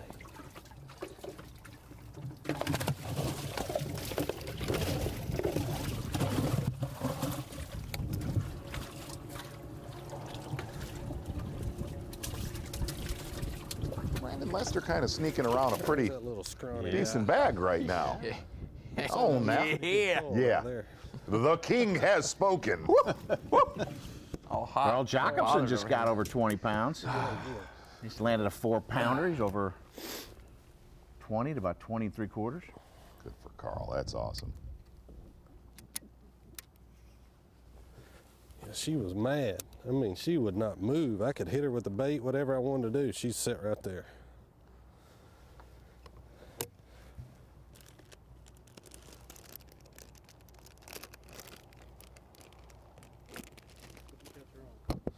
That's just a 5-inch Senko, and I'm putting a little blade in the tail of it. It's just something different, gives it a little bit of flash. It's something y'all have probably seen me do before. Anytime fish are spawning, I just like to put that little blade in the tail of that Senko, because those fish, I don't know, there's something about that flash. It gets them going when they're on a bed. There might be another one in there, I don't know.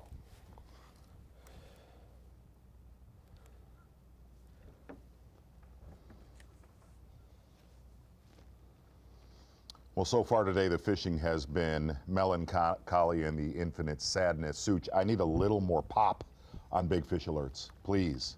Please. Okay. We'll get you. Whoa. Yeah, there you go. How about this one? Carl Jochumsen. Carl, second place. 4-pounder, over 20 pounds. Thanks, Suit. There's that pop, sizzle, and flare you were asking for. BFA. Don't know. I don't know. Okay. Boy, after a 10, you know, a 5 and a 6 just don't seem to have the same sizzle, though. So you're saying for your deliverable, the rest of the week it's downhill from here? Yes. You just okay. No, I think we'll have another 10-pounder. Okay. Maybe 2, 3.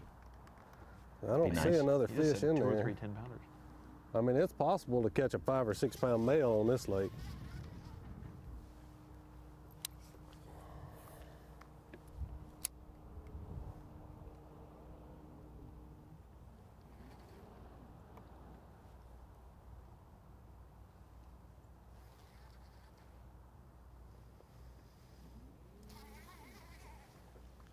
Come on, sunshine.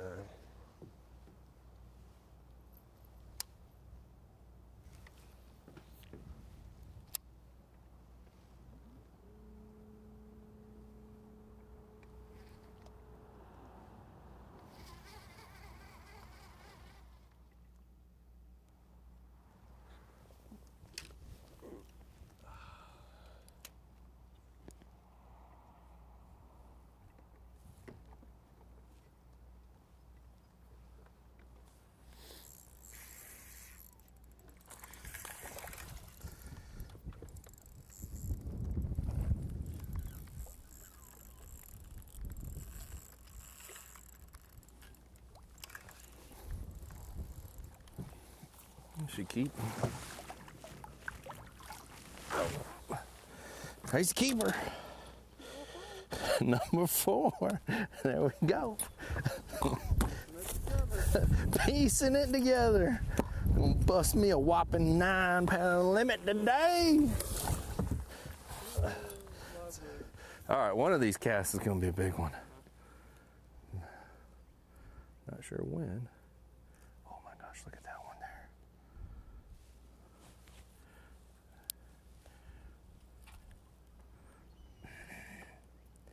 Hear that eagle.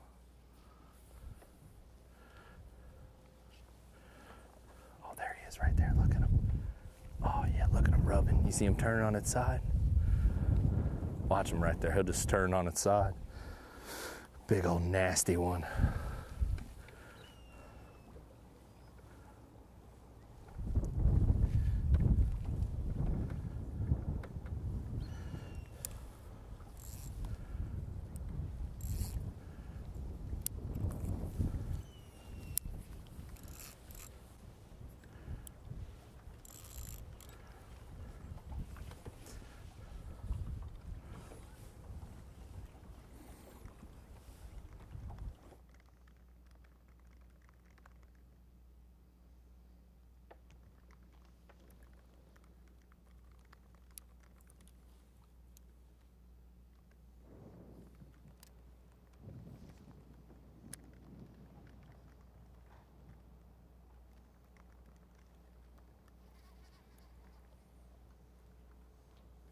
Big old bed on that stump, but I don't see a fish on it. Somebody might have done caught him.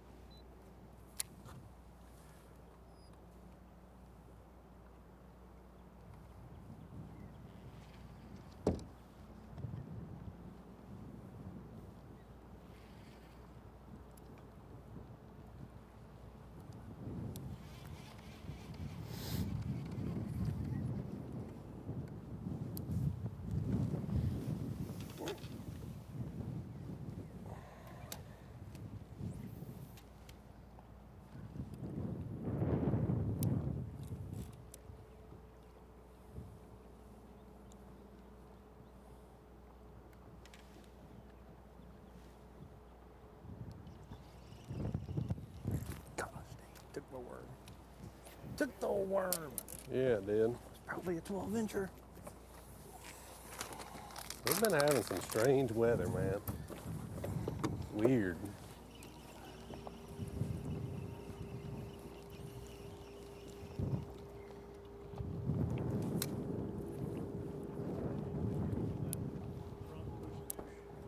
Could be,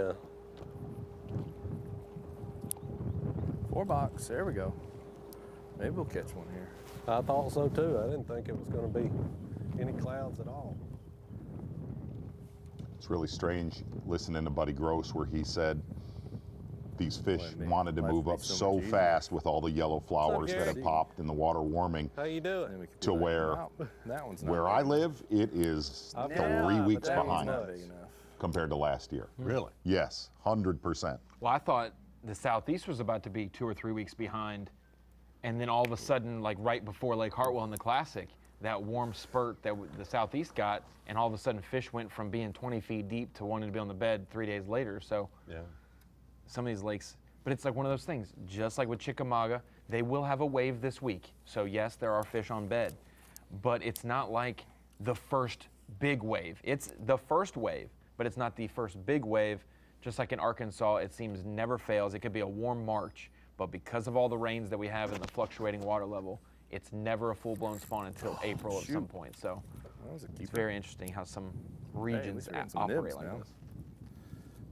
Temps in Michigan right now are about 15 to 17 degrees off of what they were at this time last year. Below normal. Yes, yes.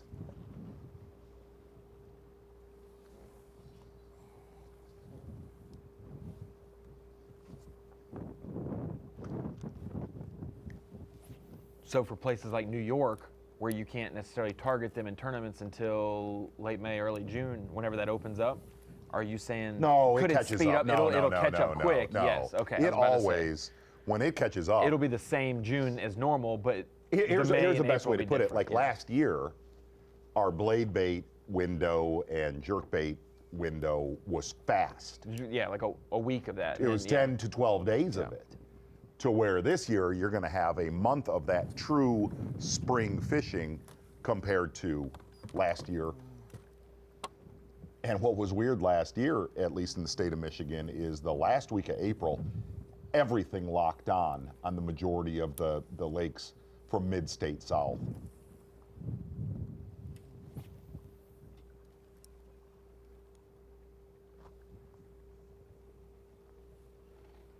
Boy, looking at the guys who really haven't caught him yet today, Stetson Blaylock down in 80th place. He was way up there in AOI, and our updated Bass Track has him falling to 19th right now in the Angler of the Year race. I will also say, Such, not to diminish and be the BZK, but he has not pinged since 8:06 either. Okay, so, yeah, well, yes. Like he was saying, did you notice when Z was talking about Steve Kennedy, he said, I may have passed on information. Who did you pass that information on to, Mike Z? McInnes. Oh, to tell him. Oh. Yes. Boy, that stick felt great.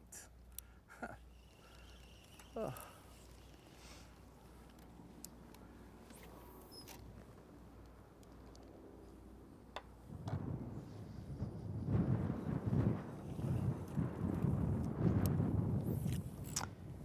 Z, I've got to believe that Greg Hackney is accurate. We were talking about that about 30 minutes ago, but it updated as of 10 minutes ago. So it's updating now, regularly. And in all honesty, Jay Shakurat has excelled every day of the season, except for the day we put a camera with him. Yeah. Oh, sure. Love it. Really? Yeah. Oh, absolutely. He caught that 3.7, and that's it this morning. Right. It's been a little bit that way with Lee Livesay. A lot that way. Yeah. I'll be honest with you, Dave and Davey may go to the Whiskey Myers concert. If Livesay keeps this up, he may be there too. Yeah, sure.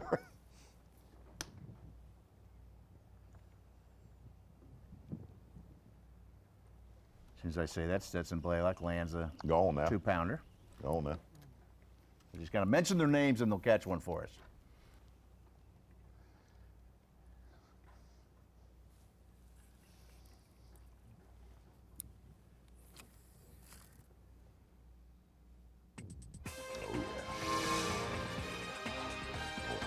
Moving on into the afternoon here. Beautiful, perfect looking day, but a little cool. For some guys, it's a little too bright. For some guys, it's a little too dark. It's always like that. Could this be one of those tournaments where the Glida could win it? Could. I'm being serious. Yeah.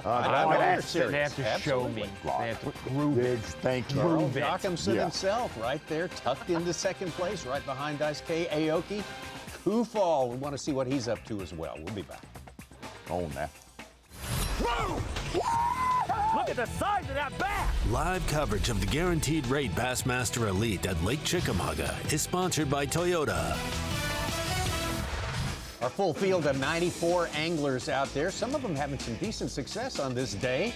As we look at our unofficial leaderboard there with guys Aoki on top, Carl Jochimson, Caleb Kufall, who last outing for the Elite Series just barely missed out on his chance at a second win in as many seasons here on the Bassmaster Elite Series. That would be an interesting top 6 to have on camera for Friday. Kind of looking forward to that. Absolutely. I think it will be, but for a lot of our guys, Mark Zona, as we welcome you back into the Bassmaster Studios, sponsored by Marathon, it's been a conundrum. It's been a hard one to figure out how to get them to bite. I think a lot of guys talk about seeing them all over the place. There's just not so many who can figure out how to get them. And this was actually thought to be potentially the biggest weight day of the week, and if that is the case, all right. But in all, really looking at going into the weekend, I think something Davey said, it could be somebody, maybe Carl Jochimson, doing something totally different. You were speaking about weight, Z, and so I don't want to take too long, but I do want to say that I put out a poll on the Bassmaster YouTube about a day or two ago and asked the fans what they thought for the winning weight prediction was. We always give our winning weight predictions. The anglers pick out theirs as well. But I said, hey fans, what do you think about Lake Chickamauga with the weather? And I gave them kind of a weight range. I went from 75 to 80, 80 to 85, 85 to 90, 90 to 95, and over 100. And we had about 35% of our fans, 2,200 folks voted on this poll. 35% of them thought 85 to 90, which is a little bit higher than some of the guesstimations, but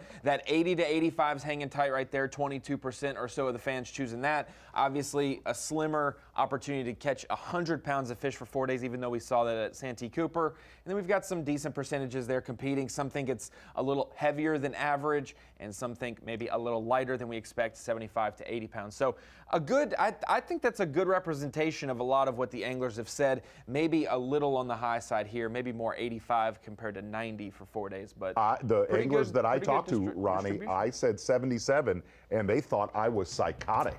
It's just when they live here, that's what they always say. The Elite Series pros, they want to go to a good body of water that has them, that's maybe fishing tough, rather than going to a tough body of water that doesn't have them when it's fishing good. Well done, T. Gooch, back on the water right now. Oh, that's not Taylor Gooch. It's a wrong sport. Wrong sport. Mentioned Hackney, and he catches his second fish. We just talked about Jay. Oh my God. 8-pounder. What? 8-pounder? Who? Sounded like it. That's the male.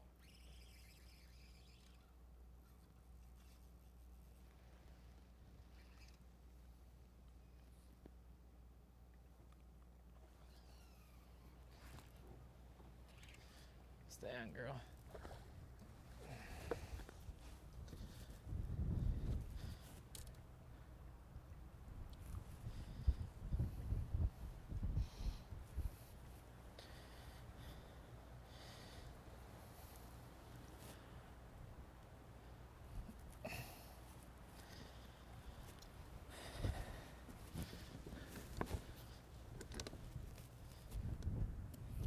I just caught the male.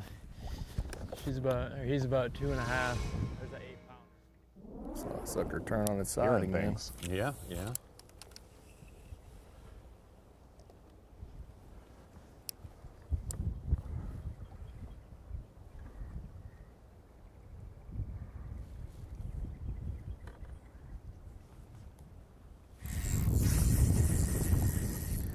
got the male.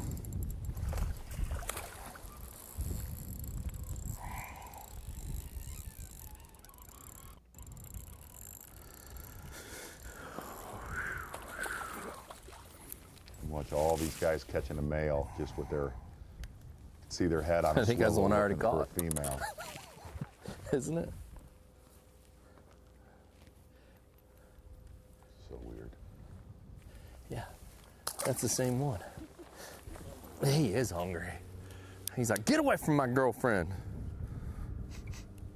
Come on now.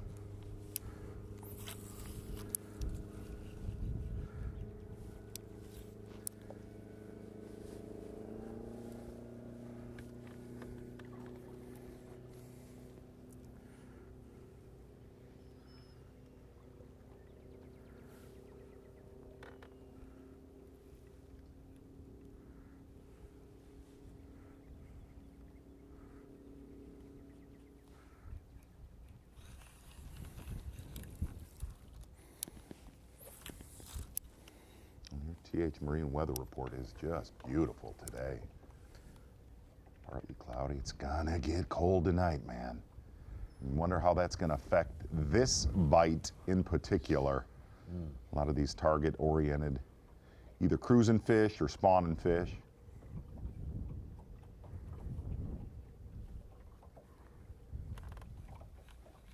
We're in Little Rock. You walk outside and there's a cool breeze. It's got a bite. You're right. Yeah, there's a breeze on the way. It's heading on that way now. Yeah.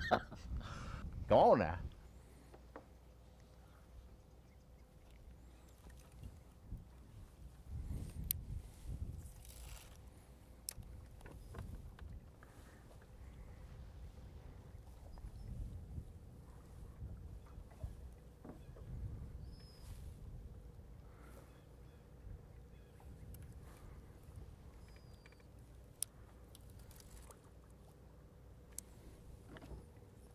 Settle down in there.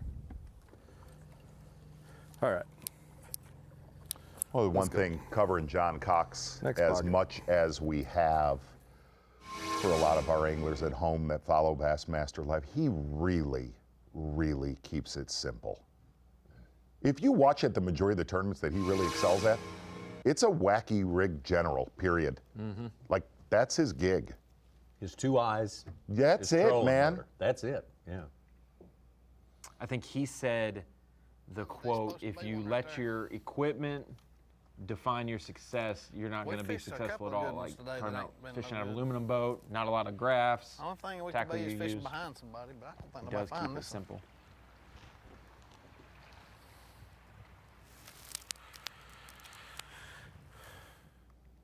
I mean, all year we've seen him throw a jerk shad, a general, a swimming worm, and a frog, period. Like, that's what we've seen him throw.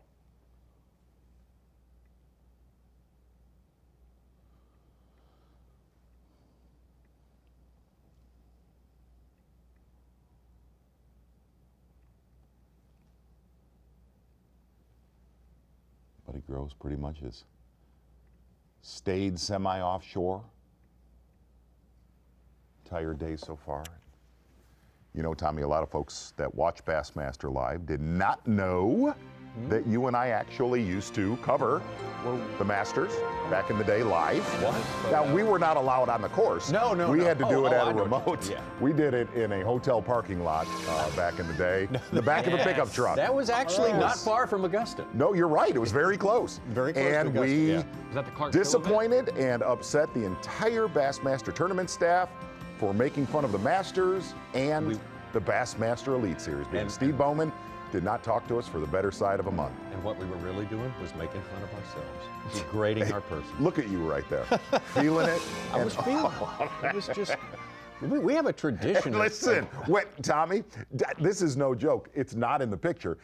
Davey was our guest that day. That's right. And did not know what the heck was going on, but he went with it. Yeah, he did. When you got presented, to his credit, he was game. And I don't want this to sound the wrong way. When we presented you with the green jacket, you honestly looked happy, and it was complete B.S. It was. They'll soon learn to quit scheduling tournaments on Masters weekend. I mean, we have just ruined both sports by our simple presence. But there's actually is honest. One of the guys in their production, you remember, he used to text us that the folks covering the Masters were watching the Bassmasters. From the truck, the truck at the Bassmaster. Yeah, sure. Losers. No kidding. It's like, what were you thinking?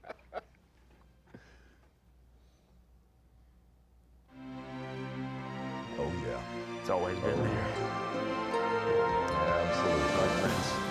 Oh, yeah. Without question, one of the most amazing performances we have seen. I still have that sash, Tommy. Do you really? Go back into mode right there. It's a dandy. Go ahead. Did you know? Now, did you know that green jacket is actually hanging back No, there? it is not. Oh, yes, it is. You will don it by the end of the weekend. I will, friend.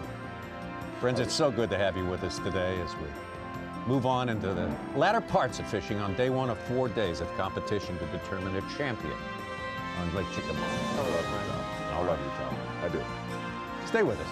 Coming right back. I'm so pathetic. Whoa! Look at the size of that bass! Live coverage of the Guaranteed Rate Bassmaster Elite at Lake Chickamauga is sponsored by Toyota. Got another hour and a half of live coverage, in fact, coming your way here at the Guaranteed Rate Bassmaster Elite at Chickamauga Lake. It's been a rough go for a lot of our anglers on this day. Water conditions, weather conditions. Striker Daily Trivia, though. We'll take your mind off that for just a second. Ooh. Give you this question right here. What is the Tennessee spotted bass record? Wow. That happened to come from Chickamauga Lake? What would be the biggest spotted bass, the biggest Kentucky, as they say? Okay. Could it be a 5'11", a 5'14", a 6'1", or a 6'4"? Well, all of those would be dadgum Tennessee studs. I'm going to go, it is 6'1". I'll go 6'4". Okay. I'll go with you on that right there. Oh. 2011 in February. 2011, 6'4". Wow. Coleman. Yeah. Fish was caught on an umbrella rig off a bluff. It's good to see that we're agreeing on something, Tommy. Yeah, and we're gonna dive into that Yes. because listen, during the commercial. that whole fantasy situation's kind of got a little bit hostile here. We're gonna see if we can't take it. Bad faith arguments going on. Slink on up into the Hiawassee, Yeah. Lee Livesay, Catch me slow, on- painful grind. Catch so me on far. TikTok, Tom. Live.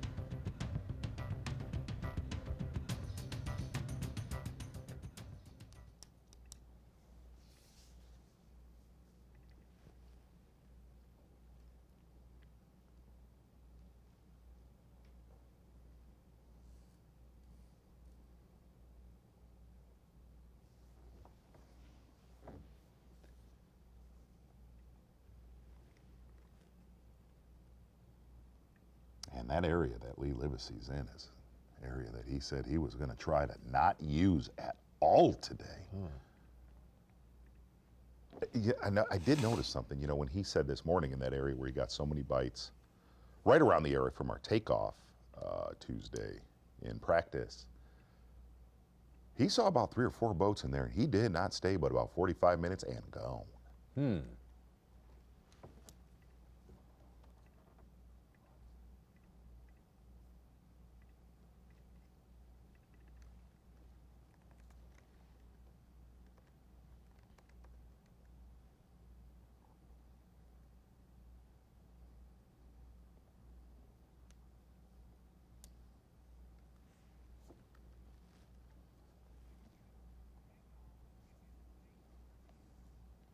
I will say I totally thought Lee Livesay was going to catch one, like a big one there, you know.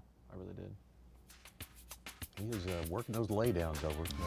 He is just like a surgeon, no doubt about it. No doubt. See if we can't take and slink on over to our takeoff in Dayton. Friend we haven't got to speak to too much today, our own Dave Mercer. There he is right there. Dave, kind of dial us in. Looks like it got a little bit windy there, Dayton, Tennessee. Just a touch windy, guys. Just a touch windy. I mean, normally we look for the windiest point to make it dramatic TV, you know, Jim Cantori type stuff. We are not looking for that today. I mean, the amount of wind that has picked up here in the last few minutes, honestly, is shocking. And we deal with all sort of conditions at different situations, but like while I've been standing here, it has increased by the minute. So the forecast of increased wind is definitely here. And man, it's going to change things up and get a little cooler from here. So we'll see how that adjusts things. But we're just going to, I mean, wind is good for weigh-ins. I mean, it keeps it cool and keeps things moving along. Dave, 2 things real quick talking about the weather is in this tournament so far, it does seem like every tournament that we have where there is a Wednesday off day from practice, it seems like the guys need to, all of our anglers almost have to start over. And with that being said, during our off day, we had very, very hostile storms late yesterday. Talk about the combination of that and also where these guys, it almost seems like they relearn the lake on at least days 1 and 2. I totally agree, Z. And on top of that, I think that factor gets even bigger because of the time of year. I mean, this is the time of year that, I mean, if we're in the summer, things stay stable. I mean, you get on a bite and it probably stays like that for a few days. But these fish are constantly changing, and we saw it at our last event and this event, and that day off, I mean, it can make things magical because the fish get a bit of a break. But in our events where we've had the day off this year so far, things have changed a lot. But I think that even seems more so because of the time of year, not just the conditions. I mean, the storms that rolled through here yesterday were really, really intense. And the crazy thing about this area, though, and every time I come here, I'm kind of reminded of it, this is one of those areas where, 10 miles away, the weather can be totally different. I mean, whether it be the mountains or whatever, it breaks up some of those weather systems. So, like, for example, right here at our takeoff, they got hammered yesterday. I talked to Jason Christie, who stayed in Saudi Daisy, which is, 15, 20 miles from here, and he said it did not drop a drop of rain all evening. I mean, they kept waiting for it. It just kept breaking up. So I think you're seeing it seems even more so, not just because they're getting the day off, but because they're getting the day off in volatile weather, but they're also getting it at the most volatile time of the year when things are changing and anglers have to stay on top of those fish. Dave, if we were to keep all of the conditions the same as they were today, except for the temperature, the visibility is the same and everything like that, what kind of angler, what kind of approach do you think is going to prosper? Who's going to find something that works for 3 out of 4 days, which is about the best you can hope for? I'd love to see the sight bite work right through to the end, but guys, what blows me away about this area is every time you come here, you see things that you didn't see before. And I'm meaning like the infrastructure of this community. I mean, this lake produces giant fish, and it has produced a giant community. The way this community continues to grow, but with that comes an incredible amount of pressure. A lot of our anglers talked about the amount of pleasure boats that are out there fishing or pre-fishing for other tournaments, and it's going to get more and more as this goes on. So I would assume that the sight bite will peter as we move on. I would hope it would hold out, but I think with so many changing conditions and the increase of pressure on Saturday and Sunday by just the local anglers, I would assume that you're going to need more than just the sight bite to win this tournament. Hey, Dave, right now looking at our unofficial top 5 is your guy that you talked about, that you said we did not know much about a one Caleb Kufall when we were at Santee Cooper Lakes. You decided to do an unbelievably awkward podcast with him. I feel like I know less of Caleb Kufall after your podcast. No. I think I agree. I think I ended the podcast by saying I don't know what I learned here, but I did learn some things. I mean, Caleb was homeschooled. He does not drink, and he has never danced in his entire life. Well, in it's his like entire life. Footloose, like I'm talking, bud. like I said, have you never done one of these? He's like, no, I've never danced, and I plan to just keep it that way. So he doesn't dance. He is your real life Rod Tidwell. He will not dance, but man, he sure is catching them. And if you look at his record, man, what he's accomplished, and he gets talked about less just because he's so quiet. To be honest, if you look what he's won and the moments that he's had in some of these events in such a short period of time, Caleb Kufall is for real, and my goal in life is to make him dance. So if you guys could help me, sooner or later we'll get Caleb Kufall to dance, because what better spot to dance for the first time than Bassmaster Live? Well, exactly, and a lot of people don't know it, but the town he's from is like Kevin Bacon and Footloose. Dancing is not allowed in that town. But the other thing, real quick, and I asked John Cox something. Everybody on Bassmaster Live, all of our viewers know, John Cox wants to. The only time John Cox is not happy is when he's not in a tournament. So I asked him. I said, "Hey, what about the Bassmaster Elite Series made you choose to fish the Bassmaster Elite Series?" This is a true story. He said this to me yesterday. Dave, he said, "I really get excited when Dave Mercer starts screaming on stage." That was his only reason he gave me. What do you think about that, Dave? It's awkward and weird, but I'm thankful for that, because every time somebody tells me to shut up, I'll be like, it doesn't matter what you say, because John Cox, our Progressive Bassmaster Angler of the Year leader, is here just to have me yell in his face, and it makes me want to yell more, guys. I'm going to step it up with him a little bit. Not today, but as the tournament goes on, I'm really going to get inches from his face and spittle all over his glasses just to make it even more special for him. Absolutely. Terrific, Dave. Hey, John Cox is not the only one who feels that way. I can tell you that as well. Amen. Now, Ronnie Moore, you feel that way? Well, there's a lot that was said in that conversation, and I was kind of focused on the Mercury move of the tournament now because just over halfway through day one of this event, we've had a switch throughout the day in our Angler of the Year lead, our Progressive Angler of the Year lead, and it's our last event champion, Drew Cook, winning at Santee Cooper, moving up to 5th in our Angler of the Year race. But then today, after a quick start with some of our top guys struggling, he has overcame that 40 to 50 point deficit, and he was in the top spot unofficially because Bass Track updates that deal. So Mercury move of the day, I'm going to give it to Drew Cook because he's not at the top of this leaderboard, but he's at the one that pays the most at the end of the year, Progressive Angler of the Year. I am not in your guys' fantasy battle, but you and I talked on Monday, and he was one to keep your eye on. Yeah, you did say that, yeah. But you did agree with who we went with, though. I did. Yeah. So we're in this together.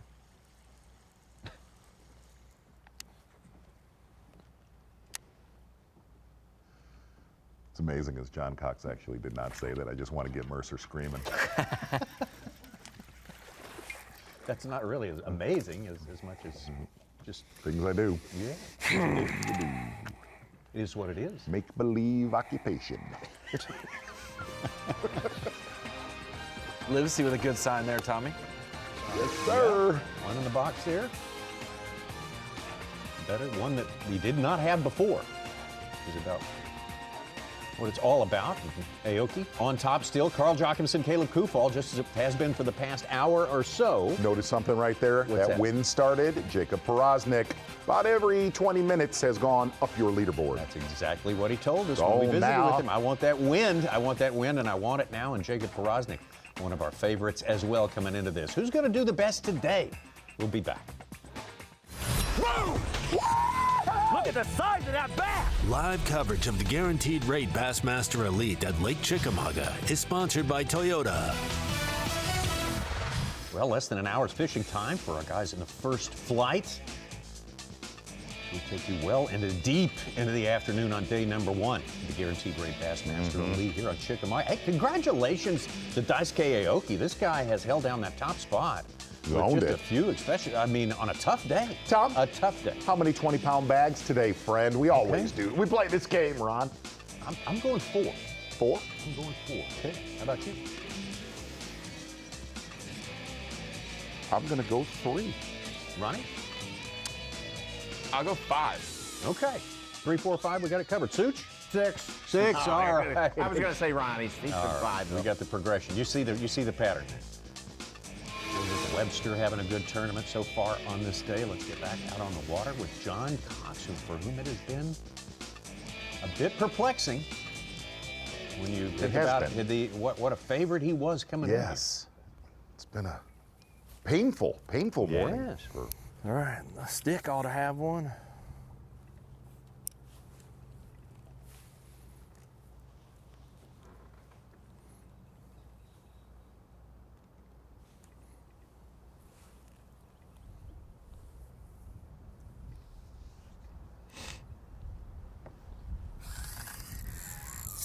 Oh gosh, the stick had one. The stick had one. Oh gosh, stay on, baby, stay on. Kind of went Robert De Niro Oh from my Cape gosh, Fear. we went a long time with nothing. Right? Max Cady. Max Cady. Come on, stay out all that stuff. Come on. Come on.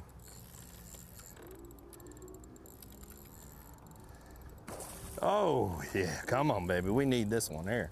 Oh, God. Oh, geez. Lively one there.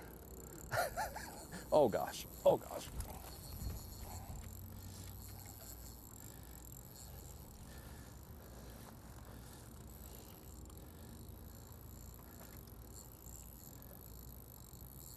Oh, no.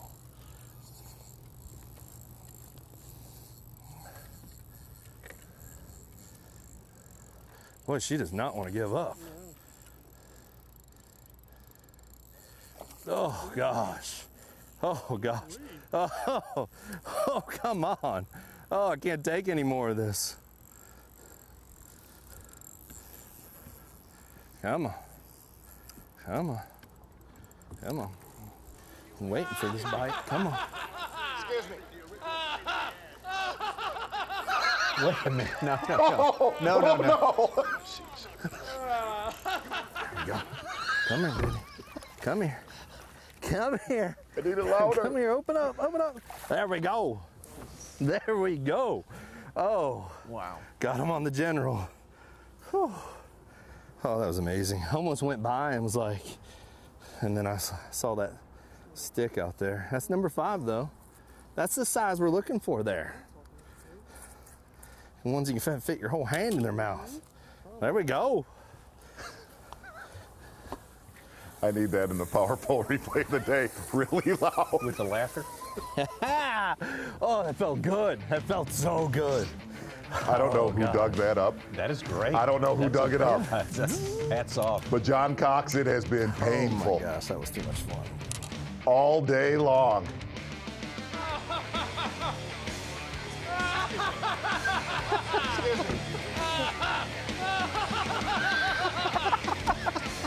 I don't know who did that in the production trailer, but if it's possible, I need it louder. Max Cady in the movie theater, Cape Fear, right?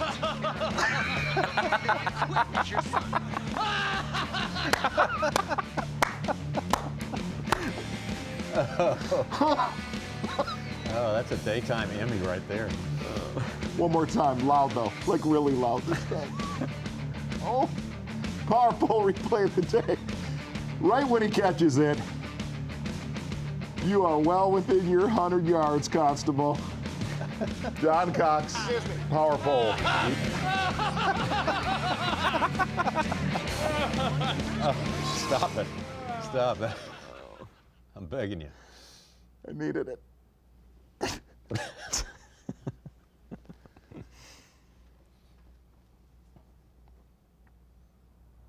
Well, I don't know who dug that one up, but that was on fire. That was hot. That is Ricky Smith. Good job, Ricky. Audio man, bringing it. Wow. Actually going to give Ricky Smith our VMC on point right there. Feed that beast. Oh my gosh, was that fantastic. Hey, and also kudos to John Cox. That was a very important fish. Yeah, but jumped in 32 positions. Yes. Yeah, that's all. Which is now, he would have retaken the Progressive Angler of the Year lead unofficially because that vault in the leaderboard. Well, he's having a time right now. Yeah, Hey, is it fair? 17. Am I out of line? You kind of listen to John Cox, and we've talked about this years on the Bassmasters, and you kind of watch him right there. He is starting to get to one of the leaders of, he's a man-child. He's a man-child. Yeah. Am I right? He can transport back to absolutely. back to childhood. Right. I fished with him, and it was eerily similar to a Hunter and Jacob experience with John. That's a trait we admire. Absolutely. We need to cannot get enough of that. That's right. Slink on back to our guy right here, Lee Livesay. The one thing that's really eluded John Cox, he's won major tournaments at every level, biggest events, semi-pro, major events, all that, but he has not won an Angler of the Year. And this is by far his best start to a season, especially in the Elite Series, to be able to do that, maybe lead it halfway through the season.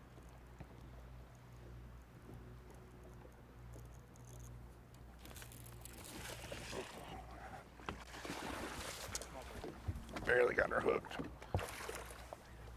Now Lee Livesay's a decent one or a good one.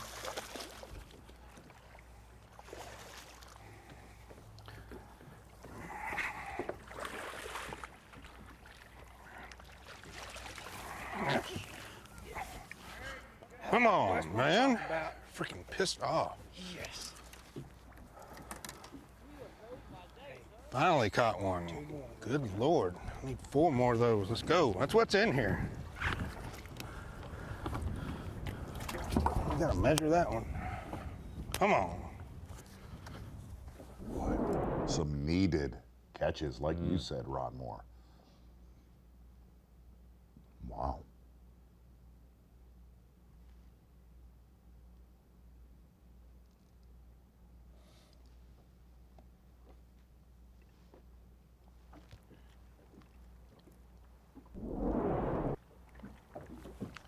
Just don't understand.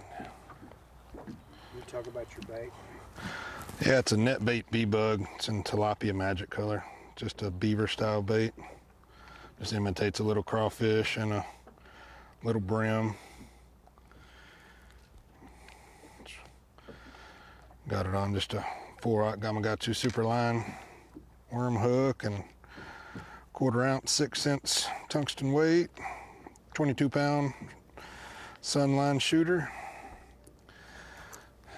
and a Halo HFX 7.6 medium heavy rod. And I need more bass. I'm pissed. I mean, why'd I just catch that one and no other bites?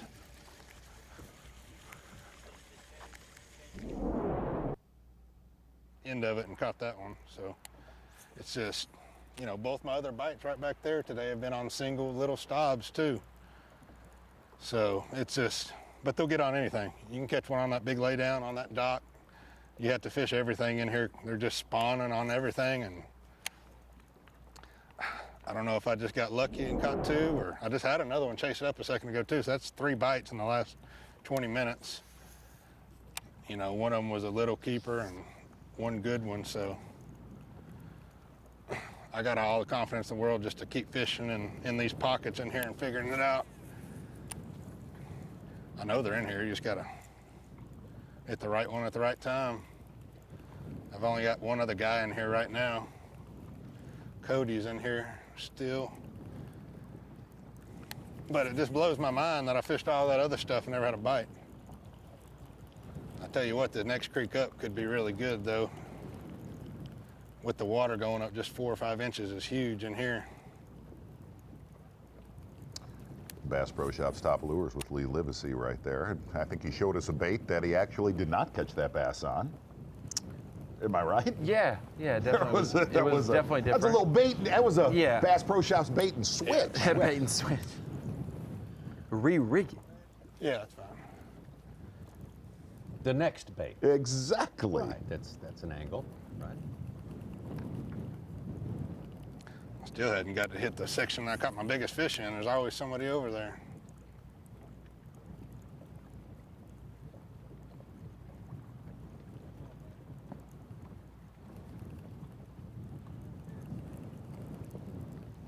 Like you say, Z. Not gonna lie. Not gonna lie. Yeah. Oh.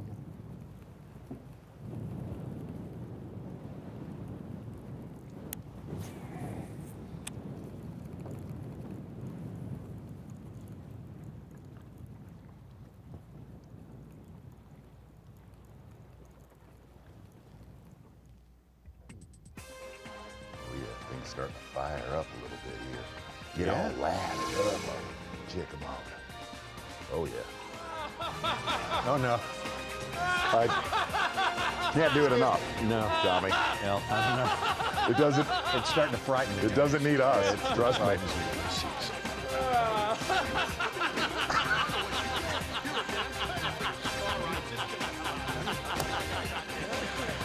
Ricky Smith, the MVP of the day, of the week.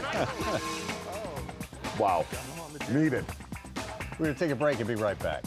Yeah. In just a moment after we check out the unofficial scores, Dice Aoki. Still on top of that leaderboard, but big moves we saw made by John Cox.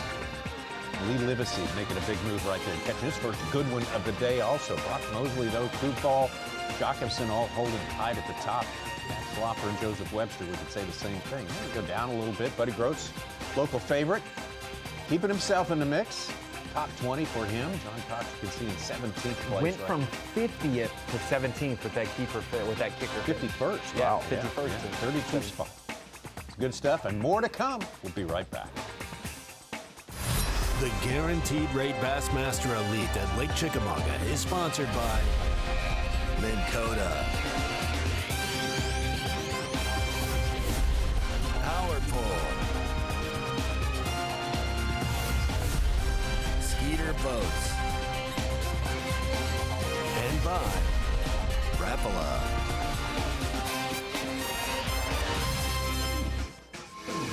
First 23 or so anglers to leave the launch today are due back in less than an hour's time here on Lake Chickamauga.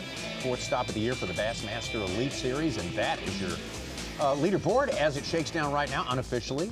Our bass track, there are some anglers out there who may not have been able to because they do not have a marshal, or maybe there was some reason they could not report. So not the full picture right there, but Daisuke Aoki, hey man, hats off to Daisuke. He's held it all day. Out there that's doing quite well. All right, now, once again, we're going to turn to Ronnie Moore, right? Yeah, and one thing I noticed about this whole fantasy battle that's been going on that's really broke out here is you really focus yourself on beating Tommy, while Tommy focuses on beating the planet. Well, that's the deal. We started the year and I wanted to beat the world in Bassmaster Fantasy Fishing, but then my sights have kind of changed and I've got to beat Tommy Sand. If I beat Tommy, I've beat most of the world. So that's the goal, Z. And obviously coming into this event, I opened the door last week. I do not show up for Santee Cooper. He slides right in there and becomes the king of fantasy fishing, and we're trying to take that back this week. So for transparency issues, I wanted to show my team on day one of this event so that there's no switcheroos going on. Right now, we've got a couple of our anglers for Drain the Lake and for Rapala Bassmaster Fantasy Fishing that are not pinging because they do not have a marshal today. Like you said, Tommy, there's about 10 anglers without a marshal, but my lineup for Rapala, Brandon Lester doing very well right now. Micah Frazier and Matt Robertson not registering. They don't have a marshal today. Bill Lowen doing okay. Could do a lot better for sure though, but Ed Lochran doing okay for my bucket E-pick. When we come over to Mercury Drain the Lake, this is where the strategy comes into play. For Rapala Bassmaster Fantasy Fishing, you can pick the guys as many times as you want throughout the year. Once you pick an angler for Drain the Lake, you can't use them the rest of the season. We did all of our picks for Drain the Lake before our first event of the season. I set the whole lineup for the year. So I've got Buddy Gross, Kyle Welcher, Hunter Shryock, and Jacob Fouts. Those are kind of my local guys. Welcher's from Alabama, but he's fished quite a bit at Chickamauga, especially early in his career. Then I've got Brock Mosley, Caleb Kufal, which is a great timely pick. Did not know he was going to do so well at Santee, and now I've got him here this week. Skylar Hamilton and Scott Martin. So I've got a couple guys in the top 5. Got a couple guys that I expect to ping and register good weights. So there's my teams. Take it or leave it. I'm here to beat Tommy. If you go back to that real quick, I'm big into intimidating profile photos. Yeah. That Jacob Fouts pick in the right-hand corner, we call him the paper boy. Yeah, he's the ice cream truck man. If you look at that, that's intimidation. Wait a minute. Yeah, no, that's intimidation, man. And I know that game. Fight Club. Know that game. Okay. Ice cream truck man? Yeah. They're always intimidating. Listen, that's ice cream truck man will fight you up. That's literally from magic to tragic right there. Back out to the water right now. Jay Shakura got one locked on.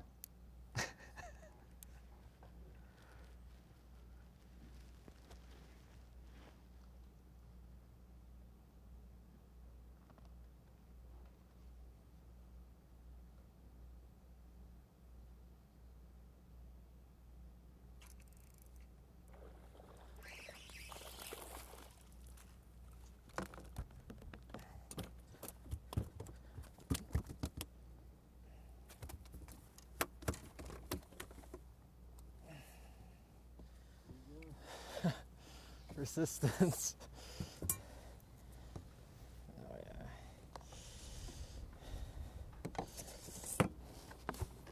I don't know if that female's gonna bite though.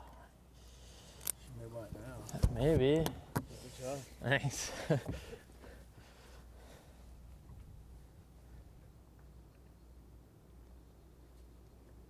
God, if I catch her, it's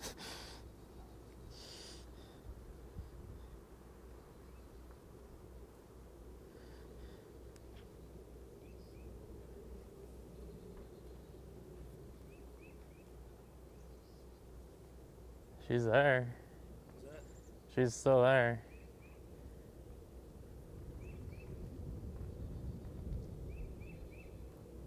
How big is that male, you think? It's 2 pounds.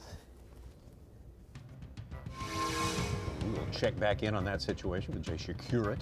Yes, we Yeah, will. a key keeper for him catching that 2-pounder, but could be even a bigger upgrade if he gets the female to bite, which he was pretty serious about.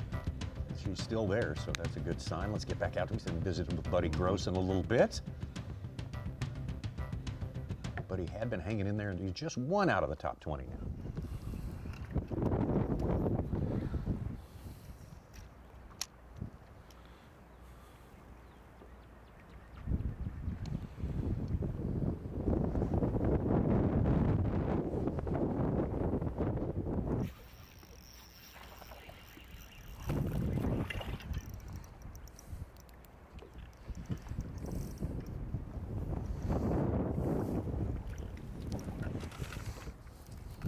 Whoa now.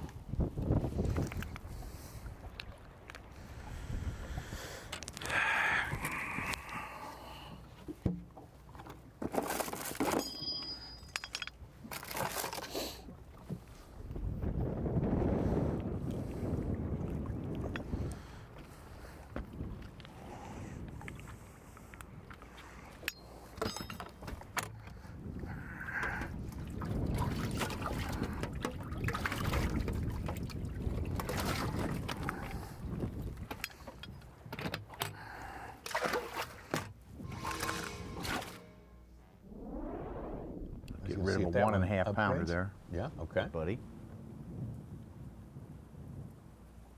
Cox just caught a giant.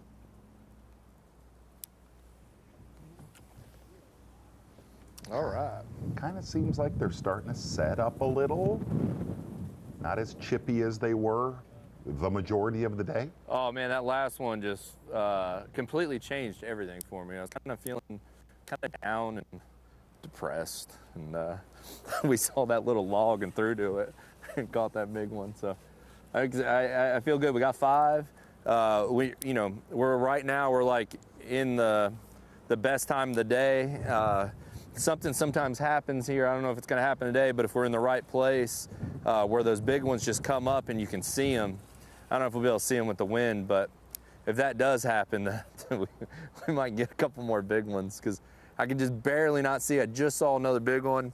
It was like laying on its side, like it was starting to rub with another one. And it was just, if it was just a little bit calmer, I could probably, place the general right in front of them a little better, and be able to actually see. It's just super hard to see.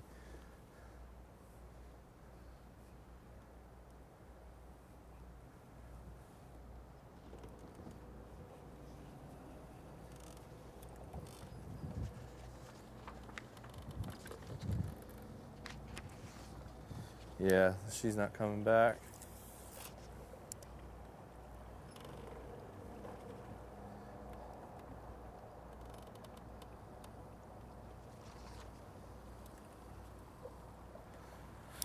All right, let's move.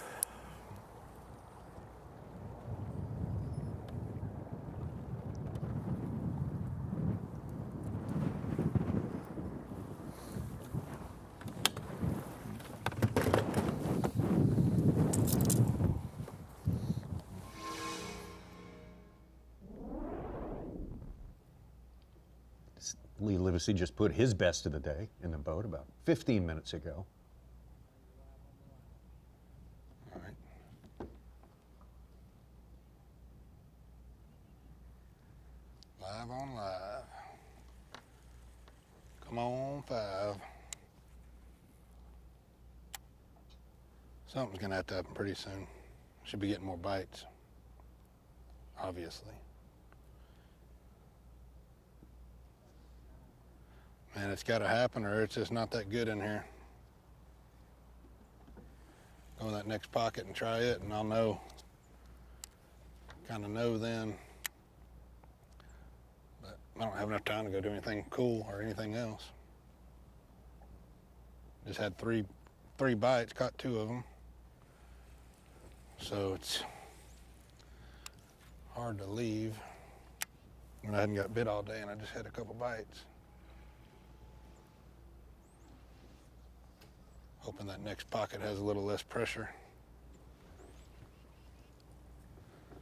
I didn't get bit in here in practice, but the waters came up a little bit, so going to fish a couple pieces of wood just to see if they move back a little bit or if they're in here and I just didn't realize it. This tree looks good.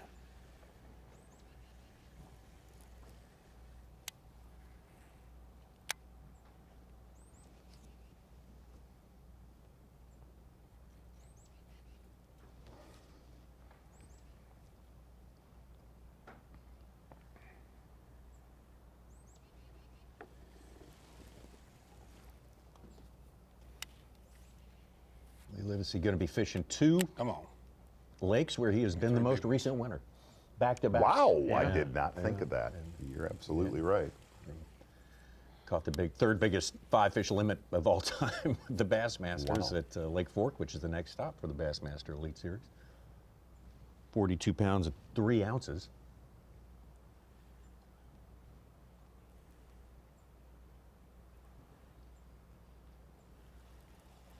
Just ain't gonna happen. Come on.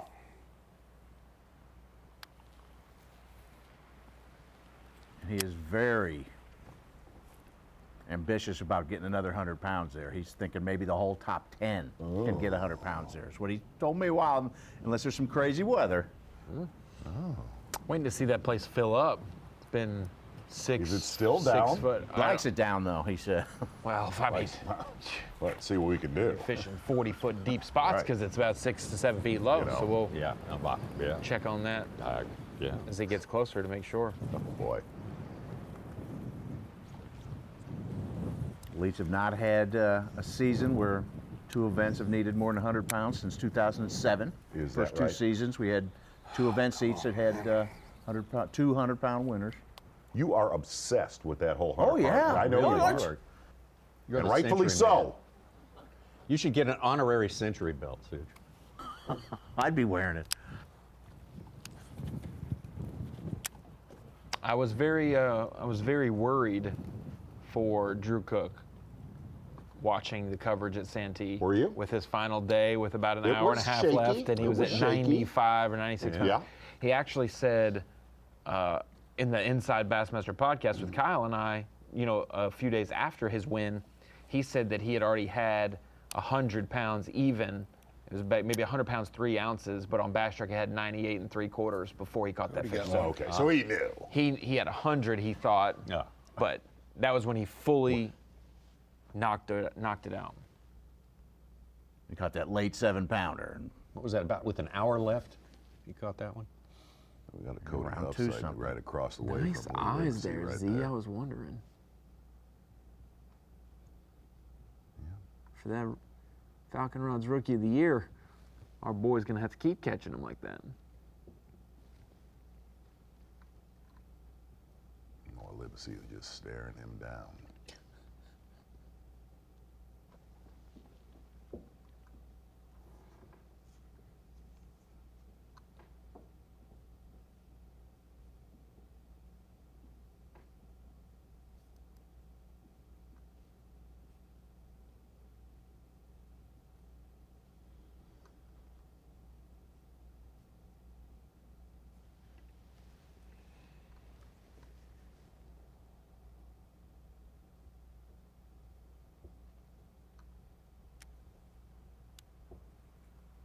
Kobe Krieger just caught himself 4-pounder, get inside the top 15. He's getting geared up for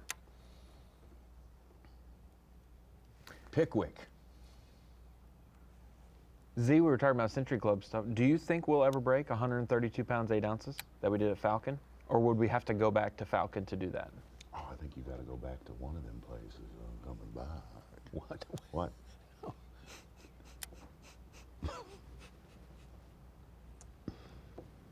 Lester is hooked Everything's up. meant to be Little one. broken, Ronnie. Livesay mentioned fork possibilities this year. Threw that out there. Not saying it's going to happen, but You're also saying maybe it will happen. yeah, he did. He could almost break he almost broke the single day biggest limit. Right. I know. So we're going back.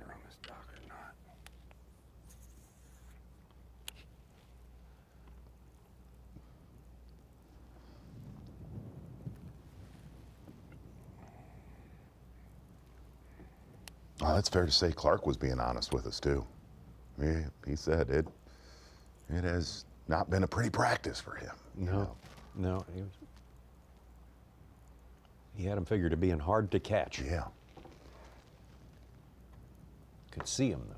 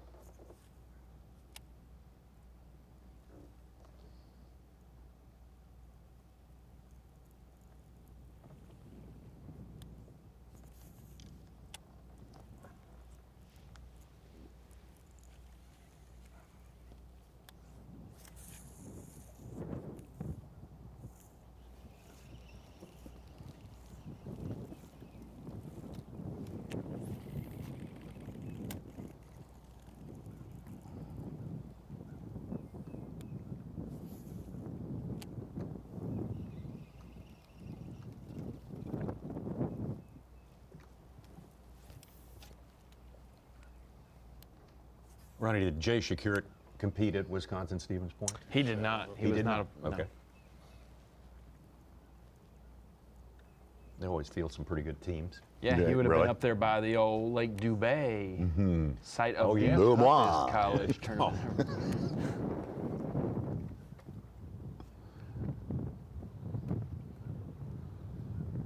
Well, he is a lot like his father. They are all businessmen. Is that right? Well, I mean, if you just, you talk to Jay, you watch him on the water, it is no goofing around. It's game time. Kind of noticed that when I met them last year at St. Clair. Was that for the Bass Pro Open? The team open. Your boys competed in.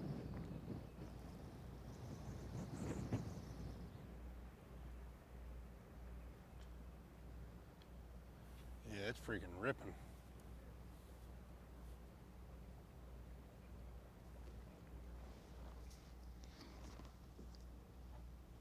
Here, Livesay say the wind is absolutely starting to blow here at Late Day Chickamauga.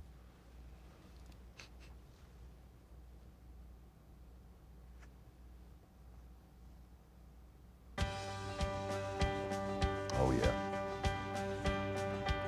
Marching through the field. Take a peek. Let's take a peek at it. Purdy.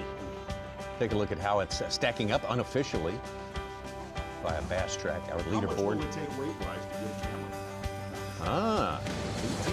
18? I'd say right there, 17. No. 12. I think right 17, 12. 17, 12. No. They're already. Zona was asking what it's going to take to get a camera tomorrow. They're already at 17 pounds. I think it's going to be 19 and change because we're going to have 5 20-pound bags, and then we're going to, There you go. There you go, Ronnie. 5 20-pound bags. Schlapper still only has 4 fish. That's a pretty decent tournament. That's the deal. Brandon Lester, we've been with him all day there, doing a good job, hovering just below. Marching right on through. Yeah. Just walk through the field. Through the field. That's batteries exactly are not we're just talking through the pain. It'll be important, Tommy, come tomorrow afternoon to be in the top 47, which isn't much weight at all, about just under that 10-pound mark. I assume it's going to be around 11 to 12 pounds. You got to be in the top 47 to fish Saturday, and top 10 on Sunday. Jake Whitaker at the cut, 47th right now, 9 pounds. Jake Whitaker, one of our early leaders, as a matter of fact. That's how volatile it is out here. We'll take a break, and we'll be right back with more fishing. Look at the size of that bass! Live coverage of the Guaranteed Rate Bassmaster Elite at Lake Chickamauga is sponsored by Toyota. Day number 1, getting close to the end of fishing time today. It is. First flight guys Just got an hour's time left to get the job done today. A little less than an hour, as a matter of fact. Tell you what time it is, Tommy Sanders. There is no doubt in my mind. What do you mean?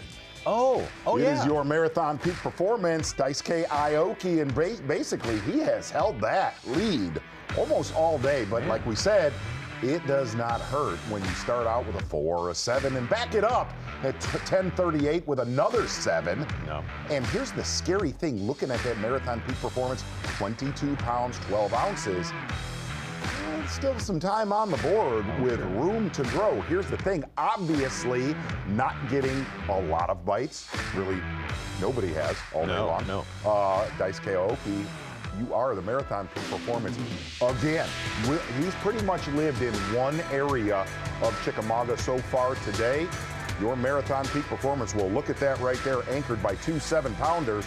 Daisuke Aoki, we will find out exactly how he caught him here on day number 2 tomorrow morning on Bassmaster Live. Your marathon peak performance. Taking a look at this map right here of guys fishing. I'm with you. I want to see what these guys that led today are going to be doing. Absolutely. I'm curious. Look, man, I call it like it is, man. I hear you. Not gonna lie. Not gonna lie. So you just mentioned guys catching fish. Drew Cook's caught 15 fish today. Yeah, what I was saying was these guys have really caught good numbers. Oh, yeah, big numbers, that's for sure. Not really. And Matt Herron just jumped into 6th place with 17 pounds even. Look at that guy. And Kufal called up to 18-11. He's 1 bite away from 20 pounds. Yeah, if you really look at it, though, going back, rewinding to that marathon peak performance, Daisuke Aoki, 6 keepers. 6 keepers. That's the right ones. That's efficient. Yeah, that's super efficient.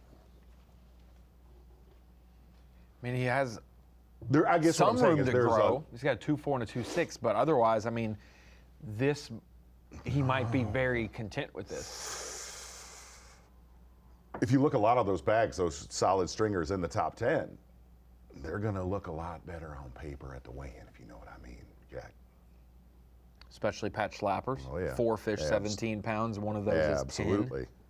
He's got 4 fish, really? 4. Still. Oh my God. 4. I thought he got off of that. 1 to go. The only angler in the top, get ready for this. Yeah.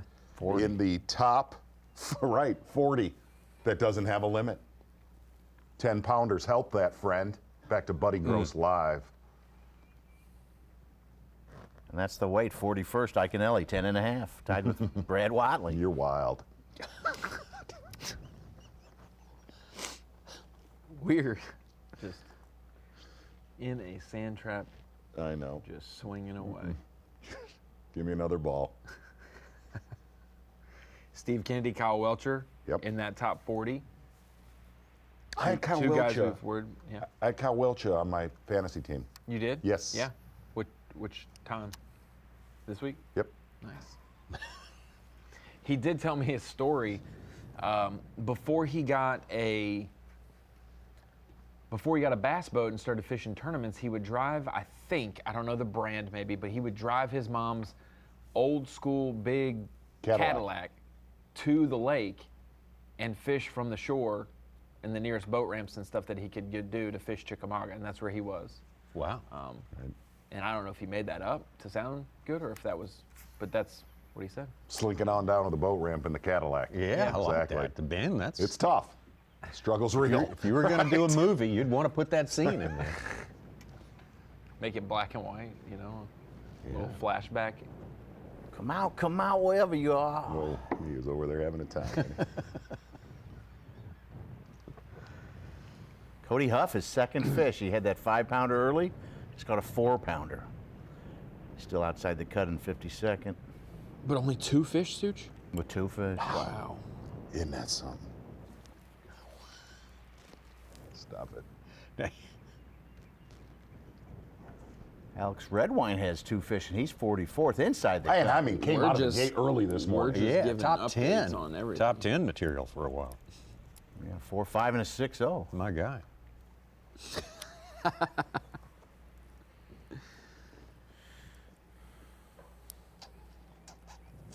Red Wine, Kufal, and Shakurit were all camping together and fished yesterday. They all had a pretty decent fish they showed on social media yesterday. Except for Red Wine. Yeah, except for Red Wine? Huh? Yeah. He lost that. Oh, he had the little one. Yeah, he had the little one.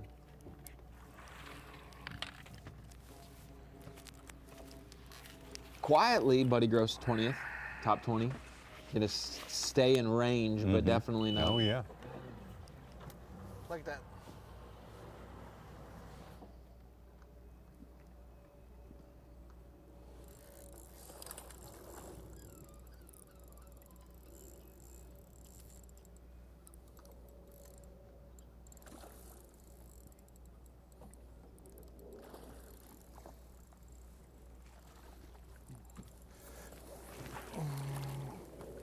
I don't think I'll get rid of any of them ones. Maybe though. Now you got a 1.5 pounder in the box.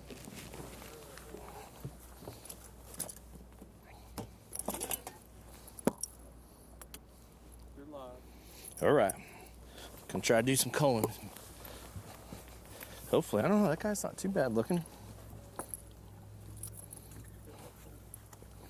Okay, so I think I want to say it's blue.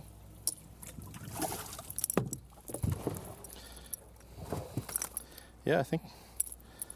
Oh, yeah. Yeah. Nice. Gosh, we worked so hard for that guy. Let's see. So we got 2. Oh, green's not on there anymore. Okay.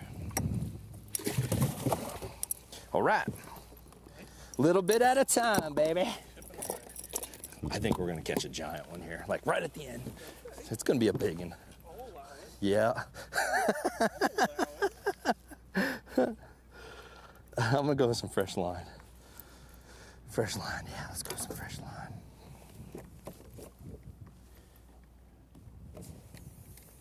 Caleb Kufal called again. Come on. Let's go fresh line. 4 pounders at the 1911, so he could be actually over 20 maybe.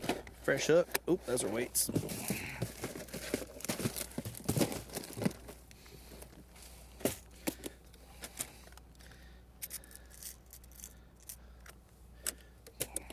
I mean, I'd be kind of happy with like a 7, 6-ish.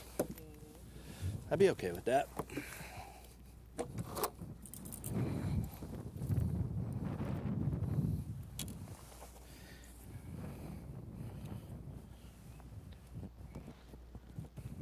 Just putting this out there, Tommy. Go on. Obviously, things can be different at this event compared to others, but our winners this season, the 3 elites and the classic, no one has been worse than 9th on day 1. After the day 1 weigh-in, Yeah, when you start Christy was 9th. looking and that's back the how long farthest it back. took us to catch that little guy. An eventual winner's been. Oh no, this that might have been one of the ones we blind casted.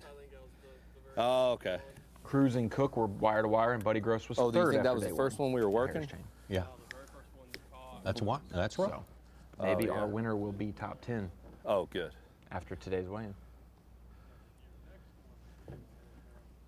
Spent way too much time on it.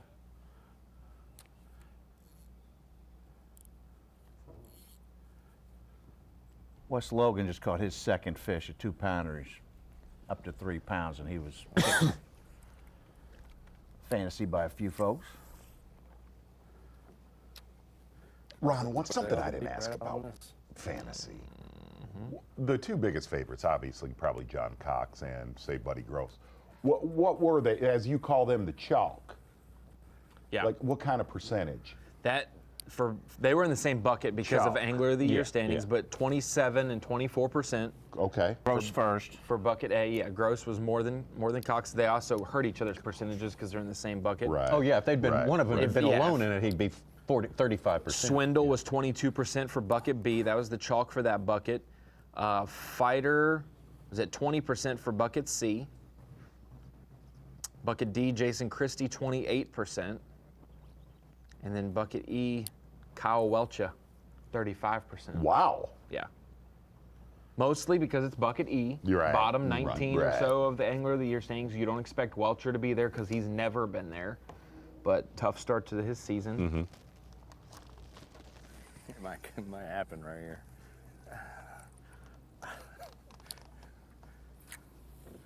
Come on, fish.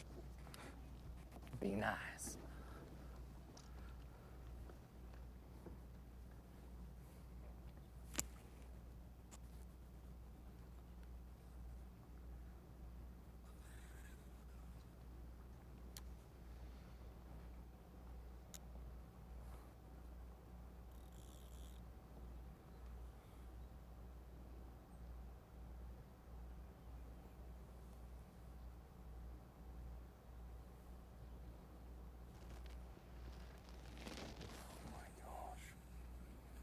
Which one it was on. Maybe it's on this one.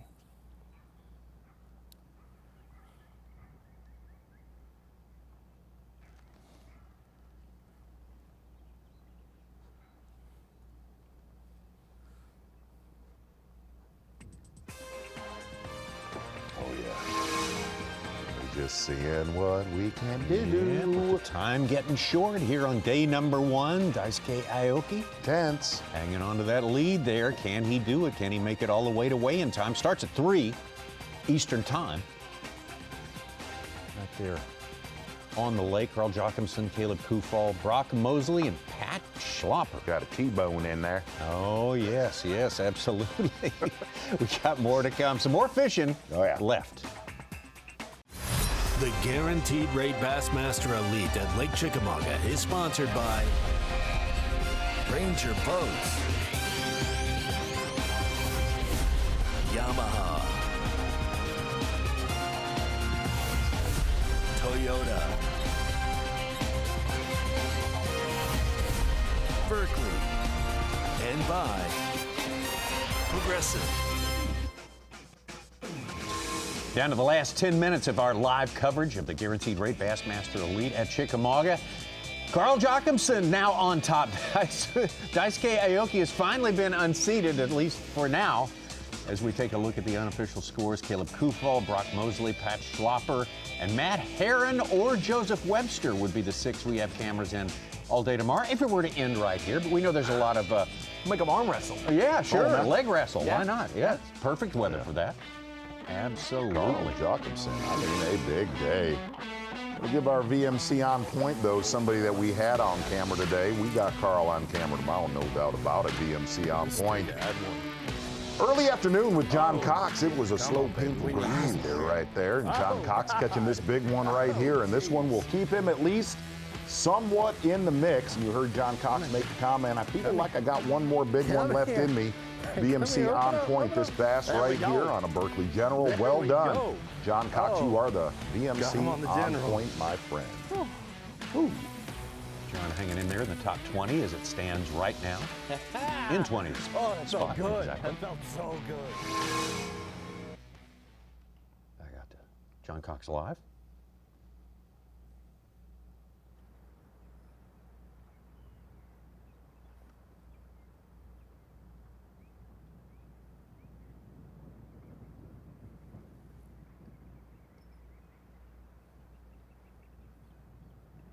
Done his work to hang on to the Progressive Angler of the Year lead. He is in the lead right now.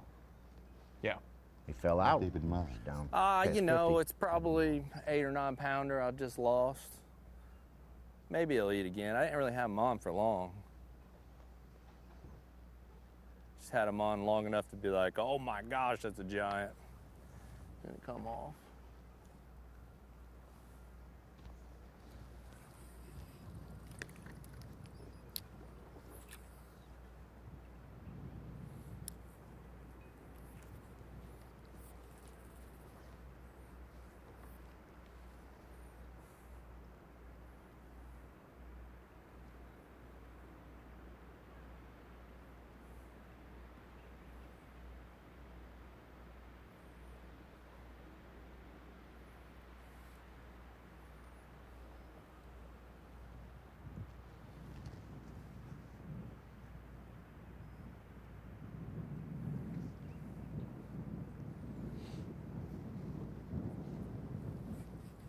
We never saw John Cox catch one out of that primary starting spot for No, 2.5 didn't. foot. Not That one little, bass. That little canal didn't All yield right, anything. come on. Interesting to see if he slinks on one. Been there later. Well, yeah, it would be.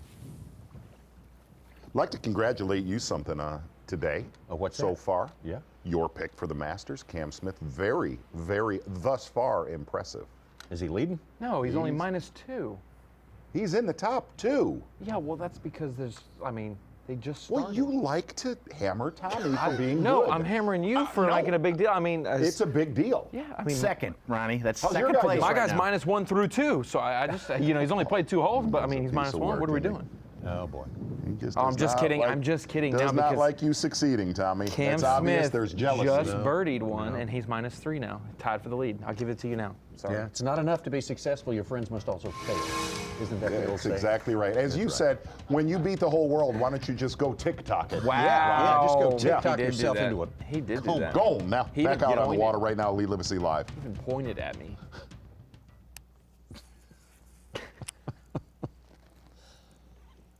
What was that dance you did on your TikTok, Tommy? It was like na na na na or something. That's What's what that the called? slinky legs or Yeah. Such.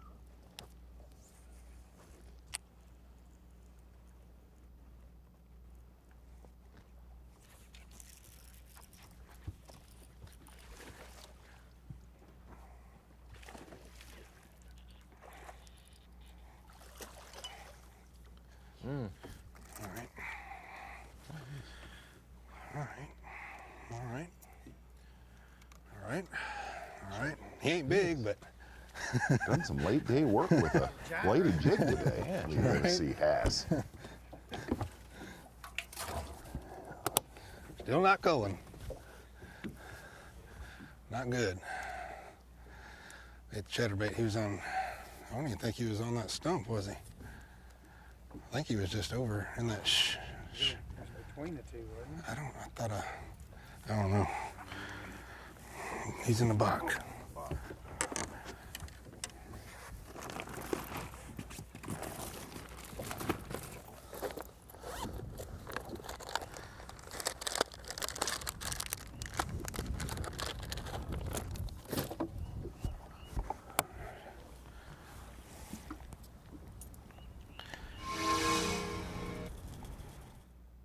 It's weird, Buddy Gross hit a stall after this morning. He did. Really did. He really did. Really slowed down.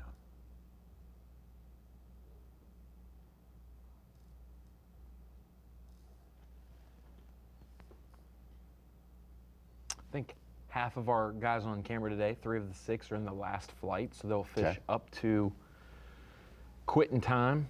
And you know, the last tournament, you know, I'm at fireworks. I'm like, yeah. I mean, Each fireworks day. at the end of the day, Yeah. every day. I mean, it's been the first 2 in the last hour were the primo times to fish, it seemed like. They may be able to see the last flight today, may be able to see the last bedfish that people will be looking at this week with the wind and low Yeah. light and cold temps and cold temps.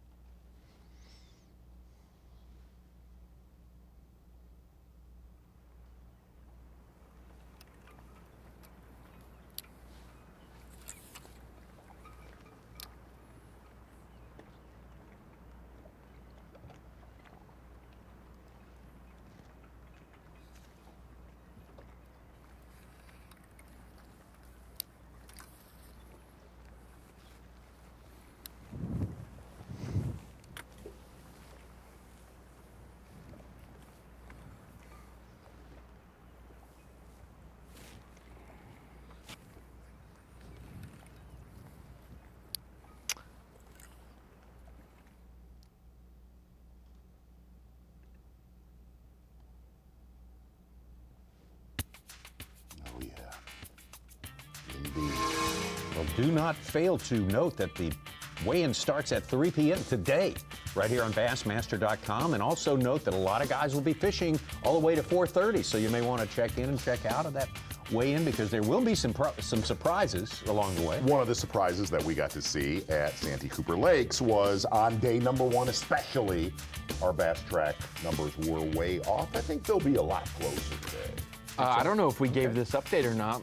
I might have been zoned out, but Carl Jochimson leading. Now leading. God, Yeah, we did. stay We on, did get that. baby, Okay, stay I was just out. Great day for Carl. Got that nugget. Oh, I didn't see the iPad. It'll be fun. I think I had it in the mouth first. Great day for Daisuke Aoki, who needed a good day. We will have that and the Masters theme all day long tomorrow. Be with all your leaders. Oh my gosh, it is to laugh. It was something else. Oh my. Lake Chickamauga, Dayton, Tennessee. Louder. Get out of here. Come on, Ricky. Do that again. Louder. Well, we always try to look on the bright side. I can't listen anymore. Come on. It's too good. Oh, I can't take any more of this.